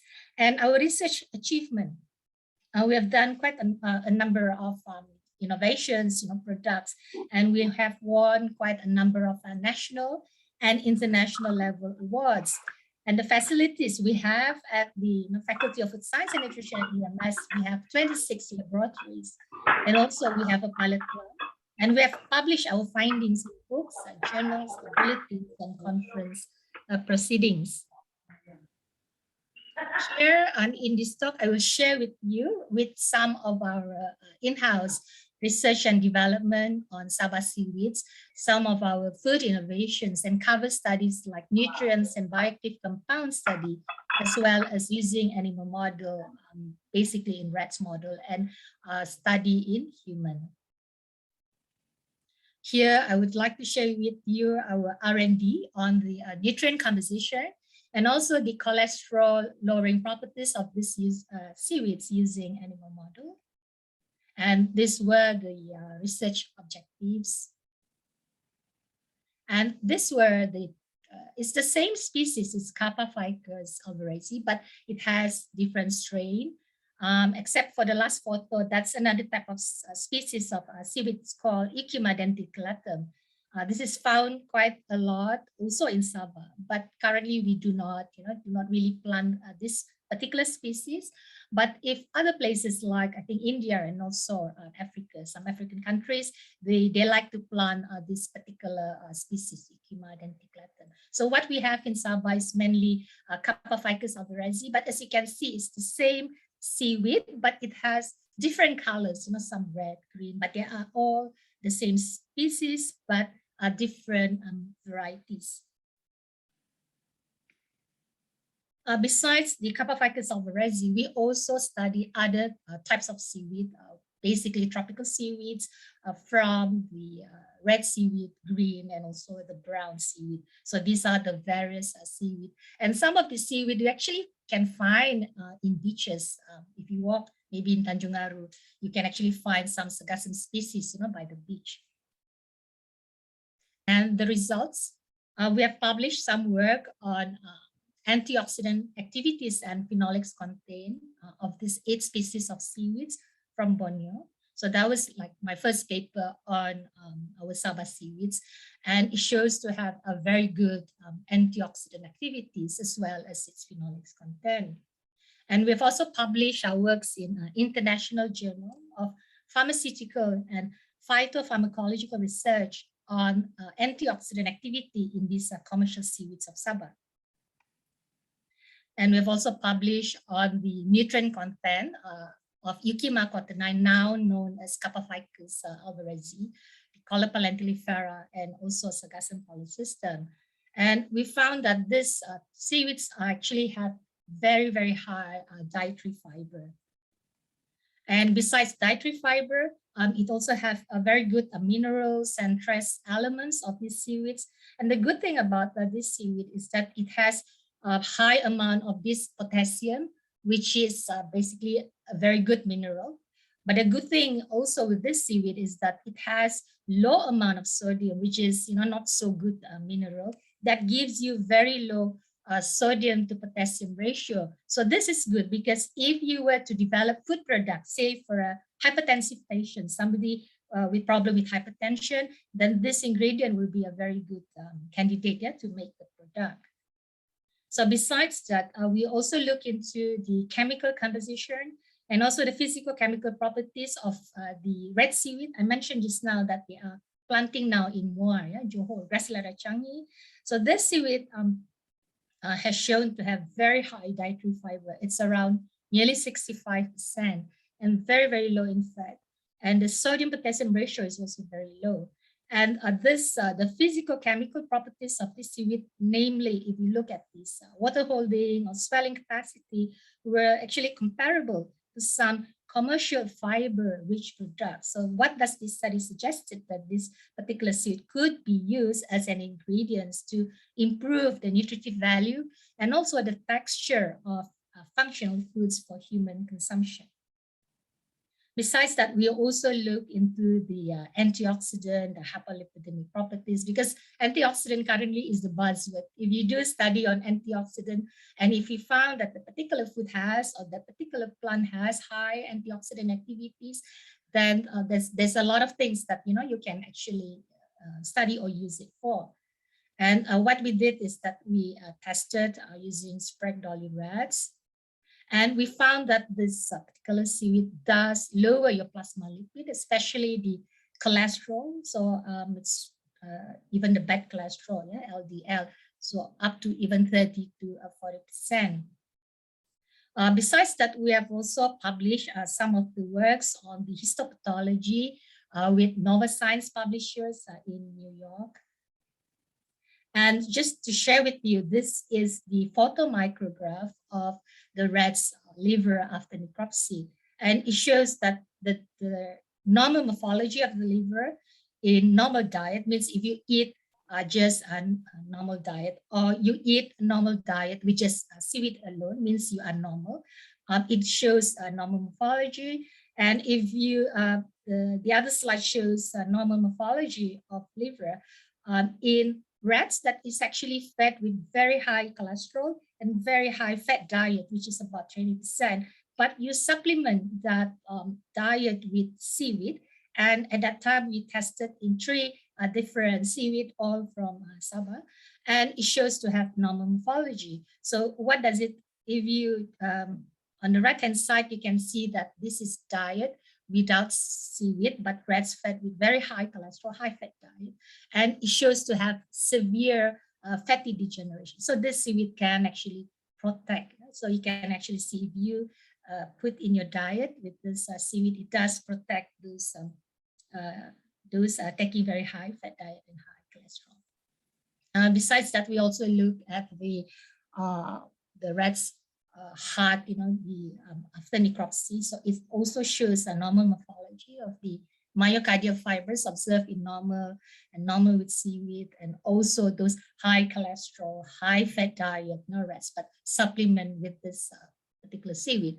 However, if those diet without seaweed means that they take very high fat diet and very high cholesterol diet, it shows to have this fibrosis and thickening of the myocardial fibers. And we have also published our work in Journal of Functional Foods. And in conclusion, what it means is that these seaweeds exert a protective effect in mitigating your cardiac, your hepatic, and renal kidney abnormalities in cholesterol, fat-rich fat rats. So presence of perhaps maybe the high dietary fiber, especially soluble fiber, and the omega-3 like EPA and other antioxidant compounds like polyphenols, vitamin C, vitamin A, carotenoids, flavonoids, and selenium may probably contribute to this cholesterol lowering and antioxidant efficacy of these seaweeds. We have also done some work on anti-obesity, and we found that it has some anti-obesity of this particular brown seaweed, Sagasan polysystem, and perhaps maybe because it does have this particular pigment compound called quercetin. And we have also done some work on anti-cancer studies on our local seaweed. And what we did was to look into various extracts from the red seaweed, Carpophycus alvarezi, and the brown seaweed, Sagasan polysystem, in 5 different cancer cell lines using MTT assay. And we tested in breast cancer, liver cancer, cervical cancer, and also colon cancer. And we tested in using various extracts from these 2 species of seaweed. And that's my student Shazana, who's doing the work, who did the work. And we hope to publish these findings soon. And we have also done some work on a clinical trial, looking into just a few years back, maybe 3 years back, we started with this project because we have moved on from the chemical study, the nutrient study. We've done all those works, and we move on to animal model, and now we move on to human subjects. So our first project is to look into the blood pressure lowering effect of a particular species of seaweed in human subjects. And why blood pressure? Why hypertension? Because 7.5 million deaths per year is actually caused by hypertension. And what we did was to convert it into powder, and we incorporate it into bread, and we did all the food analysis, sensory. We test all the compounds, the antioxidant, and finally, what we did was to investigate. We did a clinical study to investigate the blood pressure lowering. And this particular species, Agassum calisthum, what it does is that it increased the dietary fiber and also the mineral content. And the alginates, which is a presence in the seaweed, also improve the raw handling property of the bread. And we do not have to add any preservative, or it has these natural antioxidants that enhance shelf life. Just to show you the clinical intervention where we did in stage 1, what they did was they take this seaweed bread for 4 weeks. And after 4 weeks in group A, it shows to lower the diastolic blood pressure. And after that, we did a washout period, and we switch the group. And this group B will start taking the seaweed bread. And it also shows similar findings whereby the diastolic blood pressure is also low. And just to share with you some of our R&D on food innovations, food product development in these local seaweeds. So at the Faculty of Food Science and Nutrition at UMS, we have developed many, I would say many seaweed-based food and drinks products from our local seaweeds on laboratory scale, small scale, and also pilot plant scale. Pilot plant meaning that it's bigger than a lab scale, but it's smaller than industry scale. As you can see in the picture, this is using, this jelly candy using our local seaweed, Carpophycus alvarezi. And we do have at our faculty a food processing equipment. So if you want to do small, production, we do have like canning, spray drying, if you want to make powder. So we do have some small food processing equipment that the lecturers or the students can use. And these are just some of the products that we collaborate with a local company in Sabah. And one of them, we call it seaweed crackers. So it's similar to like keropok ikan, right? But this keropok, it doesn't have ikan, it doesn't have fish, but it has the seaweed. So it's plant-based. So if you're vegetarian, you can actually take this seaweed cracker. So we've also developed chocolate with this seaweed filling. Over the years, we have won quite a number of innovation awards for seaweed. I would say maybe around 20 awards, but if include my other colleagues, probably maybe around 30 awards. So not only at national levels, we have also compete at international levels in Germany. Yeah. And also, I think one of the award that I would say the best award that we won, over the years, is the Platinum Award, special award at the British Invention Show in London. So we managed to get this award. And one of the products that we won in this innovation invention competition is seaweed noodle. So what we did was that it has no artificial coloring. So the coloring comes from the seaweed itself, and we do not have to add any preservatives or additives. It has that unique flavor of seaweed. But besides that, it has this natural blend of minerals like all the potassium, the calcium, and it has iodine and selenium, and of course natural antioxidants and also omega-3 fatty acids. And UMS, we managed to get 7 medals in Germany. And among the medals, the 7 medals, the 3 gold medals were actually on our seaweed research. This is another product that we actually won gold medal at INA in Germany. So it's called Neti. So what is it? It's just a herbal tea mix whereby we use this green seaweed of sea grapes, or we call it Colopa lentilifera, or in Sabah we call it lato.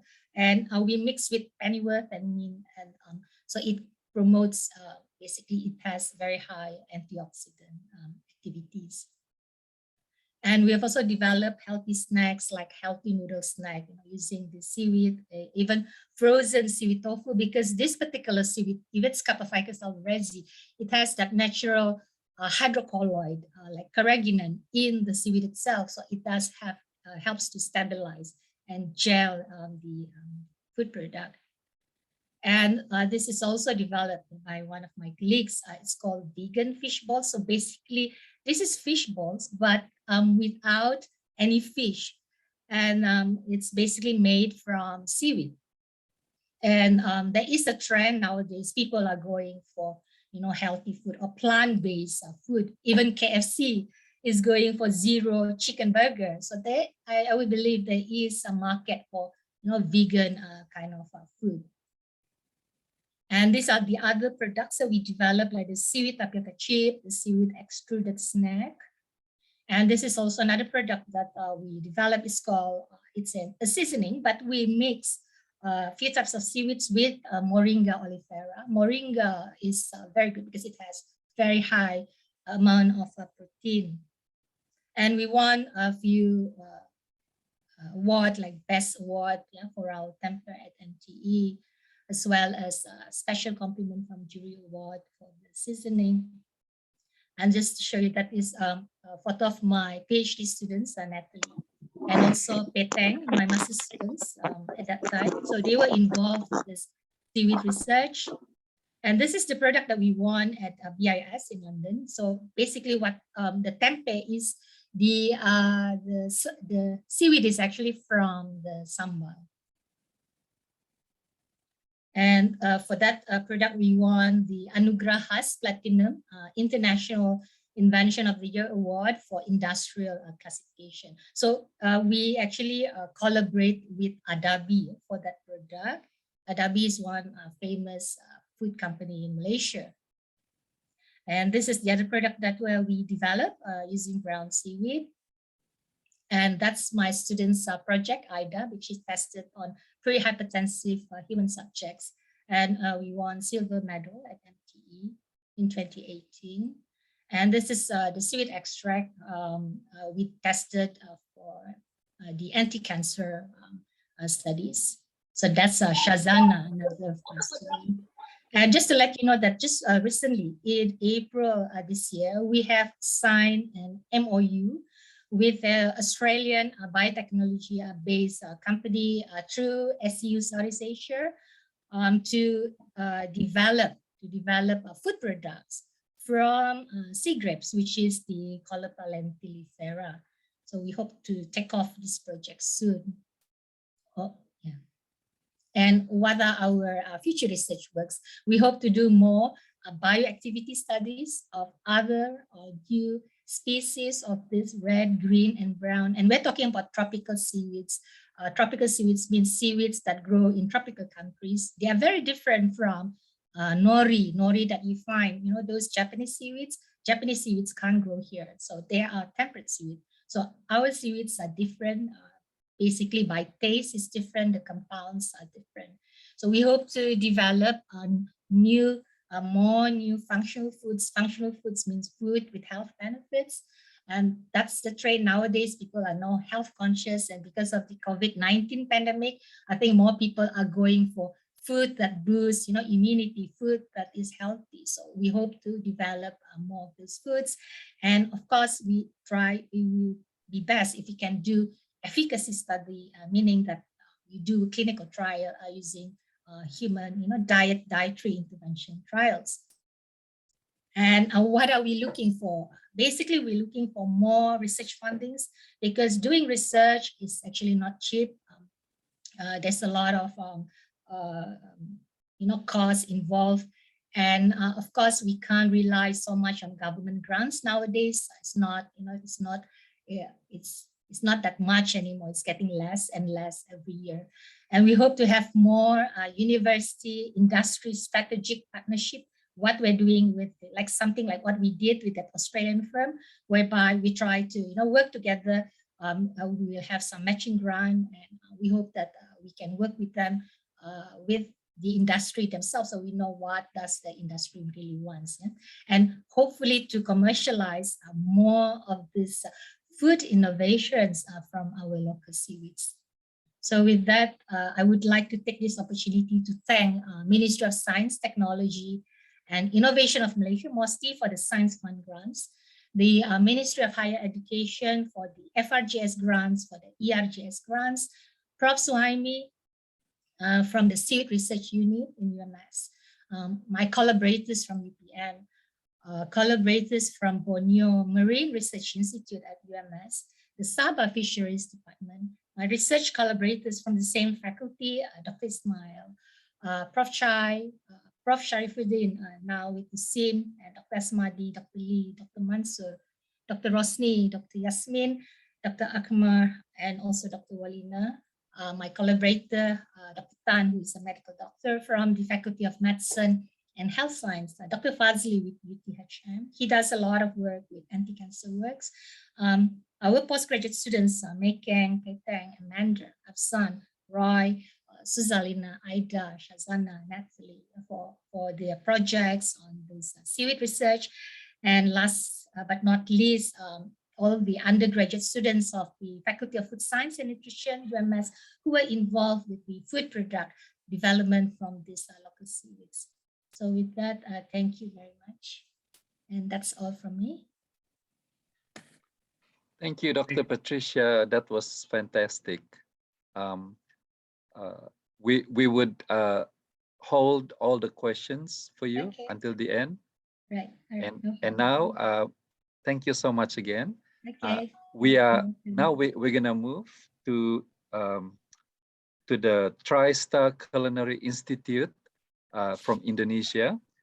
They have about 8 branches all over Indonesia, and one of them is in Pontianak. And we have Chef Hadi and Chef Yuda introducing the Indonesian Borneo cuisine and business opportunities in the culinary school. Okay. Silakan, yeah. Okay, thank you, Chef Richard. Hello, everyone. Apa kabar dari Indonesia? Yeah.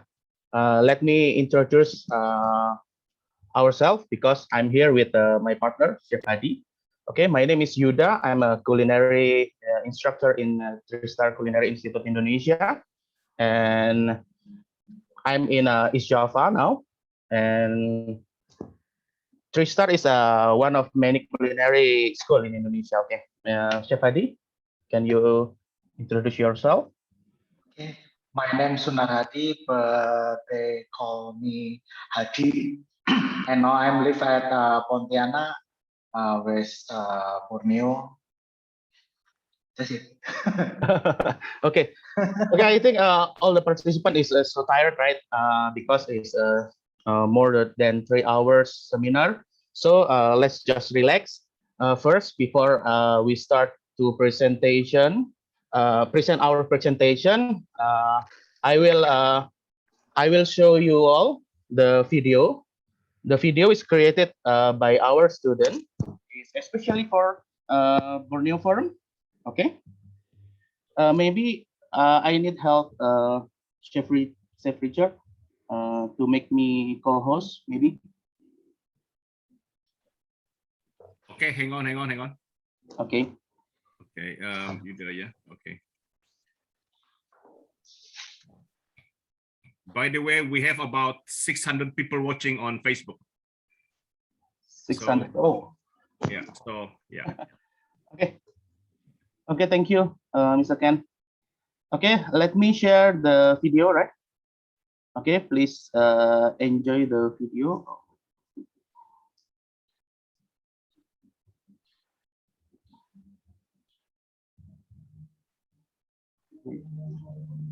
Wait a minute. Sorry.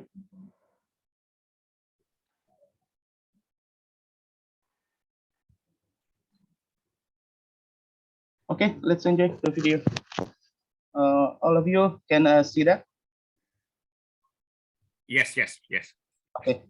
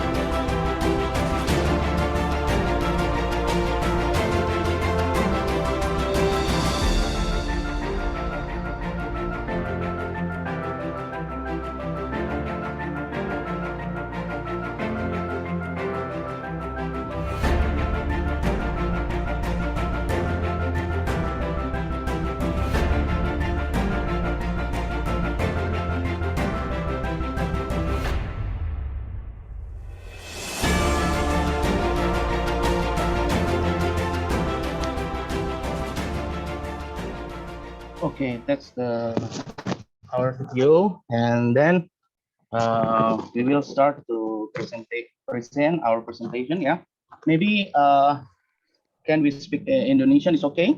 Speak bahasa? Because Ya, we very persilakan, Chef Yuda. Yeah. Thank you. Yeah. Okay. Oke, saya share. Oke. Today, hari ini kita akan presentasi tentang business opportunities in culinary school and the chance to bring Indonesian food, especially Korean food, exist in a pandemic era and a digital era. Okay. Okay. Okay, the first is not formal, it's okay, yeah. Super formal, it's okay, yeah. Okay. Introducing Indonesian culinary first. Indonesian is rich in spices and extraordinary food heritage. There are more than 5,000 cuisine in Indonesia, spread off in other place in Indonesia, right? Okay, and some of them is go international. This is the example of international dish in Indonesia, rendang and rawon. Rawon is a new best red soup in Asia 2020. Yeah. And nasi goreng, soto, sate, budak is a famous food from Indonesia. Yeah. And especially for Borneo food, will explain by Chef Hadi. Please, Chef Hadi. Yeah, in Kalimantan there are many unique culinary like that are very interesting, especially in the West Kalimantan area where a lot of culture culinary, rich and culinary festival exists.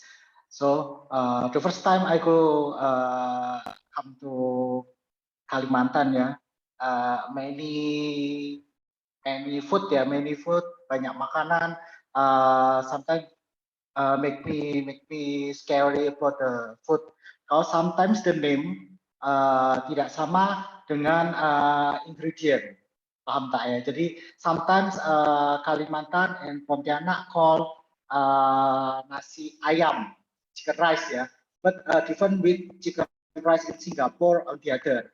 Nasi ayam di sini sometimes saya pikir kan banyak menggunakan ayam gitu ya, tapi ternyata many ingredient non halal, so they have pork inside like that. Okay, saya akan jelaskan untuk makanan yang ada di Kalimantan. The food originating from West Kalimantan, which is famous as the equatorial city. No.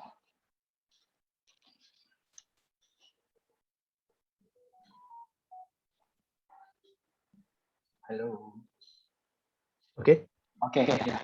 This fact become the reason why the cuisine in West Kalimantan attractive to the tourists. They usually want to try the city typical food and is popular street. Okay, next.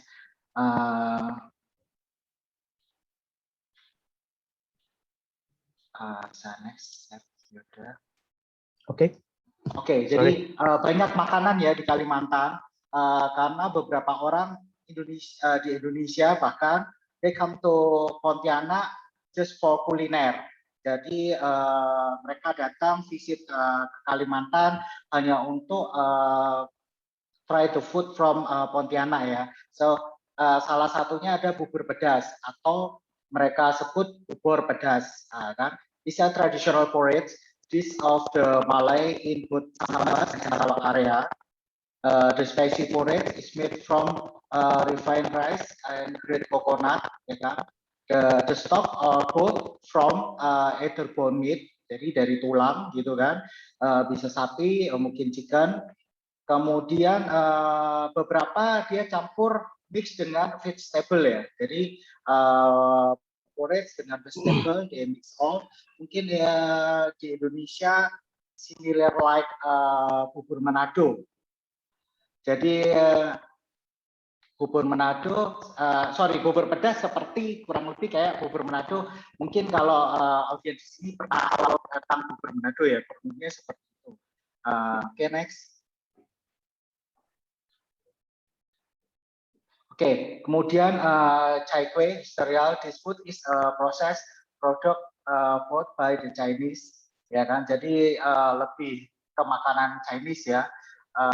Jadi chai kue, jadi chai means vegetable and kue means cake. Tapi beda dengan cake yang cake kayak misalnya sponge cake atau the other ya. Jadi chai kue biasanya made from rice flour and topping with filling with bengkuang. Sometimes dia campur dengan ebi atau dry shrimp seperti itu. Next.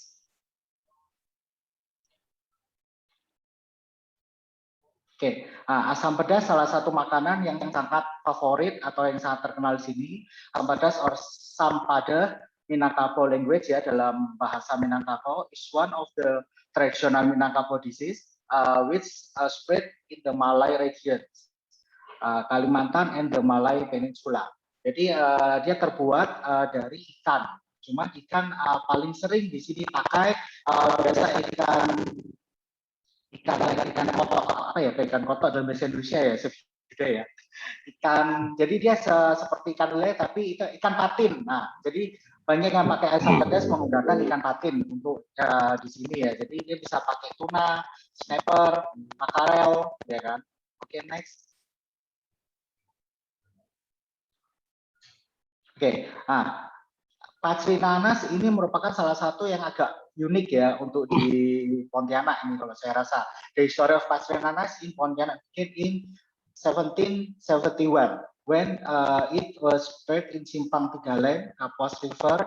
The food is made from pineapple. Jadi makanan ini dia masuknya ke main course, tapi dia terbuatnya dari pineapple, dari nanas. Jadi memang nanas yang dimasak dengan menggunakan beberapa macam bumbu, ya kan. Kemudian disajikan biasa dimakan dengan nasi putih kalau untuk masakan di sini. Dia mempunyai rasa yang sour, sweet, ya kan, asin, gurih seperti itu. Jadi ya seperti masakan Indonesia lainnya yang memang dia benar-benar kaya dengan rasa seperti itu. Oke, next. Pengkang. Pengkang is a typical food originating from West Kalimantan. Pengkang is easy to find in the city of Pontianak. Jadi pengkang ini terbuatnya, ini juga salah satu makanan yang ini ya khas dari sini gitu kan. Jadi pengkang ini terbuatnya itu dari beras ketan. Apa ya beras ketan? Beras ketan, ya kan. Mungkin kalau di Jawa lebih similarnya itu dipanggilnya lempar seperti itu. Kalau mungkin di Thailand itu bahan dasarnya dia sepertinya bikin apa itu yang mango, apa itu ya sudah ya mango itu? Mango sticky rice. Sorry, sticky rice ya, mango sticky rice. Jadi bahan dasarnya, main ingredientnya itu sticky rice seperti itu. Oke, lanjut.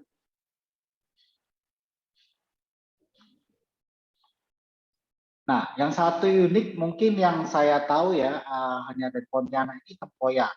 Jadi tempoyak ini dia terbuatnya dari fermentasi durian. Jadi untuk tempoyak is a capital food of the Malay and ethnic group in Malay and Indonesia. Jadi nggak hanya cuman asal dimakan sebagai lauk yang dimakan dengan nasi putih. Jadi sometimes itu tempoyak dia masukkan ke dalam bahan utama untuk pembuatan suatu masakan. Contoh misal mungkin bikin nasi goreng, tempoyak dan lain sebagainya. Seperti itu. Oke, lanjut. Next.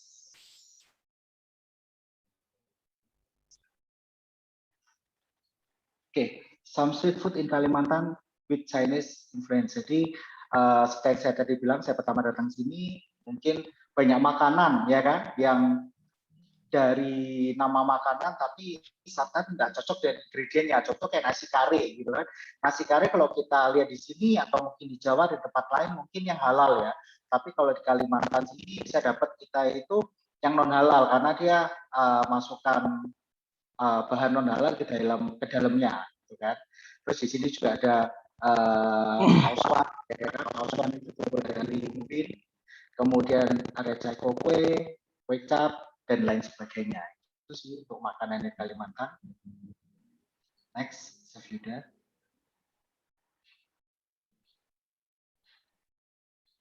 Oke, untuk Culture Culiner Festival example ada Cap Gome ya. Celebrate is held to jadi sebenarnya untuk story-nya itu, story dari Cap Gome itu celebrate 50 day after Chinese New Year, ya kan? For the story itu Heavenly Emperor who become angry with the resident of the city for killing his favorite bird. So he angry and he planned to destroy the city with fire. But his daughter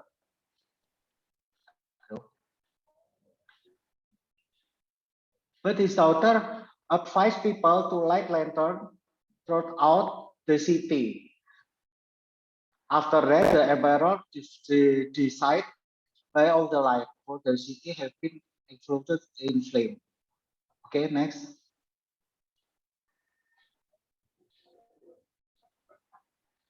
Oke, gawe Dayak. Untuk gawe Dayak ini orang-orang Kalimantan biasanya untuk merayakan celebrate harvest ya. Jadi untuk merayakan hari panen seperti itu. Jadi dirayakan biasanya setiap tahun mereka berkumpul gitu kan. Kemudian mengadakan berbagai macam acara untuk merayakan gawe Dayak. Itu sih yang ada di sini. Next.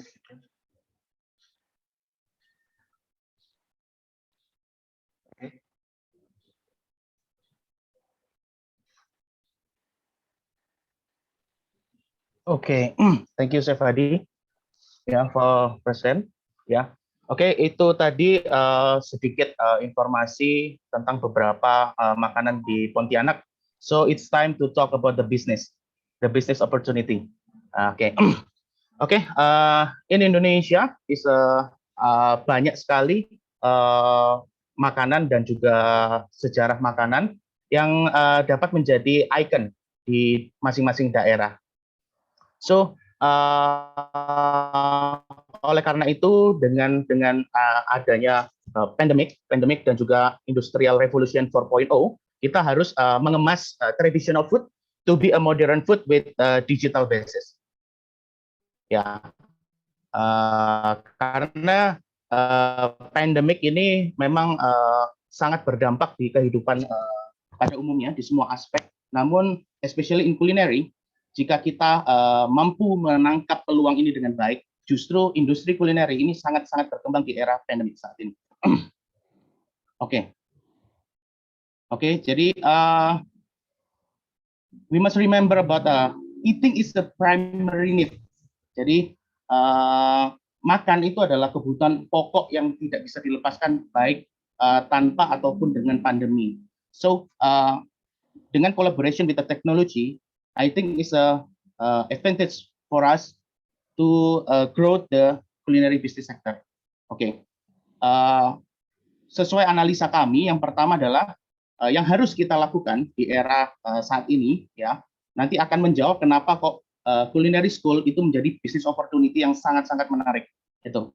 Yang pertama, ini adalah we must creating a digital system for ordering food, delivering food like in Indonesia, such as Grab Food, Shopee Food, and GoFood is very growth in Indonesia in pandemic era. Okay, it's make it easier for the seller and buyer to transaction. Okay, and number two, create a virtual food tourism. Maybe it's new for us while pandemic ya.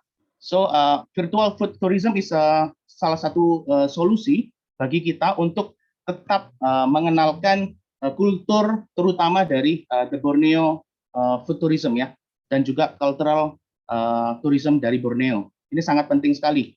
Japan cukup berhasil dengan virtual tour, dan Indonesia juga sedang mengadaptasi untuk virtual tour, terutama di Bali, karena secara offline di Bali atau secara datang langsung di Bali masih sangat dibatasi dengan kondisi pandemik saat ini. So virtual tour is one of solution in pandemic era. Ya, Okay. The important thing is number 3 is provide and make change to the food packaging, ya, so that it can be enjoy and send long distance for a long time. Jadi kita harus bisa mengubah makanan ini menjadi makanan yang dapat di packing dengan baik, yang bisa nanti mungkin dikirim ke Chef Richard di USA atau bakal bisa dikirim makanan dari Malaysia ataupun dari Indonesia ke Mr. Ken yang ada di London tanpa mereka rusak dan dengan packaging yang sangat baik, karena teknologi saat ini sudah sangat-sangat jauh berkembang begitu. Okay, the point number 4 is so interesting because it's a solution for us, for all of us to be entrepreneur in a food. Yeah, make a ghost kitchen concept.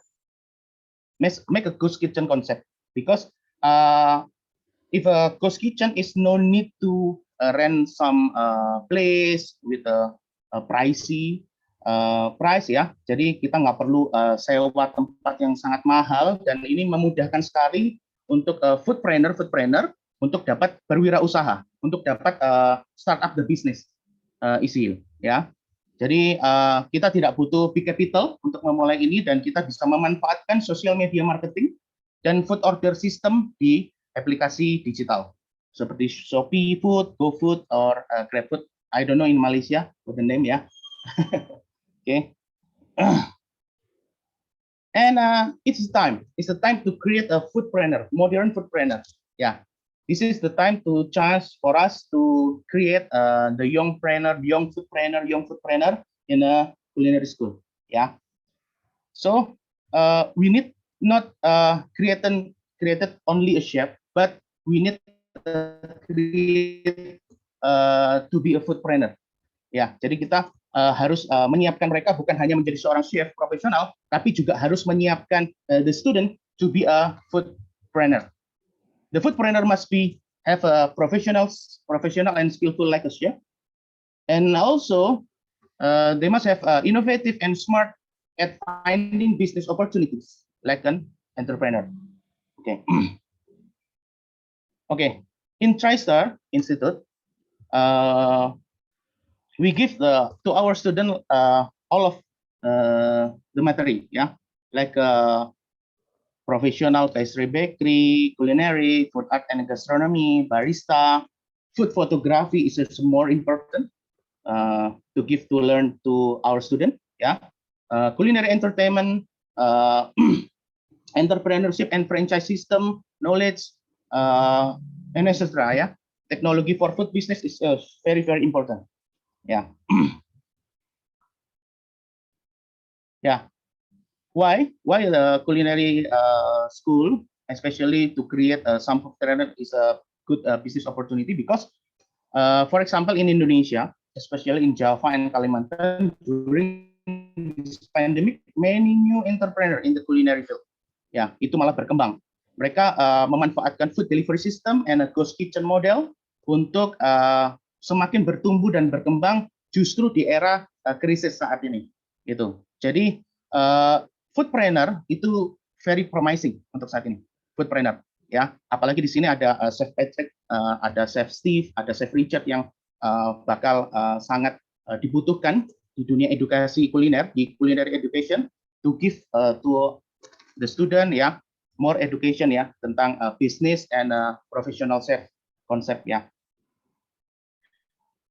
Oke, jadi not only equip the culinary knowledge and skill, but the student must have ability of how to start and manage the business, how to sell the product. Okay, and for example, in TriStar, we have some program culinary entrepreneur 6 months. The student must can sell the culinary product like this. Okay, food photography and video making is a very important now. Yeah, in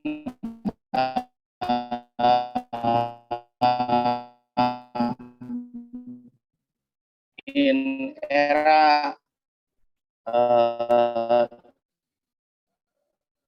4.0 is very important. Make some commercial, to make some good photographies. ya right now is food packaging. Food packaging is very important karena food packaging bisa memberikan kita kemudahan untuk menikmati. Misalnya saya ingin mencoba masakannya Chef Richard dari US dengan food packaging yang baik, dengan teknologi yang baik, ya itu bakal sampai ke Indonesia dengan tanpa spoil begitu. Gitu. Oke. Food packaging. Nah, the school will create reliable foodpreneur graduates who will make the image of culinary culture in a more varied and growing. Ya, pastinya. So it's the right time to create the new foodpreneur, right? Okay. Okay, this is our picture in a school. Yeah, this is a carving art from Chef Apida, one of our lecturer in TriStar. Yeah, this is Stephanie Horizon, which win the Master Chef in Indonesia. Okay. I introduced the three star. Is okay, yeah. Okay, this is culinary entertainment in TriStar. Okay, this is one of entrepreneur program in TriStar. Yeah, our student make some restaurant in Surabaya. Yeah. Okay. We also collaboration with some what's that Unico, Tetracon, I think, yeah. The Gojek, yeah, Gojek. I think all of you know about the Gojek, yeah. The Gojek is a digital perusahaan digital yang luar biasa besar di Indonesia. Jadi kita juga bekerja sama untuk mendidik dan juga memberikan pelatihan, begitu. Okay.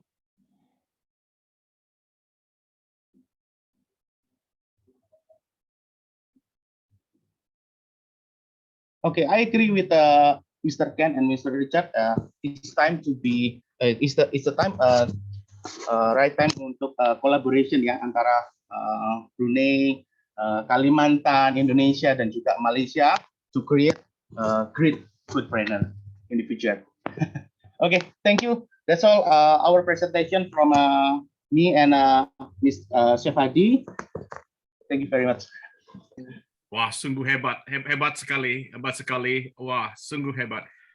Kita teruskan, banyak yang kita mau tanya, tapi kita teruskan akhir penyampaian terakhir, kemudian kita kembali ya, kita tanya kembali soalan ya. Richard, next speaker. Yeah, let's bring Rizal Junior Atto, and he will be presenting Borneo rice wine and the new era of cocktails drinking. Hi everyone, I'm the last one. Can you hear me? Yes. Yeah, I'm so sorry I didn't get to join for the first speakers due to my restaurant is quite fully booked today. So yes, let's straight to the point. Good day everyone. My name is Rizal Junior. And I'm very honored to be given the opportunity to share the topic that I'm passionate about, drinks, hence Borneo rice wine and cocktails. Just a little bit of introduction of myself. I've been in the restaurant and bar industry for 19 years now, specializing in mixologies mainly and bar management. So just a straightforward. So yeah, today I'm going to cover mostly about the opportunity. I'm not going to talk about how Borneo rice wine make, how it made, and I believe that the topic has been covered before, and yeah, today I'm going to cover mostly about the opportunity and the future of Borneo rice wine and new era of cocktail drinking in Sabah, especially in our beloved city of Kota Kinabalu. So when talking about Borneo rice wine, to me, Borneo rice wine is like, more more spiritual drinks, at least in Sabah. It is essential in our, in all types of ceremonies, such as like birth, date, the harvest festivals, wedding, house buildings, settling feuds, honoring guests, etc. All these events that we actually presented them with our rice wine, such as, tapai is in general, can be lihing, can be montoku, can be, bahar, can be, can be anything. So how can we increase the visibility that can lead to the export and to be more commercialized for our Borneo rice wine? I have a few points here. I'm taking inspiration from mainly from Japan, the sake, maybe all the spirit like whiskey, like vodka, like, all the spirits like globally available. So this is something that we can learn from them and bring back to our native land and start to innovate. For example, like single origin plant, single origin paddy field. Rice is a staple for Borneo people. We eat rice almost every day. So one thing we don't focus on is like, planting a single origin just, for the purpose of making, of fermenting or distilling rice wine. So this is something that, I believe that in Borneo that no one, focus on this single origin plant, like how they did in Japan for sake, or how they did in Scotland or in any Western country. That's how they make whiskey, like single malt came from a single origin grain, the grain that come from the single place, then bring straight away to the mills and produce their spirit. So this is something that I think is a big opportunity, that something that we can, really look into it. We can focus on planting a single origin or single paddy field just specifically for Borneo rice wine. And secondly is the water quality. As I believe that, as we all know, that our water quality here is not, it's not bad, but it's not that suitable if you really want to make a world-class spirits or world-class fermented drinks. If you want to make it more global, or you want to give an impact, or you want to do like export, for example. So this is something that water is very, very important to produce alcohol. So what we can do is maybe by proper irrigation systems, or maybe we can, we can create a paddy field where the source of water clean and filtered, and there is someone maybe can advise us, all the people that know about water, how to make, how to make sure that the water is filtered and is clean, and it's good to make Borneo rice wine.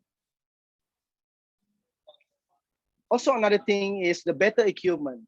So basically, most of people, they produce Borneo rice wine such as lihing, they make just for the local market.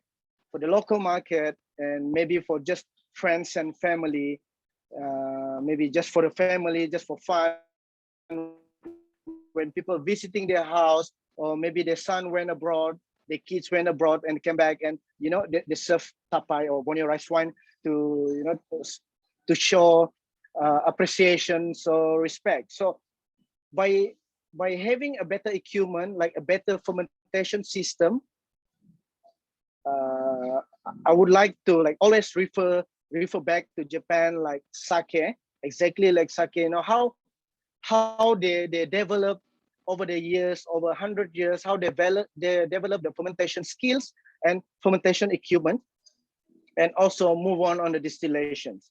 So equipment is actually is essential and to quality Borneo rice wine. So this is something that, you know, I believe that whoever entrepreneur, whoever like wish to create a bigger impact and wishing to do to make Borneo rice wine as a, you know, global export. So this is the point that I think, and then I believe that, you know, we have to look into it.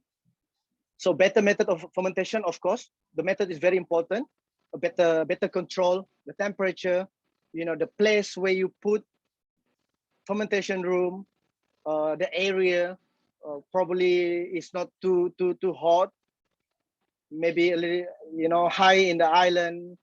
Maybe Tambunan or Keningau would be a great place if you want to set up a plant or make a big equipment. So also Borneo rice wine has a possibility of aging.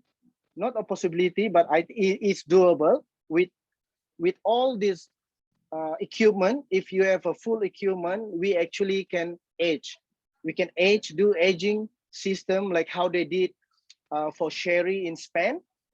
They're doing a Solera system aging system, whereby after fermentations and they put in the oak barrel and they do the Solera systems to make more fine sherry made from the wines.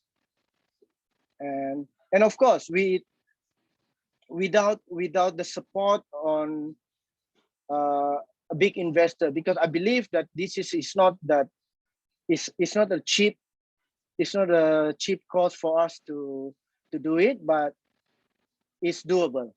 So investor or government support with all the licensings to allow us to brew, to do a brewery, to do a fermentation plant and everything.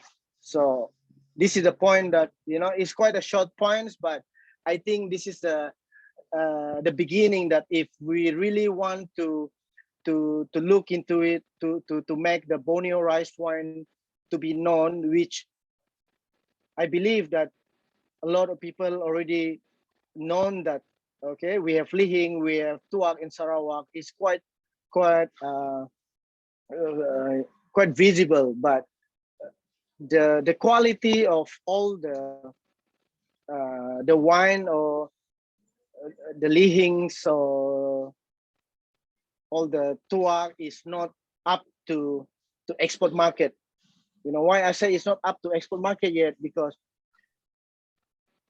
it's quite hard for you to ship a bottle of Lihing to UK, for example, but it's doable. Why I said it's not hard? Because the packaging, the way we do the packaging it's not up to the standard of how we can bring on plan or how we can put on the ship and etc.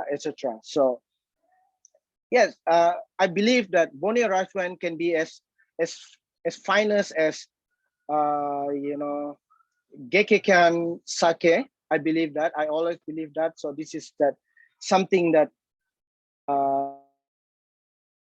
me personally slowly trying to, you know, put all the note and trying to do a R&D on how we can make Borneo rice wine exportable.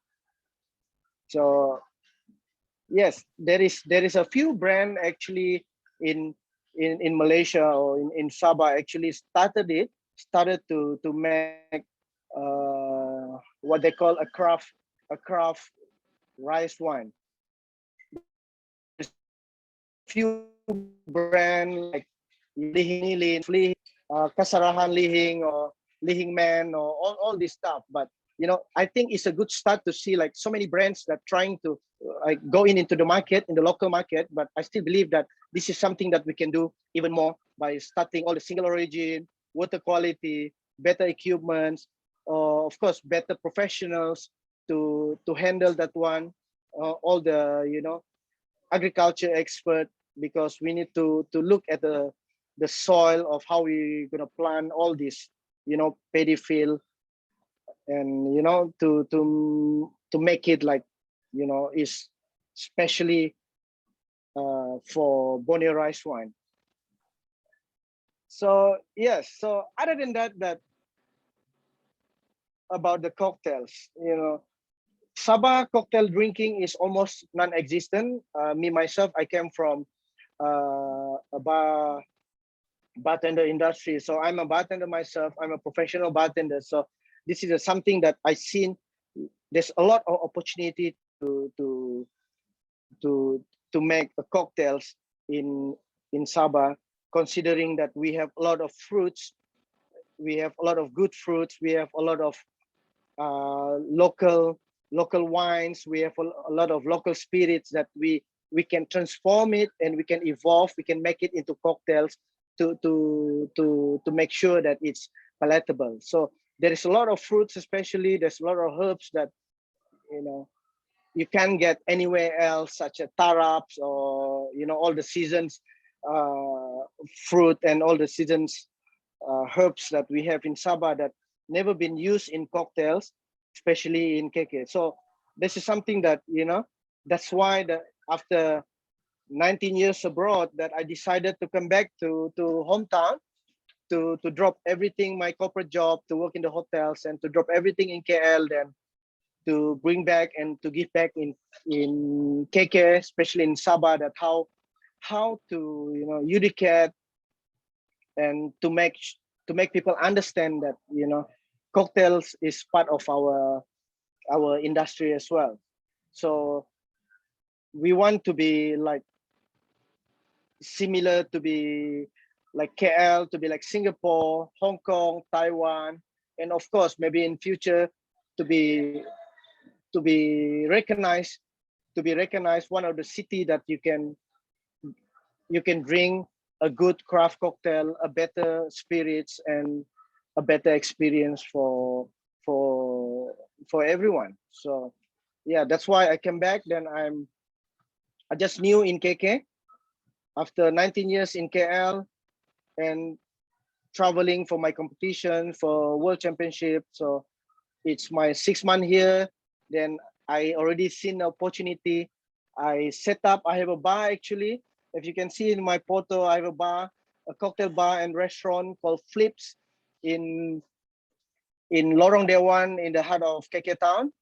So we are only four months old, still a baby, and we already get a lot of you know, good feedback for everyone in town about our drinks and how passionate and how serious are we with our cocktail. So that's all from my side. So if you have any question you want to ask me about Borneo rice wine, I'm not making any brand of myself of any rice wine at the moment, but yes, I would love to be, you know, anyone maybe advice on how we can move forwards. Thank you very much. Thank you, Junior. That was fantastic. Thank you. Thank you. Thank you. Ken? Okay, wow. We have such a broad variety of speakers. We covered so much. The thing is, it's so long that some people have started leaving, but don't worry, we have a lot of followers on Facebook. But we wanted to cram everything, and it's so good. Richard is so ambitious, but it's better than not done, because this video is going to be uploaded on YouTube and Facebook. Is going to be watched for a long time. So thank you very much, Junior. I'd love to visit your bar when we are back in KK. Please. Definitely. Yeah, thank you. And also we promote your bar as well. This is what it's all about. But before we go to a Q&A, I'd just like to invite Alan as well to give his a few words on this, and then we're going to make it short, and we'll go to Q&A. Thank you very much, Ken.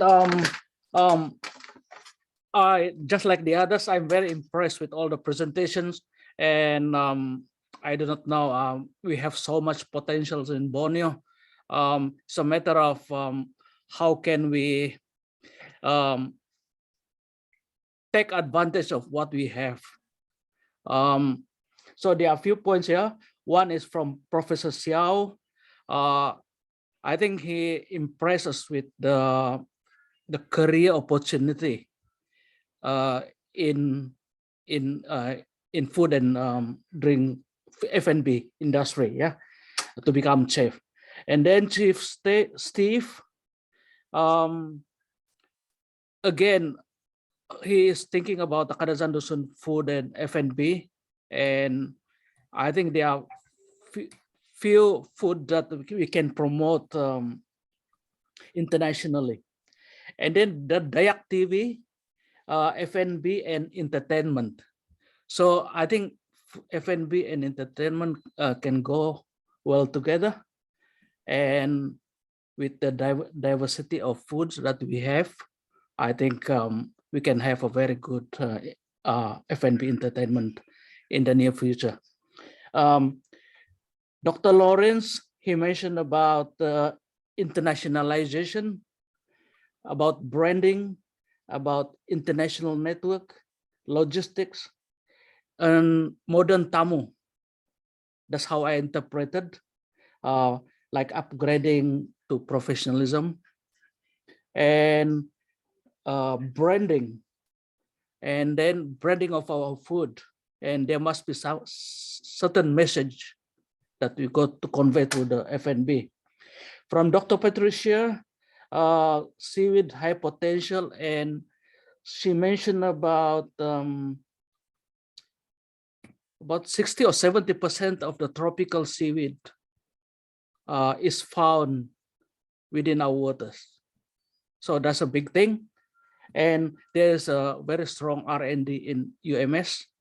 I think we can collaborate with the UMS. But of course, seaweed means clean environment. So again, things can become very complicated when we talk about environment, but that's the direction. I think Borneo cannot move forward without taking care of the environment.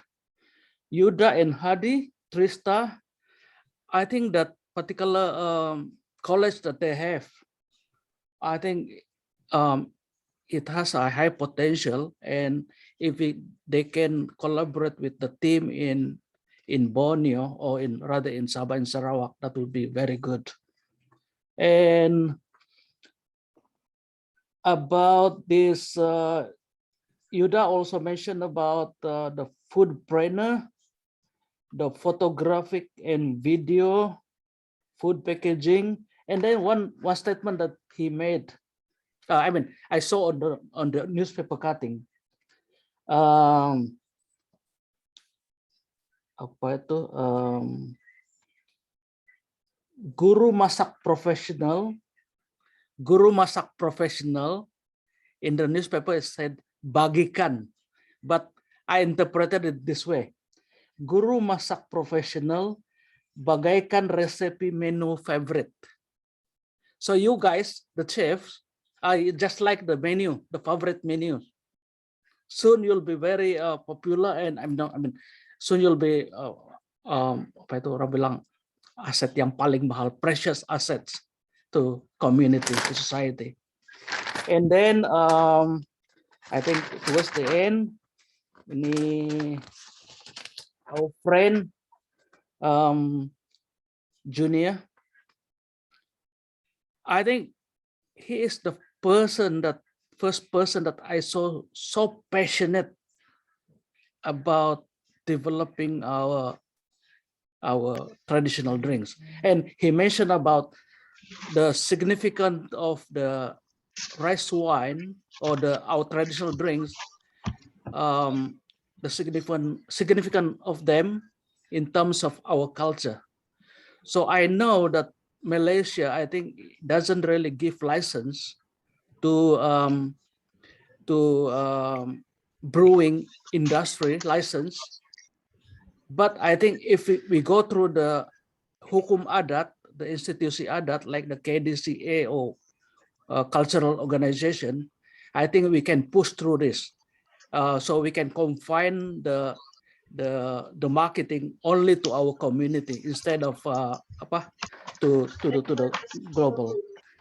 So I think that's all. I'm very impressed, and I'm already like thinking how can I introduce some of the F&B in New Zealand. I've been thinking throughout the 3 hours. So that's all. Thank you very much, and well done, everyone. Thank you, Alan. That was great. Ken, will it be possible if we call Boyd to invite everyone for next? I think Boyd has left us. He has another. Oh, I'm Boyd here. is here. I'm Boyd back. is here. Okay. And if you don't mind, can you put up the banner for the next Borneo Forum? But before we jump in, sekalian semua, memang forum ini terlalu panjang, tapi ada lagi peluang untuk soalan nanti. Sementara itu ingin menjemput Boyd untuk memperkenalkan satu topik yang akan datang pada bulan Oktober mengenai climate change. Beliau adalah seorang director dalam Borneo Forum Limited. Ambil kesempatan ini kerana mungkin ramai akan tinggal ataupun leave the forum. So Boyd, please introduce your forum, your next forum. Okay, we can. Thank you, everyone. Excellent 3 hours. I totally enjoyed it. There's so much to learn, and of course, there are many things I didn't know about, which is wonderful. Perhaps if you guys can show the banner. But in the meantime, I will just mention a couple of things, echoing what Tobina Allen mentioned. And from my point of view, I'm talking about climate matters in terms of sustainable development goals. One, of course, is very much to do with zero hunger. So we can contribute on that from the cuisine that we are coming up with. It's about life on land, very important, and gender equality. But I'd like to suggest something that's really important before I go to my Borneo Forum 10, is to consider our traditional foods for submission to the intangible cultural heritage under the UNESCO. This is one area because it's authentic food and it's from Borneo and from Sabah and Sarawak. So we should try and do something like that if it hasn't been thought about yet, where we can submit this kind of cultural heritage and we can put the paperwork together and talk about that. Now, enough of that, but I want to talk about Borneo Forum 10 on the 30th of October, very much covering the idea of climate. And I'm talking about, in the past, it's called climate change. Now it's called climate crisis. For a while, it was a climate emergency a couple of years back. Now it's a crisis, and we, as a planet, need to do something. We have to look at what are the actions. It's no longer theory, it's fact. We need to address this. And of course, in Sabah, we have been experiencing the great flooding that is happening in our state. And of course, we're talking about low carbon societies. It's about food as well. In a sense, we're talking about food that you grow in our own areas. We're not importing food, which means we reduce actually our carbon footprint and we reduce our carbon emissions. But I like to speak to this, talk about these 5 individuals here, very highly experienced in their own right, and together they have a really great way of looking at things. Of course, you know Senator Bani Lasimbang from the Malaysian Parliament. He is a founder and a pioneer of Penampang Energy, renewable energy in Sabah. So I wanted him to speak on this, and he has a wonderful story to tell. But I'm going to start with Professor Ho, to me, the top person in terms of climate issues and climate handling in Malaysia. And I've worked with him for the last 10, 12 years, and we have some wonderful sharing. So I want to bring him on this topic on the BF10 to tell you all about how we can do and to go low carbon and what kind of actions. By the way, we've already done several actions in terms of climate actions.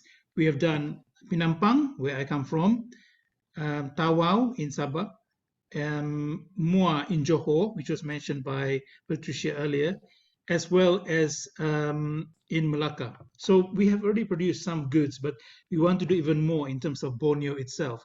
Dr. Gaim, as you know, and probably a colleague of Patricia in this sense, he will be talking about how communities play a big part and can be the champions for these climate actions from the point of view, and he can share that from his experience in Sabah itself. Dr. Chow works closely, and is a great friend of mine, together with Prof. Ho at the UTM Low Carbon Asia Research Center, a facility that we work together and promote climate actions and low carbon societies in the whole of Malaysia, and actually the whole of ASEAN. So we are very happy, and we will share that on that score. The other international dimension is I'm bringing my friend Eddie Suresh, who's the director for the Johor State United Nations Global Compact. Very knowledgeable guy, and he can tell us what we in Borneo can talk about and how we can work together for a global focus on how we tackle the climate crisis in Borneo. So, ladies and gentlemen, this is what I'm going to talk about on the 30th of October. We will send you all the things as we go, but we hope that this teaser will give you a great idea of how we're going to do this next time. So, Ken, thank you so much. Thank you very much, everyone. A bit of a promotional here, but obviously we have such an opportunity here because of the Zoom. We can organize high-level event like this for almost zero cost in a sense, in terms of monetary. And we can link to all these people, top level. And by the way, Boyd German is one of the most experienced master planner. If in fact, Mo is the most experienced, many years in London as a master planner. And also he is actually the senior vice president of the Iskandar development in Johor. So very, very privileged. Before this, we had the top guy called Simon Christopher, was really passionate about the ocean and environment. So we have really high level people contributing to this forum. Although we may look small on the attendance, we have almost more than 200 people registered. But we have about 600 plus viewing on Facebook and then on YouTube as well. Now, we are going on quite a bit, but more or less, I would say we have come to an end, but I don't want it to end because I would like to open now everybody to ask questions. Just unmute yourself, raise your hand and ask questions. Thank you.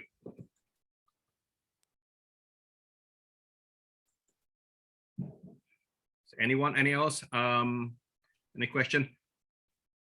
I would like to acknowledge Mark MP. He just posted. In fact, he said award-winning restaurateur. Let me read that.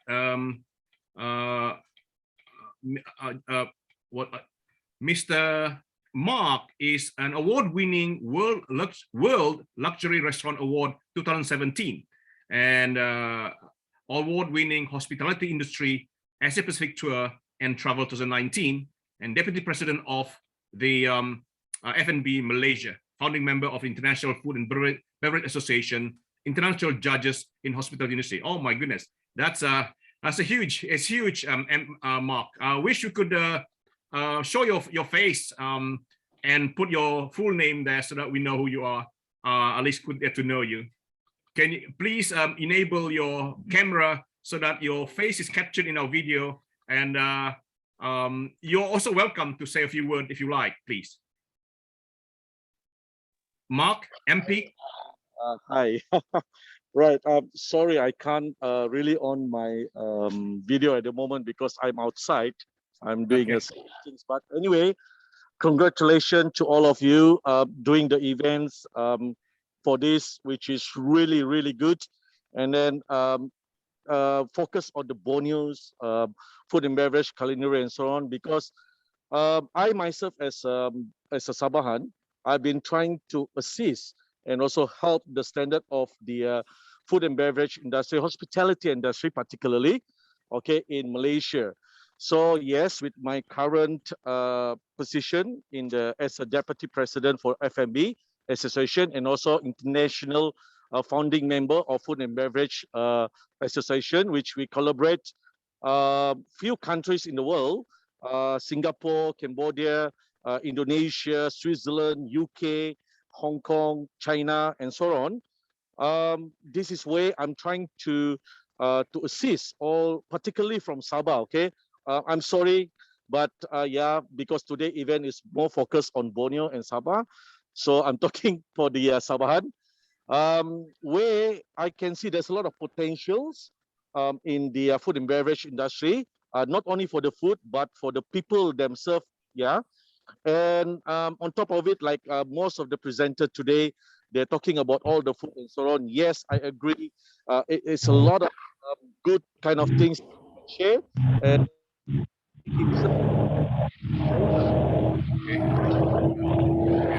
Getting cut off here. Sorry. Yeah.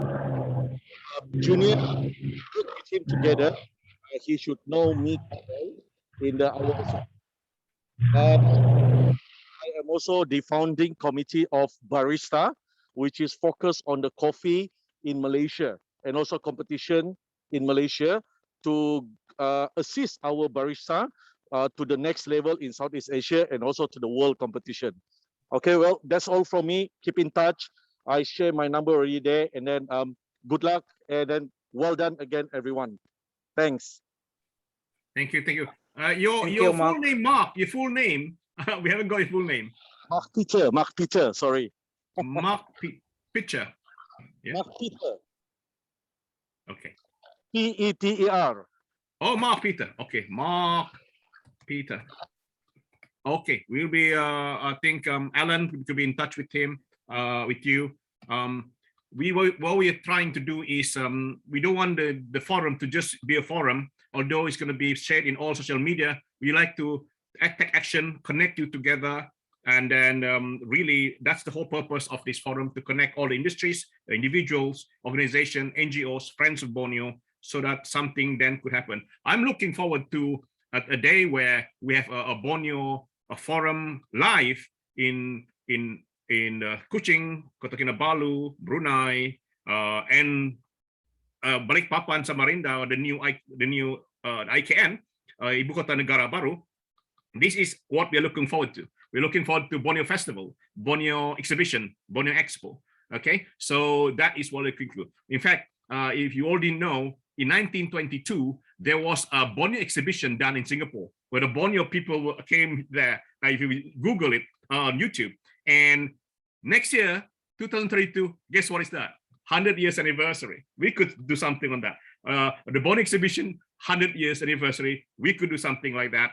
The food itself is be enough to draw people. What about the culture? What about industry? How about and Balikpapan is known to organize big events in the one of the major stadium. That is the natural choice to go with the IKN maybe, and also Kuching and Kota Kinabalu. We have the international exhibition centers, so this could be a nice triangle. And of course, you have all the 5 provinces in Indonesia. The future is really exciting for us to be acting as a Borneo brand without being political. So anybody else would like to ask? We've been quite a long time, but as usual, I don't want to miss the opportunity. We have more or less come to our end, but I don't want to miss the opportunity for us to now is to network, to introduce yourself. By all means, mention your business. Post your business, whatever it is, because it's about networking as well. Even if you have a production company, you have a manufacturing, you have a restaurant, by all means, say briefly, I'm from here, I'm this restaurant, whatever it is. Post your details, because I'm going to collect all these details, and promote yourself by all means. Anybody else? Wow, I think. Okay. It looks like any more question, any more sharing, any more introduction themselves. I'm so impressed. There's so much scope, especially as well. TriStar is a ready-made organization just waiting to spread all over Borneo. You're only in Pontianak, Sarawak. I think I'm not sure if you're in Sarawak. We definitely need to be in Kota Kinabalu. I heard you were trying to. So all these things are it's just what we say, instead of trying to recreate it, it's already a success model. We can just follow your model and establish in Kota Kinabalu. And Tawau is very near to the IKN. That's going to be a major city or town in Sabah. Tawau is going to be. So very exciting time going forward. This is just the beginning. Our Borneo Forum is just to initially, awaken our sense of unity and identity. And we just realized, or we always realized, but just to emphasize that Borneo, it's so powerful brand. It's a well-known brand, existing brand. The flip side is it's not a country as it is, but as an island, it's even more known than the countries. It is incredible. And that's what I find here. I, in fact, tell people I'm from Borneo instead of Malaysia, because people know Borneo so well. So their organization protecting the orangutan, raising funds. A few miles from my house is a lady raising fund for orangutan. There's so many passions, so many friends of Borneo around the world that we need to tap and create connections. And this is what Borneo Forum is all about. So I'd like to invite anybody else who would like to say anything. Richard, if there's anything else you want to add. Hi, Mr. Ken. I don't have question. Okay. All right. This question, I would love to ask a question. This to Chef Steve. All right. Just now, Chef Steve shared with us the menu from the Sabah. All right, the indigenous food. So, Chef Steve, is there any of listed food that you shared just now are in the mainstream business nowadays, or is there any opportunity for the indigenous food to reach the mainstream business? If yes, how does the food able to reach the mainstream business? And if it is no, may I know why does the food doesn't reach the mainstream business? Thank you.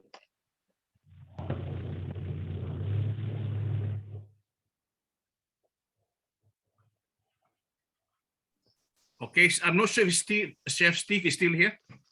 He may have, he's still here. Yes. I'm sorry, my internet connection is a bit disrupted with the weather. Can you please repeat the questions again? I'm sorry, thank you. All right. Is there any of listed food that you shared previously are in the mainstream business nowadays, or is there any opportunity for the indigenous food to reach the mainstream business state? If yes, how does the food able to reach the mainstream business? And if it is no, may I know why does the food doesn't reach the mainstream business? Thank you. Okay. It's about the mainstream and the indigenous food or the traditional food. I think only from my observation, I think few traditional food manage getting to the market. I see market. For example, like all these preserved food, okay, preserved food, such as mostly what I can see today is the fermented fish, the baso. That kind of product is mostly it's going to the market because they can keep it long, and then it can be stored for quite sometimes in the correct temperature, for example, in the chiller. Others, I think it depends on the challenges for others. Dish for the traditional food is the ingredient itself. it's a seasonal ingredient, and sometimes due to the climate change that prevent this certain ingredient unable to grow anymore, or maybe gone.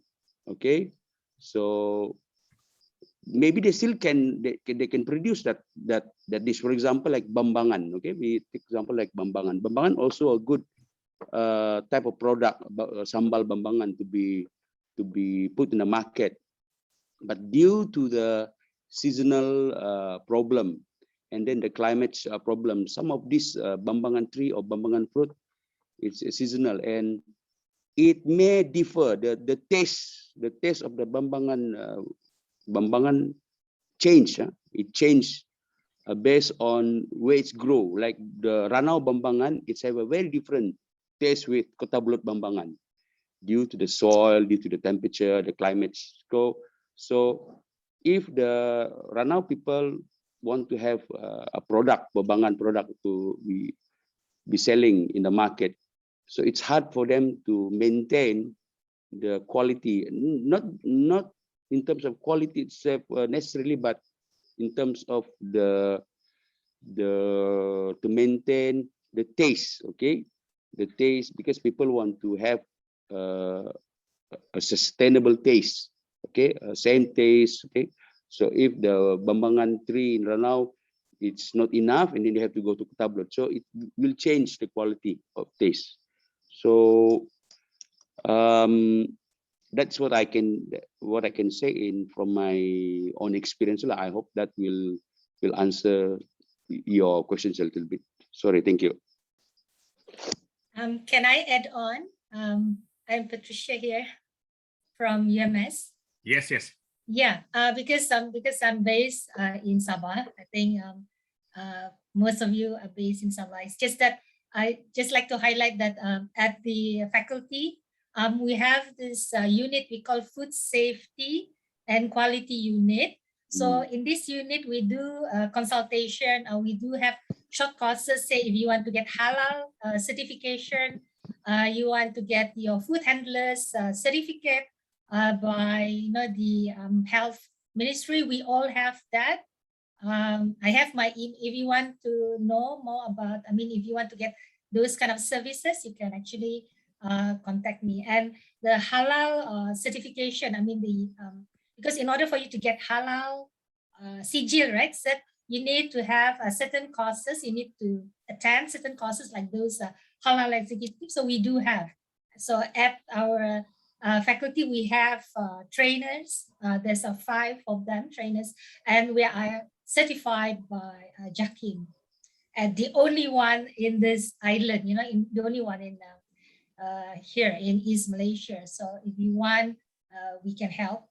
And of course, just now, I think Chef Steve mentioned about we have a lot of food, but the problem is sometimes because of the short shelf life, you can't ship it, say, to from here. You want to ship it to, say, London, so you need to preserve it. You have to put it in certain packaging or certain process and all that. We do have certain maybe courses or even consultation at the Faculty of Food Science and Nutrition. So we can be contacted just to offer some assistance in this line. Wow! This is what it's all about. Now we have a center in Sabah, UMS, for us to go to and be together for our life event. It's not really a center. It's not big. Yeah. It's a unit, a small unit. We call it Food Safety and Quality Unit. So in this unit, what we do is that we have some short courses, but we also do consultation, and we also do because we do have trainers. And I think in Malaysia, if you handle food, you need to have a certificate, a kind of sijil pengendalian makanan, we call it. I think the hotels, they know that. So we also have that at our unit, and we are all certified trainers. So you can attend the course and you can get the sijil, and it's for a lifetime. Just one. Fantastic. Fantastic. That's good. I'm sure you have connection with all the other universities like Unimas and all universities in Kalimantan. If we connect them all together, we have a natural connection and network already. That's the why. Network is the word for Borneo Forum. and we can connect all these institutions of higher learning. And I'm sure in one way or another, they have a faculty or a school that's involved with business or food industry and R&D. So that would be great. Now I have Jeremiah here. His hands is up. Come on, Jeremiah. Do ask your question. Jeremiah, unmute yourself.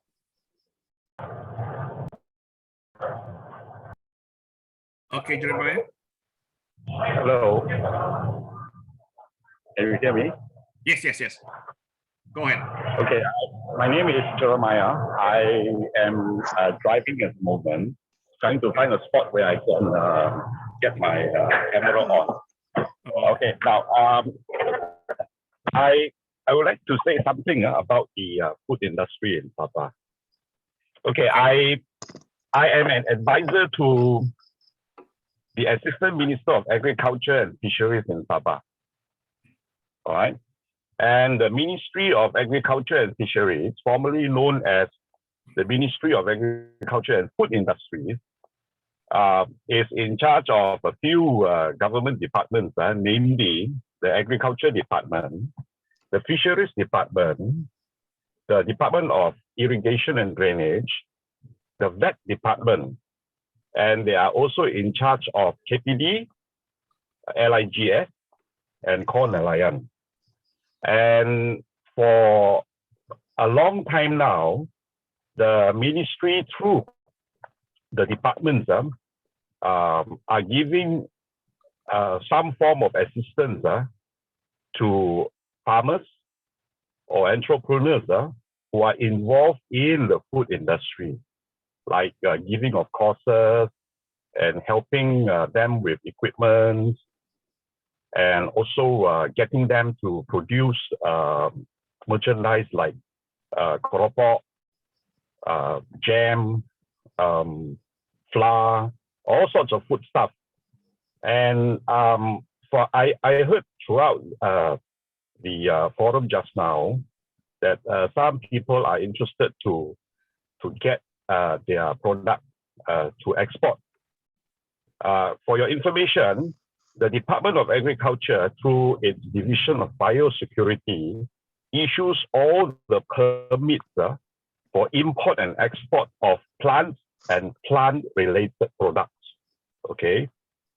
We also lately have, I think that was about 3 or 4 months ago, a farmer who was originally a tour operator who planted a lot of limau kasturi in Tenom, and then he got it preserved and he bottled it, and now his product is being sold not just locally but exported as well through the issuance of permits from the Department of Agriculture.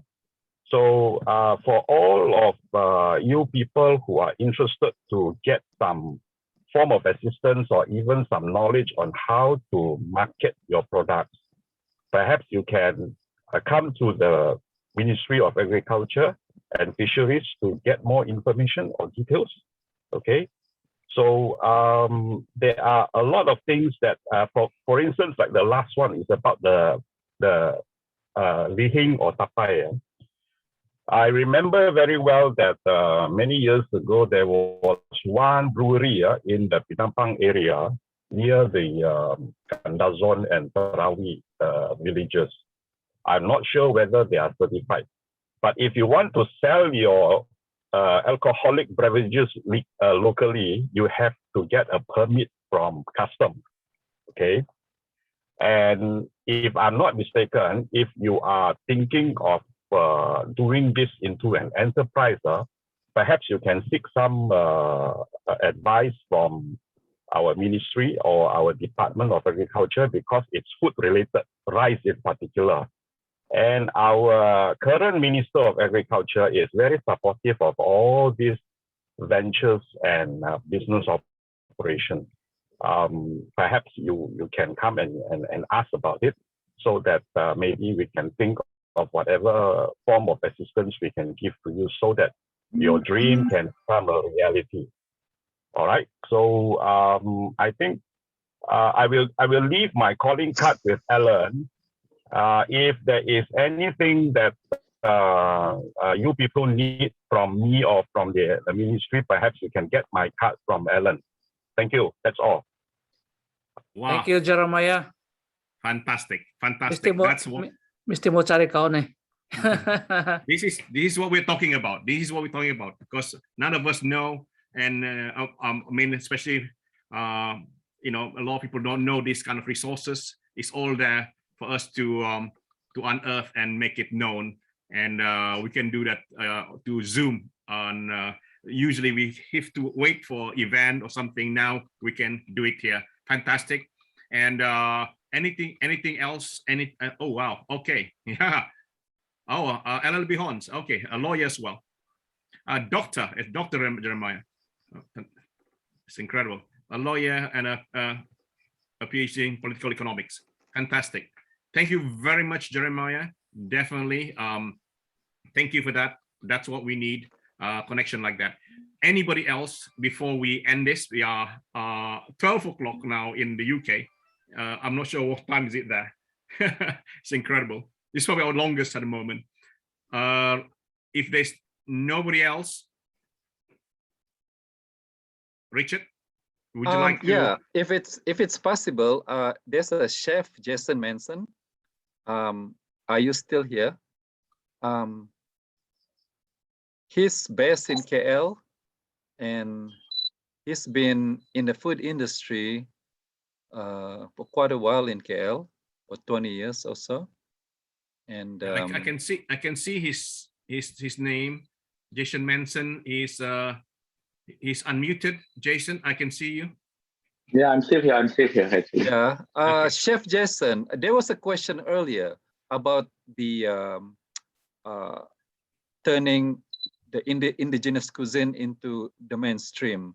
What is your take on that? Will it how long will it take us to do that? Okay, I would say like this. Okay, as a chef, I was based in KL, but I do travel around. I would say I went to China, I went to Australia, and I even went to Singapore to work. You know, so I would say among this country I visit, they are quite proud, I would say, to the food what they have, or I would say they are quite preserve the food heritage they have. You know, so this is what really, I don't say surprise lah, I would say, because being based in West Malaysia, I mean in Malaysia, when you talk about Malaysian food, straight away they will say, you know, rendang, you know, laksa, you know, or nasi lemak, whichever it is. But I would say this is what the conception when people talk about Malaysian food, you know. But like I said, where is the Borneo food actually? So it goes back to the root actually. Why does the Borneo food is not recognized in, I would say, in Malaysia, I would say, or even I would say, I can even say that Sarawak food is more popular, I would say, compared to the Sabahan. You know, they have the pansu or mi kolok, this and that, you know. So to the answer to this, you know, like you say about the, you know, turning the main food to the mainstream, okay. I still believe that in order for us to promote, you know, our food, you know, especially to the, you know, Sabahan food, I mean, yes, we have to start it from, you know, from our own culture, or we eat it from our house, you know. But I still do believe, you know, that me as a chef is our responsibility to, I would say, to promote or to introduce this food, you know. So how are we going to introduce this food, you know? Of course, like you say, we can produce this food in the, you know, restaurant or in hotel, you know. But you see, when I travel to Jakarta and Thailand recently, you know, they have this food competition. Okay, they have this international competition, but still, you know, promoting to the local food. You know, they have the tom yum competition. You know, they have the lapgai competition. In Indonesia, they have the rawon competition. They have the tanah jajahan competition.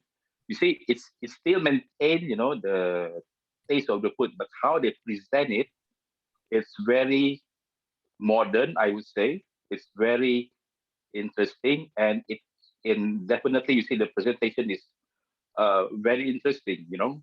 But the taste, I would say, is still remain the taste of the local food. So what I'm trying to say here, you know, if you want to promote the food, it's not just about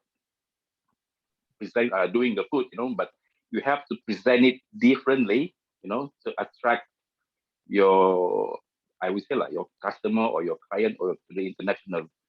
So, like I said, it's all start, you know, from us actually. I mean, for me, for myself, for me as a chef, it should all start from us actually.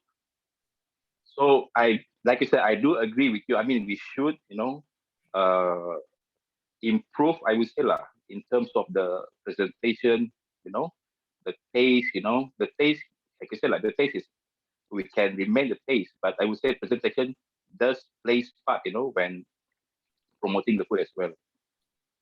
So this is what I believe, I would say, why I just don't understand why our food didn't go as, you know, we don't have to look far actually, we just go to the West Malaysia actually. So that is my point, I would say, I can share for the Borneo food. I mean, when you say about Borneo food or Sabahan food, you see, I'm a Kadazan, you know. When you say about Borneo food, it doesn't have to be Kadazan, you know. It has a lot. We have the Bajau, we have the Orang Sungai, we have the Londaye, you know, we have the Totut, we have the Suluk.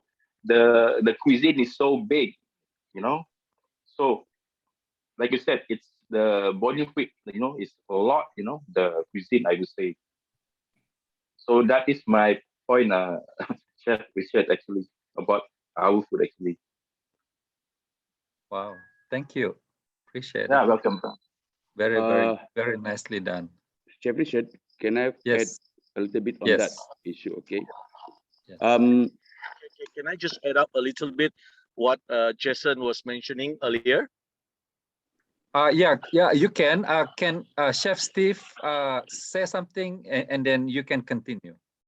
Let's Chef Steve say a few words first. All right. Thank you. Thank you. Actually, in either if I can remember, in 2018 or 2017, myself and one of the Sabah Ministry of Tourism sent us to Bangi for the menu Malaysia under Mardi. Okay, menu Malaysia under Mardi. To present all the representatives from each state in Malaysia, 14 states, okay, from Sabah, Sarawak, and Semenanjung State. So we have that discussion in Mardi to choose a list of menu Malaysia, okay, menu Malaysia, and then from Sabah we have choose a few of this dish. A lot of Sabahan dish, not only the Kadazan dish, but we also choose a few other dish from Bugis, dish from the Rungus dish. And then I can see during the presentation in Bangi, the Sarawakian representative also present their dish. I think a lot of dish being presented to be choose as a menu Malaysia. And then and all the representative from Semenanjung, okay, they also have all 12 states in Semenanjung. All right. So at the end of the discussion, when they want to choose, they have to vote. Okay. So basically, the dish from the 12 states of Semenanjung, their similarity is there, same. They have the same rendang, they have the same nasi lemak, they have the same dessert, all the same. And if we can see the numbers of representative, Sabah and Sarawak already lost. They have 12 votes, we have only 2 votes, Sabah and Sarawak. So the Sarawakian vote for their food, the Sabahan vote for their food, and the 12 states vote for their food. So I can say it's not a loss, but there is a few sample of food we bring to them, and then try all these representatives from the peninsula to taste, and some of them they say it's okay, but for what like Dr. Patricia shared, they are more concerned about the halal status, the quality, where's the ingredient came from, etc. So at the end, there is no Sarawakian. I think one Sarawakian food managed to be in the menu Malaysia. I think it's the kek lapis Sarawak, yes. And then that's the only one, and none from Sabah. All our traditional food in Sabah was not being selected, and majority is from Peninsula lah. So I think that's what's already there. So we have few suggestions for the Mardi. If there is any more event next time to choose food for mini Malaysia, it's better to just give Sabah and Sarawak a slot in that menu.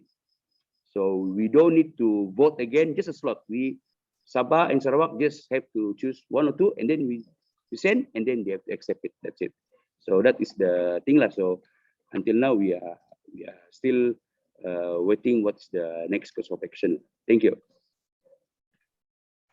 Okay, thank you, Chef Steve. Mark, Peter. Yeah, hi. Thanks, Richard, and also Ken. Well, to add up what Chef Jason and also Chef Steve was saying, let me just about Chef Jason. Please be aware, yes, I agree. I myself as well away from Sabah for a very long time, and I resided at the moment in Kuala Lumpur. The thing is, Sabahan food, there's a lot of people can accepting it. However, it depends on how we present and how we do those kind of promoting our marketing our product in West Malaysia, yeah, especially in the hotels and so on. We're only promoting it in the month of May. It also depends if the chef or if the manager from Sabah, or then you will know that they were promoting this kind of thing.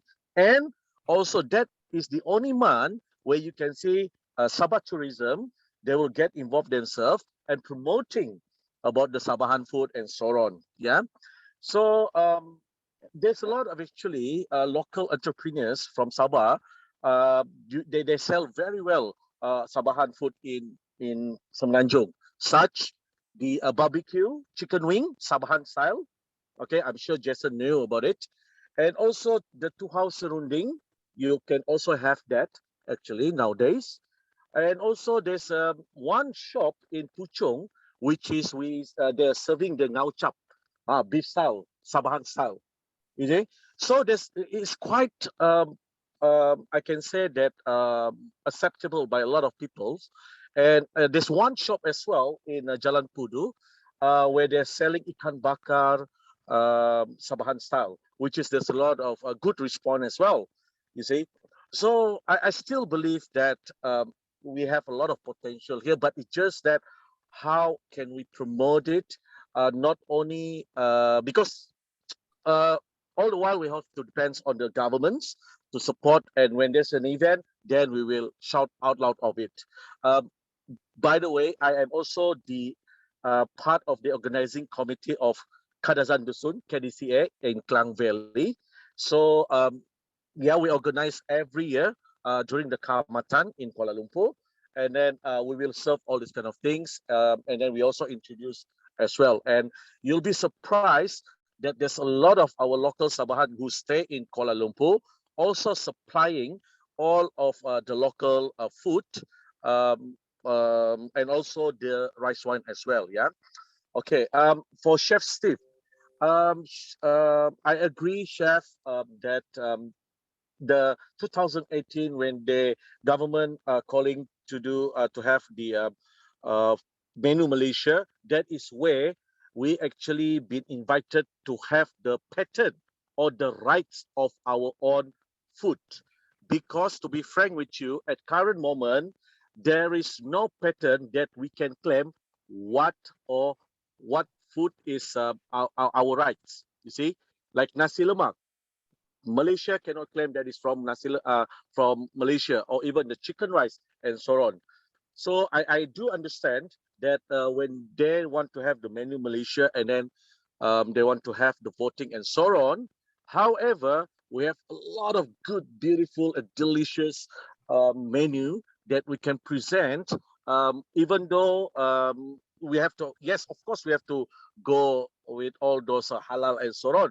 That is, understandable.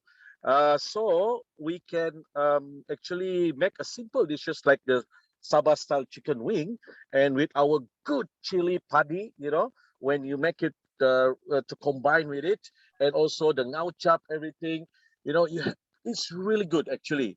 But it's just that what our food that we really can present into the most of the time is a typical common kind of food, which is we had it, in Sabah since 1997, when we are promoting it to all of the 5-star hotels, which is that time is the booming time for the hospitality in Sabah. But I still believe that our food in Sabah and Sarawak is much healthier, and then it's really indicate who we are.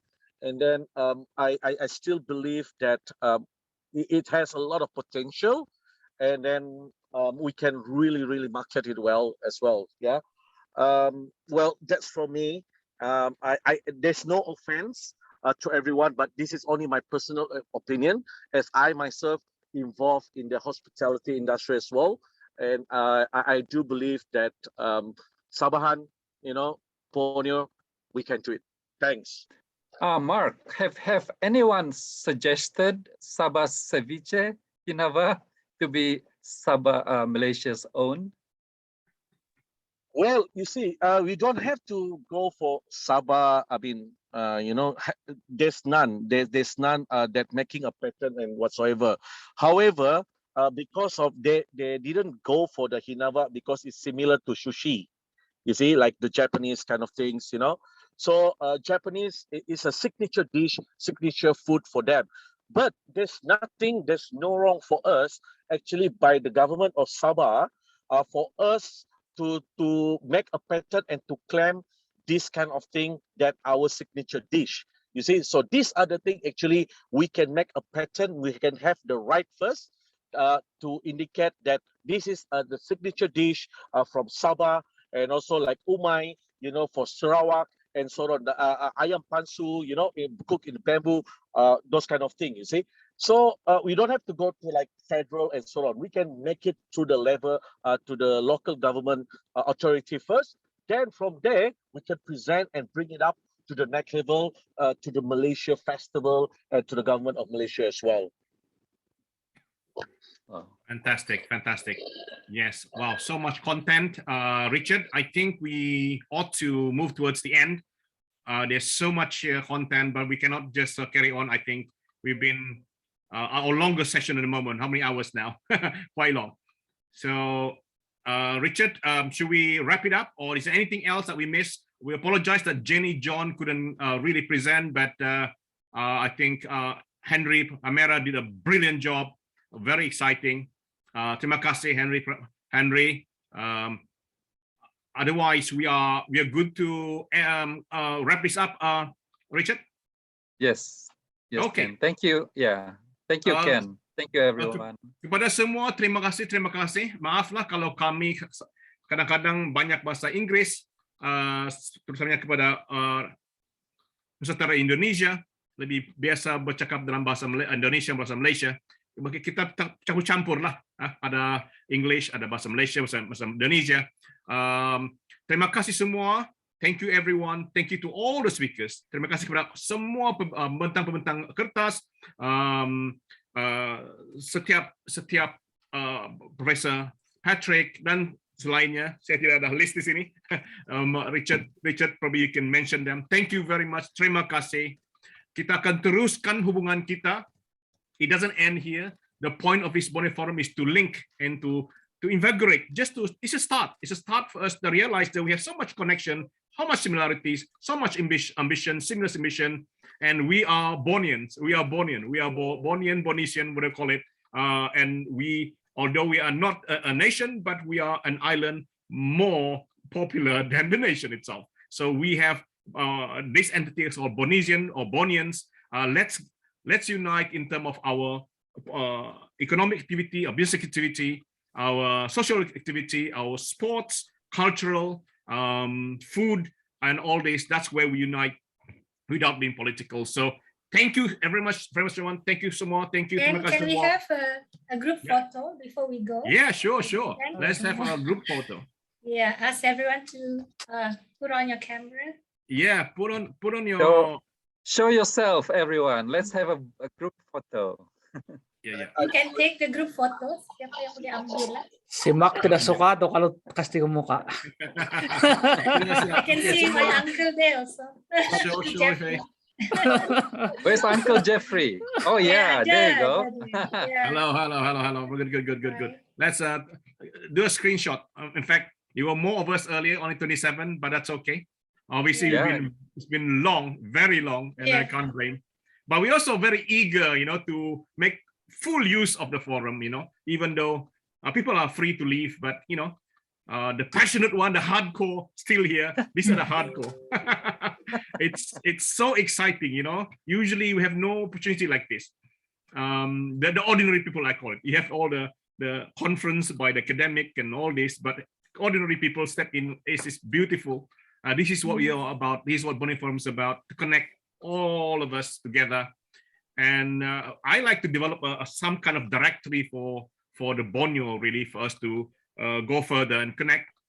And then, of course, when the pandemic is, okay, then live event will be great.